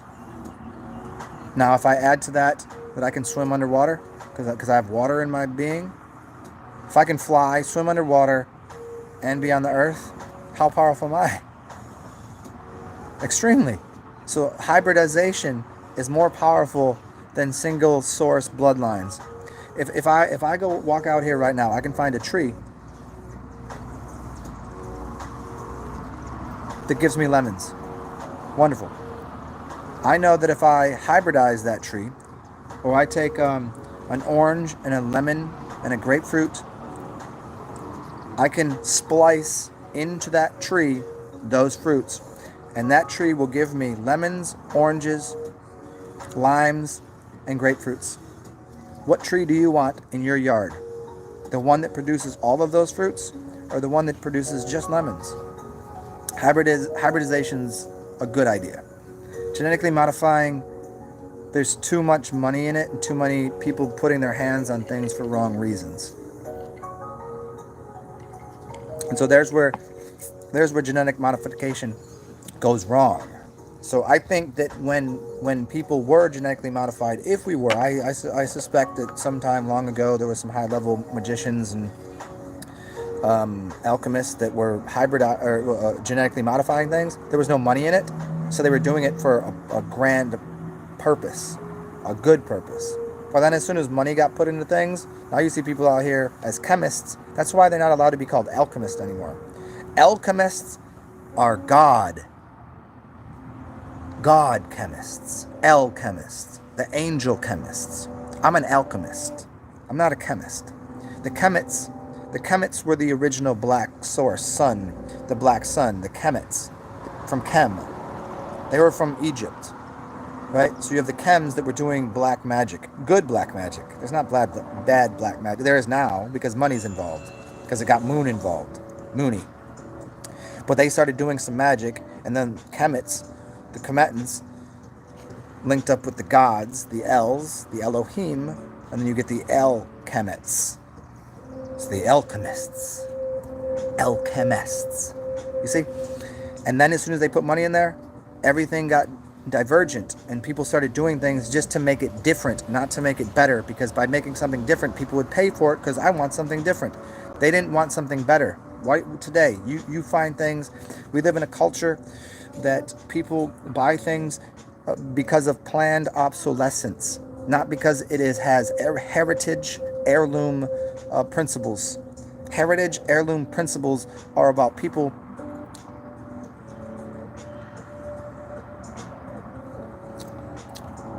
how to say this.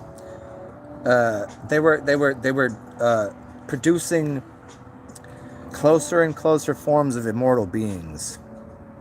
And then money came into the mix. And then people just wanted to form different things. They wanted to be different because people wanted something different.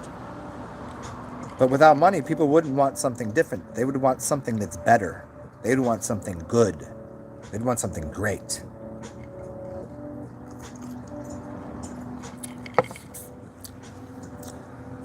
They would listen and interact with the gods. Not the lower level interdimensional species that think they're doing something cool because, hey, I can just do this. This looks good. It's fancy. Fuck your fancy. What's power? Power ain't fancy. It's building something that's either...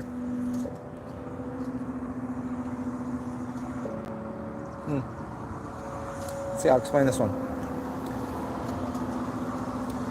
It's form and function.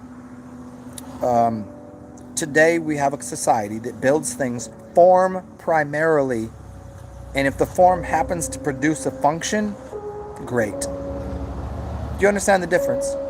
In the past, when money wasn't involved, people would produce something that was functionally capable to last. Not planned obsolescence, but works.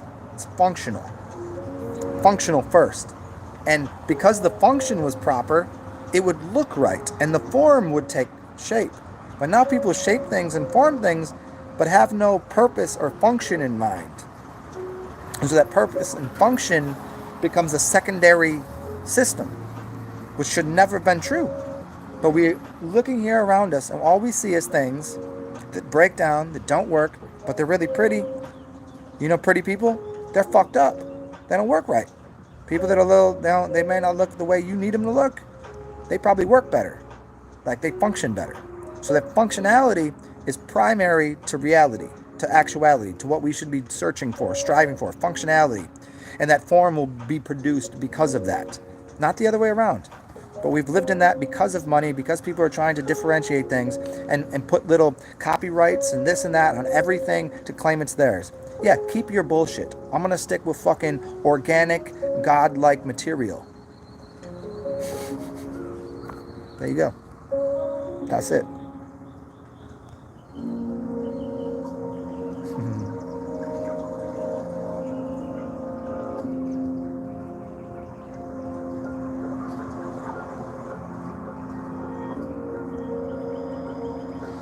An ab, yeah.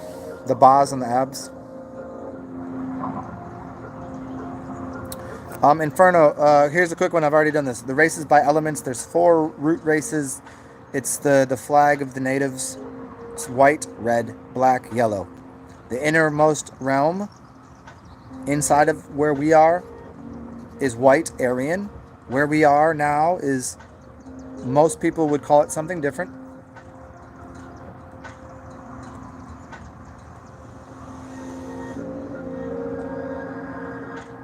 But we live in Atlantis, on Atlantis, even though some of it fell off because of the flood. They call it Earth, but everything is Earth. Everything that's beneath your feet is Earth. That's why it's an element. It's everywhere. But we live in Atlantis, which is red people, red man. The red people, white people inside, red people. Then the next ring out, the third ring, is Lemuria, the yellow people, Asian people. They're yellow. Red people, you see their red skin. You see the white people, they're very white. And the outer ring is black people. Brown, black, blue. They're in Hyperborea. The Hyperborean realm is the biggest one around us. This is the way I've noticed it.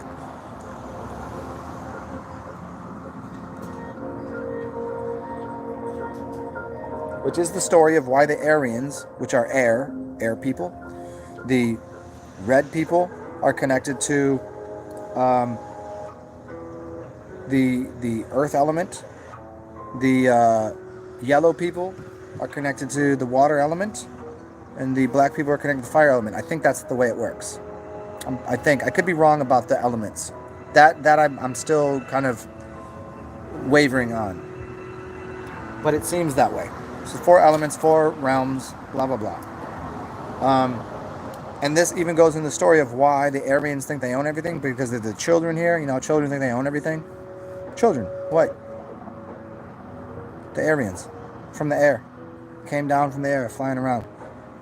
And this is why in all the movies you'll see the old black man teaching. And this is why the Moors would always say they taught the white people how to wash themselves, because they're from the outer realm. The black people are from the outer realm. They were the firstborn, so they're the oldest.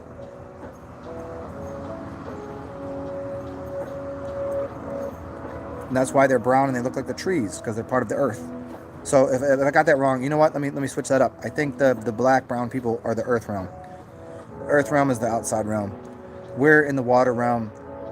The Aryan people are the air realm. There you go. That's right. Air realm, right? And is the Aryans, Aryans, because they flew in here. And then the outer realm is Earth, the Earth people, part of the Earth. And then the water people are the Asian people. Excuse me, the Asian people are the fire people. Okay, sorry I'm fucking this up, but this is how it. Yeah, this is the. I said this yesterday. I'm sorry. I just a couple drinks of me, little slow right now. The dragon people, Asian people worship the dragon, fire breathing dragons. So, the Asian realm, Lemuria, is fire. There you go, and the outer realm is Earth. Okay, Earth, fire. Then we're in the water realm, and then air in the middle. So Atlantis, Atlanta, Atlantic Ocean, water, Earth on the outside, black people, brown people connected to the trees, the earth. They're earth people. They're very bound to the earth. So that's the story. Sorry I fucked it up a little bit there. I had a bunch of different things open in my brain. You ever on your computer and you got like 10 screens open? That's what just happened. Sorry about that.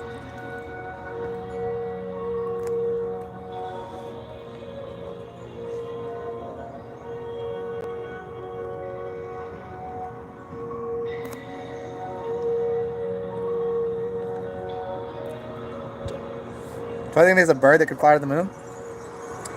I don't know. It depends on what you think the moon is. I think the moon is a portal. I don't know that there's a portal right now for everyone.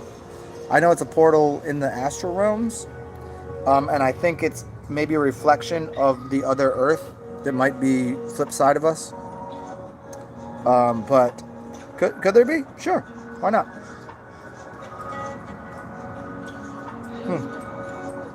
We're back, y'all.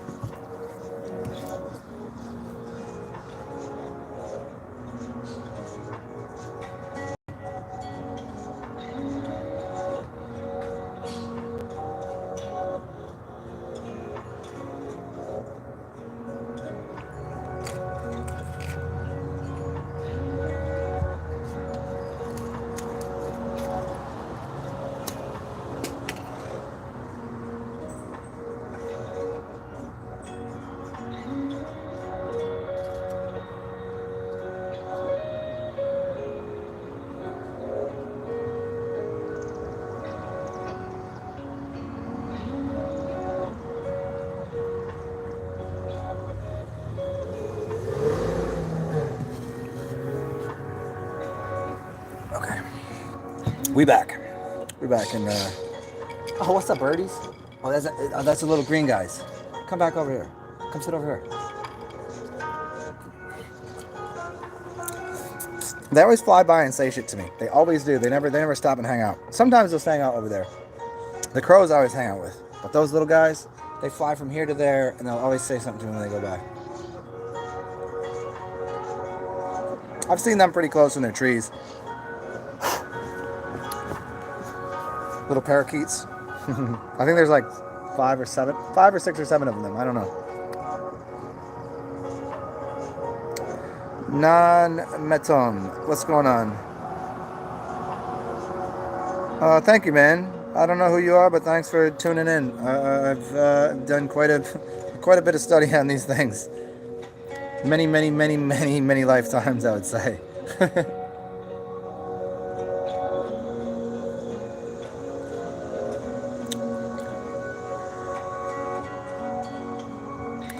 Words in our language is a prison for thoughts. Yeah, this is but the sword can free you. Words are swords. They can free you of something.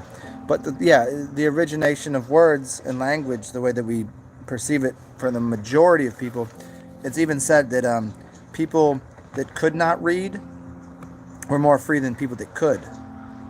Because if you can't read, what do you know? How could you know? So your ignorance was actually your freedom. When you start teaching people to read, and you were enslaving them to the words in a book. Without being able to read, people couldn't be enslaved to a book. People are I've said 1,000 times over, burn all the books. I hope they burn all the books. Burn Alexandria, break the computers. Let people start from the beginning. See if you can figure it out. Because the books, there's too much information. There's too many perceptions of what's going on. Yep, words are a tool and a technology that can be enslaving. It can be freeing as well. So that's just because I don't like to always just give half the story, because there's always two sides to a story. I don't think there's two sides. I think there's 360 sides.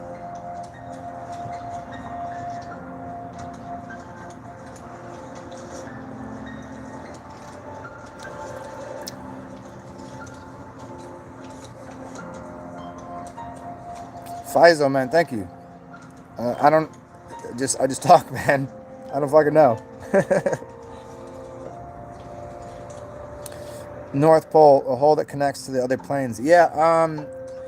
Hey, non-medium. Is that how you say it? Metium? Metium? Non-metium. I mean, I'm getting meta, so like non-thought. Is that the? Where are you from? Can I ask? If you don't mind. I don't know who you are. I'm gonna go out. Here's what I do, just from the name. I'm guessing you're 28 years old. You're melanated, and you're from. I'm gonna go with Ethiopia. 28-year-old melanated male from Ethiopia. Just a guess. I don't know. And I'll get into the North Pole in a second, and we'll get into Polaris in a second. And I'll explain to you I would if you haven't seen it, I'd watch three things. Is that how people say three? No, I mean people do like this. I don't know. Three things. Whatever. The three things that I would watch if you want to understand the North Pole from what I think is the best version of comprehending the North Pole and plasma is Norb's world, Norb's theory. I would look into Jay Dreamer's plasma apocalypse, and I would look into Martin Kenny's work. Martin Kenny and Norb's world basically did the same thing at the same time. Using a computer to give you logistics of what's going on digitally, so you could see it better. And Martin Kenny did it from an analog, so a digital realm and an analog realm. So Martin Kenny did the same work on the realms, cosmic egg theory, the realms that we have. So I would say Martin Kenny. No, I would in order. I'd watch Norb's World first. Norb's World, Norb's Theory, the 2-hour one, the long one. Watch that, then watch Martin Kenny's work because some of them it bleeds together. They've done videos together.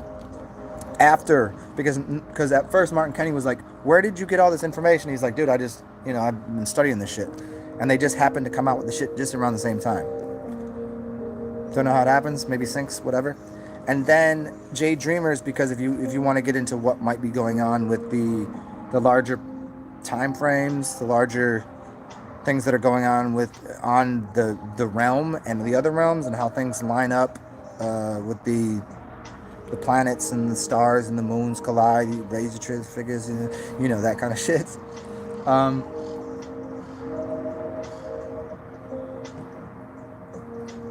Yeah, those are the three. And then from there, the next step would be Santos Bonacci, then Dan Winter, and then anywhere in there you can add in and pepper in some Savan Bomar. Between those, you'll understand a portion of what I know. Non-Metium looking to King Arthur. Okay. Hyperborea. Okay. Abraxas. Yeah. Okay. So Hyperborea, I thought was the outer realm. I'm still. I know they have their, but I'm. It could be. It could have got flipped around. It could be the other way.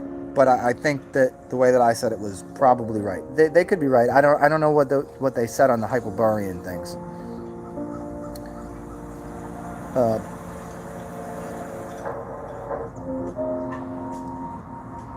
I don't know Chiron last, but I know about Chiron, that planet thing that is a big deal to people really that study astrology. I just don't know it that well. I don't really. Man, this is frustrating me because I keep talking to you guys and I forget I have this fucking wonderful cigar, and you shouldn't really relight a cigar this many times. It's not really out, but it's canoeing a little bit.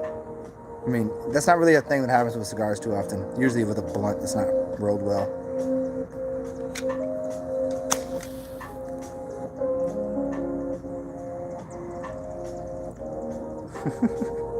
Anyways, and if you don't know, I mean, like if you're new to what I do, sometimes it's like this. It's just me talking to you guys back and forth. Sometimes it's like I have an idea and I'll go off on a tangent. Sometimes I'll just say some retarded shit. Sometimes, it just depends. And my early work, as I explained to everyone here that doesn't know, my earliest work is one directional teaching. I'm not on camera. It's literally just me presenting things that I know about. And that's a few hundred videos. And then there's a transition to me talking about philosophy, psychology, and I'm still not on camera, but I'm doing, and like I'm sitting underneath trees and just talking to people. And it wasn't live. And then I got into doing live videos, but it was still one directional live. And then I got into live videos where I'm on camera and it was like this, where people could talk to me and this back and forth banter. And then even now, I mean, some of it's like this, where I've done long fucking videos. Like yesterday, I did a 9-hour video. Today, this is crazy. It's already 4 hours in. But most of my videos are around an hour and a half to 2 hours. And I would say 80% of it is solid information. The other 20% of it is just me and people talking shit. So that's the way to look at my information. I got about 2,000 videos. First 200, then about 500 other ones, then about 700 ones, and then what I'm doing now, which is just me being me, and I have no more teaching to do. I'm just engaging with people. I mean, teaching, but yeah, it's different. Faizo, thank you, man. How do you know what mixtures we are? I it seems and feels to me that I'm a hybrid of all four. And why do I think this? My skin is white is anything. But if I get a tan, if I go out and start going and getting melanated, if I walk around when I'm very white, people assume I'm Slavic. If I have a tan, people immediately assume I'm Middle Eastern. My skin, I was jaundiced and I'm very yellow sometimes. So I see that element of Asian in me. And a lot of people have said, you look kind of like, there's this Asian dude I've had dreams about. I've had people tell me this and buy me like little statues, like this is who you remind me of. And, which is Asian. But if you look at my features, I have black features. Big lips. Fat ass nose. You know what I mean? So, and the cultures I tend to get along with are melanated. I don't know. Like, black people I get along better with. I don't like white people. But I'm obviously pretty fucking white. So, I've always found this hybridization thing really interesting because I get along with all the races, whatever they are. But the most for me, I always feel in the elements. I'm a Gemini, so air element functions well with me. I'm outside right now. I like the air. I can work with the air. I can cloud bust. I can move things. And earth is always there. I walk around barefooted. I don't care. It feels comfortable to me. And people that I generally get along with best are melanated, always. But then there is this, in my dreams I fly and I'm very airy. so I'm Aryan, and then I have that grounded thing. And then whenever I've lived by the ocean or the sea or by the sound side, it's always comforting to me. I always enjoy the water, and Asian people I always have a good conversation with. And then you have the red man, which my skin pretty much is quite red, native, like woo wee. I don't know. Somebody was just rolling by. I don't know. I gotta fuck with them. Yeah, and just the Native American tribal thing has always been very, very just functional in my mind. So there you go. The Po folk. Yeah. The Po. Who is that? The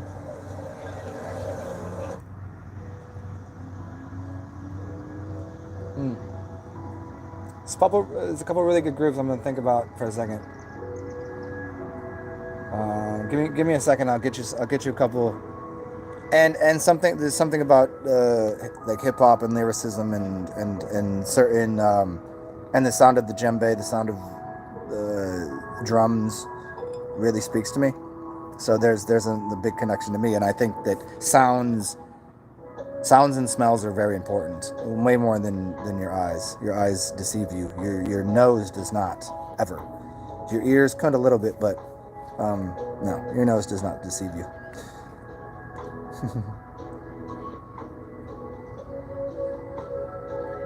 Non-Matyam is I do not fear. I don't fear. Good. I like that, man. Turkish. What up, Turkish? 36. Okay. Turkish. Okay. I was in the region. Not really at all. I was in Ethiopia. You're over here. Okay. Turk. The Turks. Yeah. Cool. Yeah, and I have I mean, and there's something that I think everyone should consider. Whenever you listen to a language, what resonates with you? What really like feels like you like? There's certain language you can mimic and speak, and there's a few languages that to me is easy to mimic. It just comes to me naturally. You know, it's like you make jokes about things, right? Like it's usually for that reason. You're like, oh, you do an Asian accent, and you're like, oh, it's how many hate you today? You know, that's funny to me, but it's also like it's easy for me to do, or a Russian accent, and then there's certain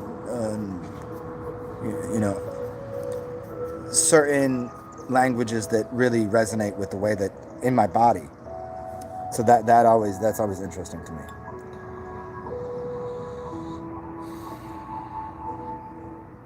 Yeah, Faizo. Yeah, the language is a code that it forces someone into a set of because the language is a matrix in itself.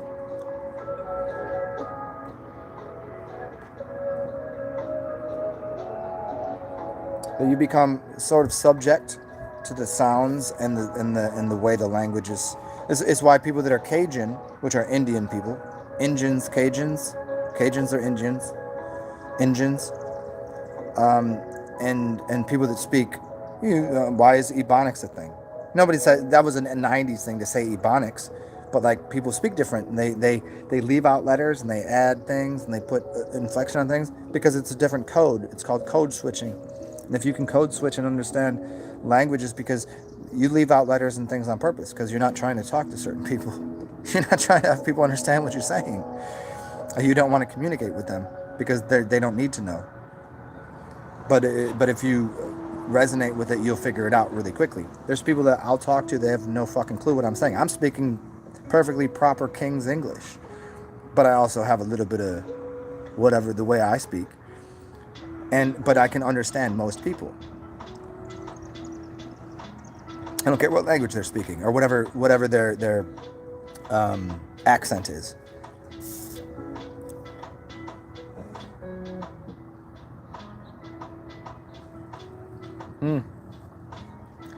Yeah, Medium.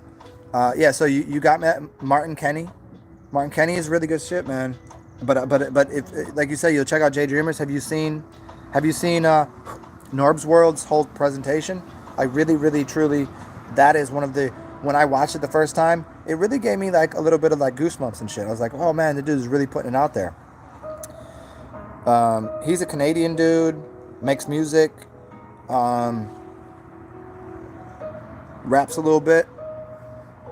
White dude, Canadian, makes beats, but he's a computer wizard, and he's made a really fucking awesome presentation on the cosmic egg theory. And Martin Kenny does it in a simplified, earthy way, and Norbs does it in a very, very digital way. Same presentation, really, just a little different. Okay, so you've seen Martin's. Okay, did you see Norb's Worlds? I suggest watch that if you haven't. Again.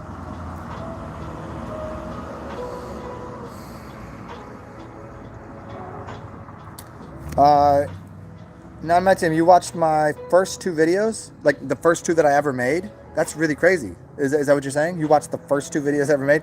I've gone back and watched them a couple times. I was like, wow, I spoke way different. I spoke with this.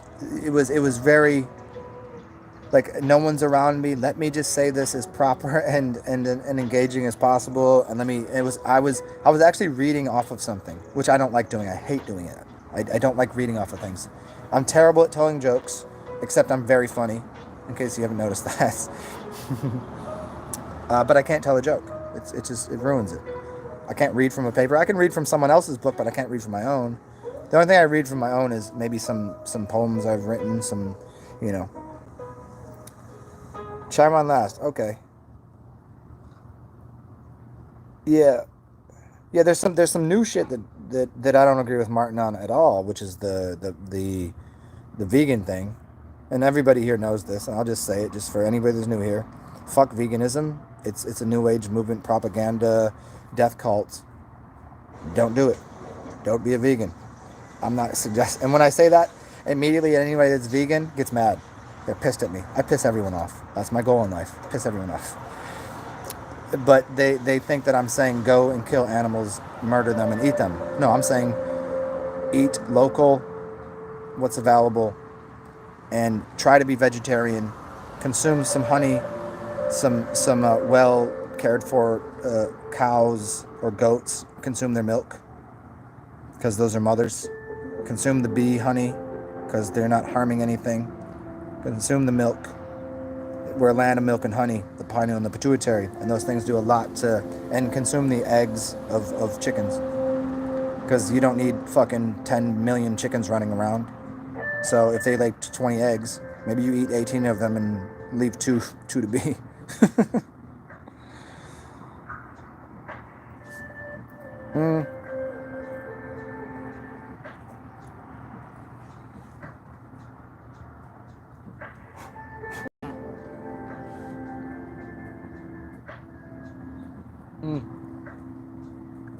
You know what? I'll tell you this. I'm starting. Before I was hoping for it, and I was agreeing with him, and now I'm thinking he might actually be right. Because what is going on right now? What is happening right now? We're dealing with what? It means plasma. Corona, sun, light coming off of it, plasma apocalypse. What's going on? I think that the December 21st date might be it.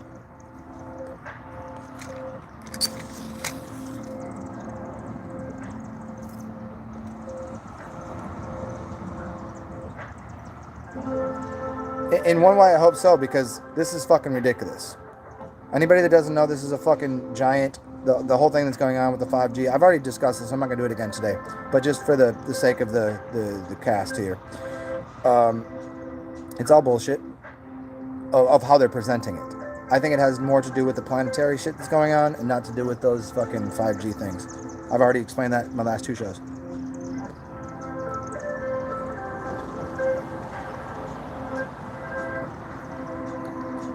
So maybe he's right. I mean, whether or not the date, I don't think he gave an exact date, but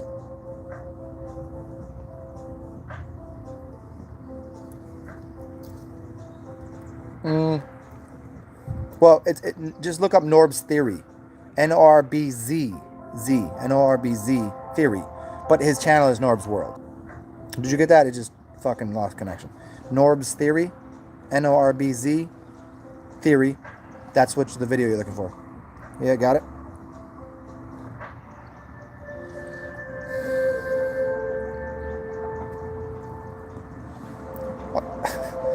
Well, that's awesome, non-Metium. Have fun. I think anybody here that comes and hangs out knows what the fuck I do. It's all over the place, but there's a lot of good shit. There's some that it's very specific. One thing you could do that I suggest to people to do, look up my name and then find anybody that made a list of my videos. If they thought it was good, maybe you should check it out. If I made it on I didn't make any of the videos. I didn't make a list on my channel of any. Somebody else did that. Just to let you know that. That's a long story, but I'm not getting into it. Look for other people that have put videos of mine together and check those out. There'll be a lot on magic, a lot on astrology, a lot on the etymology stuff. Maybe you might find fasting, consuming, feasting and fasting, water, what it is, salts, how you shouldn't consume it, blah, blah, blah.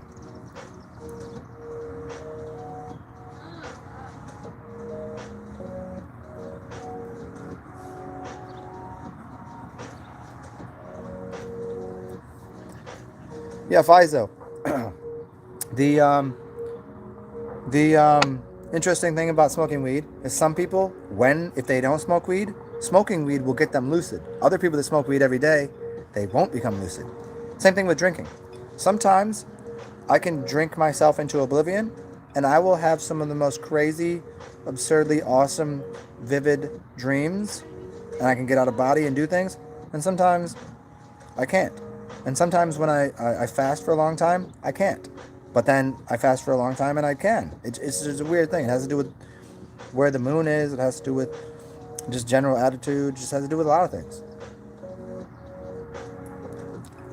As a friend of mine likes to put it, there's too many things up in the air. You're juggling things. You're juggling too many ideas. And so for someone to say, this is the path, this is the thing to do, consume this, sleep with your head to the north, make sure it's on a full moon, and do a meditation, and then go through this breathing pattern, which is mouth, mouth, mouth, nose, nose, nose, nose, mouth, mouth, mouth, and get into gamma breathing, and then wake yourself up in 30 minutes and do that every half hour.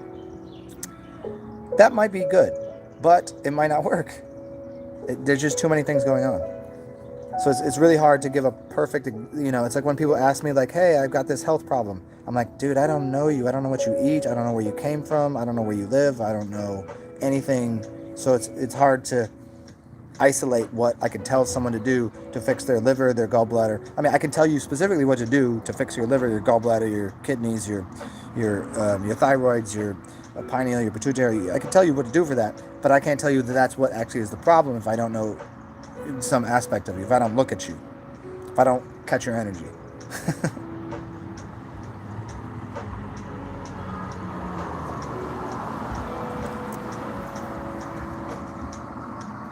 Non-metium. Fasting once a day. The best way to do that, I don't know how you're doing it, but just as a general rule, do the fast all day and break your fast. Your breakfast should be at sundown. There's a lot of reasons for it. The main reason is that it will change where your energy is, so you can get to sleep. It will pull your energy out of your mind into your stomach, and then it'll start pressing things down here, and you'll be able to let your body relax as all of your energy goes to processing all of the food, the bulk material that you put in your body. And your mind will be opened up because all the energy is now in your stomach, and your body will go to sleep, and your mind will stay awake, and you'll be able to dream better and sleep better. Eating in the morning is not a good idea. It'll make you groggy all day. You shouldn't.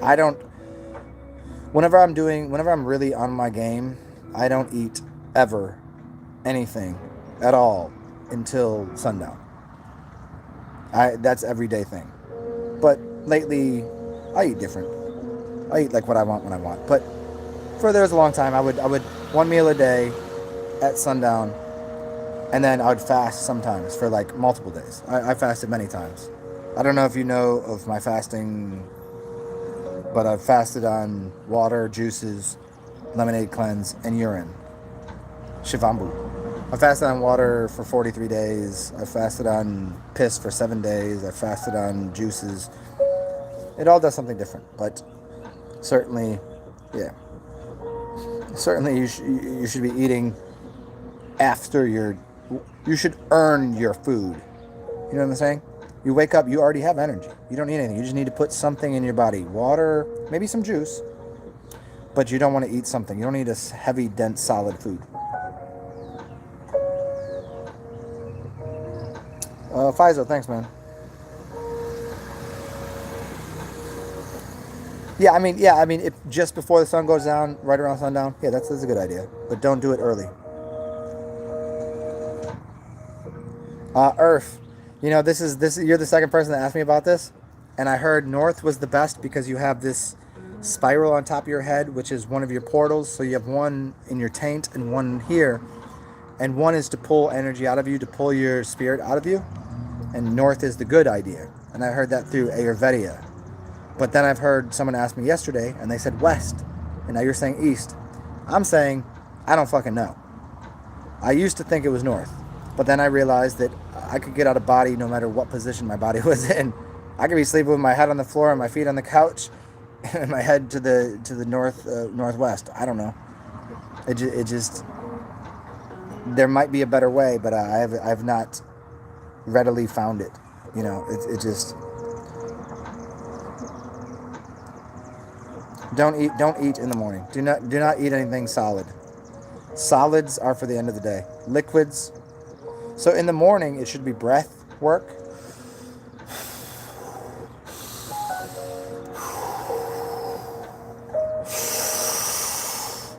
And you want to breathe into your stomach, your dantian, and not into your chest. And again, if no one's been here for this before, the breathing pattern is always breathe out first until you can't breathe out. And then your body will naturally suck everything back into your stomach, and you breathe like a baby, and you suck breath in rather than breathing in and then pushing it out. You're doing it backwards.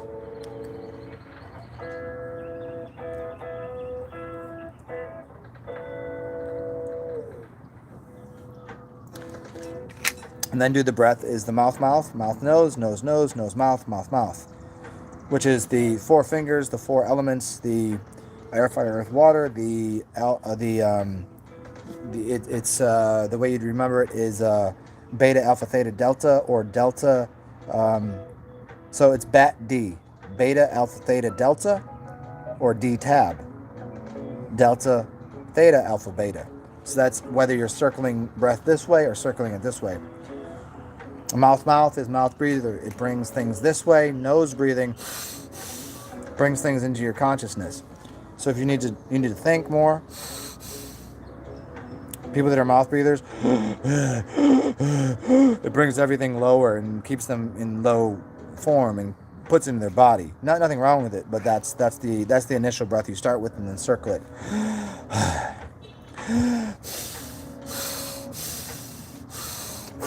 And you can do those in 3-second intervals, 5-second intervals, or 8-second intervals. Or even quick, you could do 1, 3, and 5. Which gives more energy in certain directions.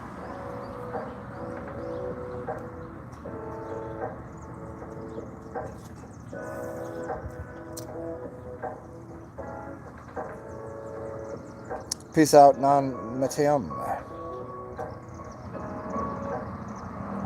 Earth, can I explain why you can't get out of body?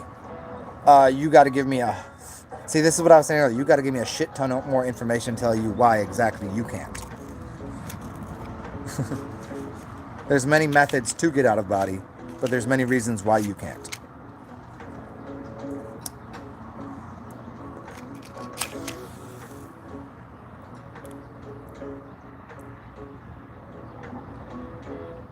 It could be where you live. It could be when you're trying to do it.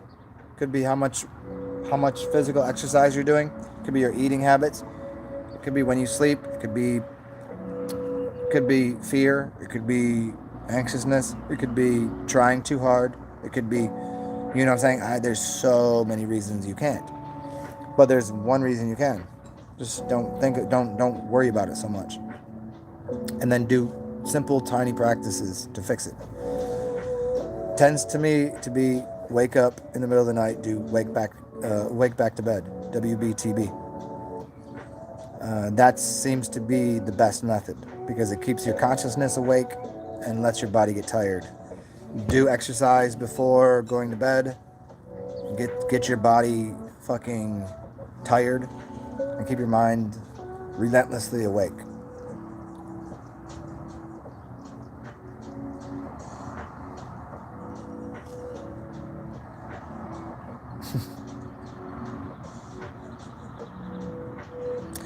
Earth, I hear you.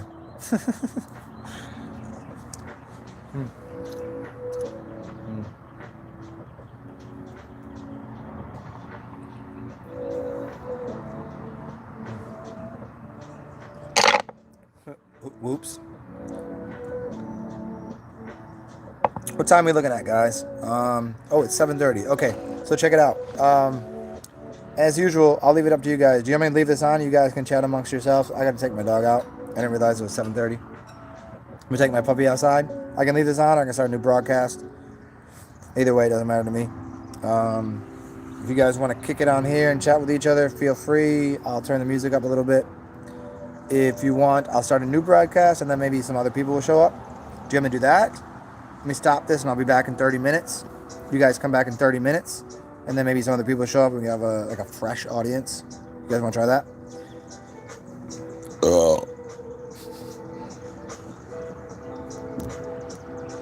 I think that's what I'm gonna do. We'll call this end. I would like to stop it right now because it's 4:44, but I'm gonna let it go for a second just to let you know. Here's what we're gonna do. I'm gonna end this, and y'all feel free. Honestly, come back and we'll get. Hopefully, you get a notification. It doesn't happen for everybody, but here, I don't promise anything. I'm not promising this, but I'll be back in 30 minutes. So for me, let's just say 8 o'clock Central Standard Time. That's 37 minutes. Come back and hopefully we'll get a fresh set of faces in here and some people will get notifications. You guys come back and we'll continue this conversation and I will read, because I didn't do it, I'll read from this book and then we'll go on about education and maybe some psychology, maybe some philosophy, and listen to some music and do some weird shit. Yeah? So I'll see you guys in like 35 minutes or so. I should have stopped it right there. I should have. But I don't need to do that. So I'll see you guys shortly. Do cool things. Pet an alpaca. Go find a gopher. Play with that if you can. Ducks are cool. Say hi to them. Make sure you say hi to the crows. Feed people in need. Confuse people that know something, and people that are confused, help them know something. I'll talk to you guys in about 35 minutes. Bye, bitches.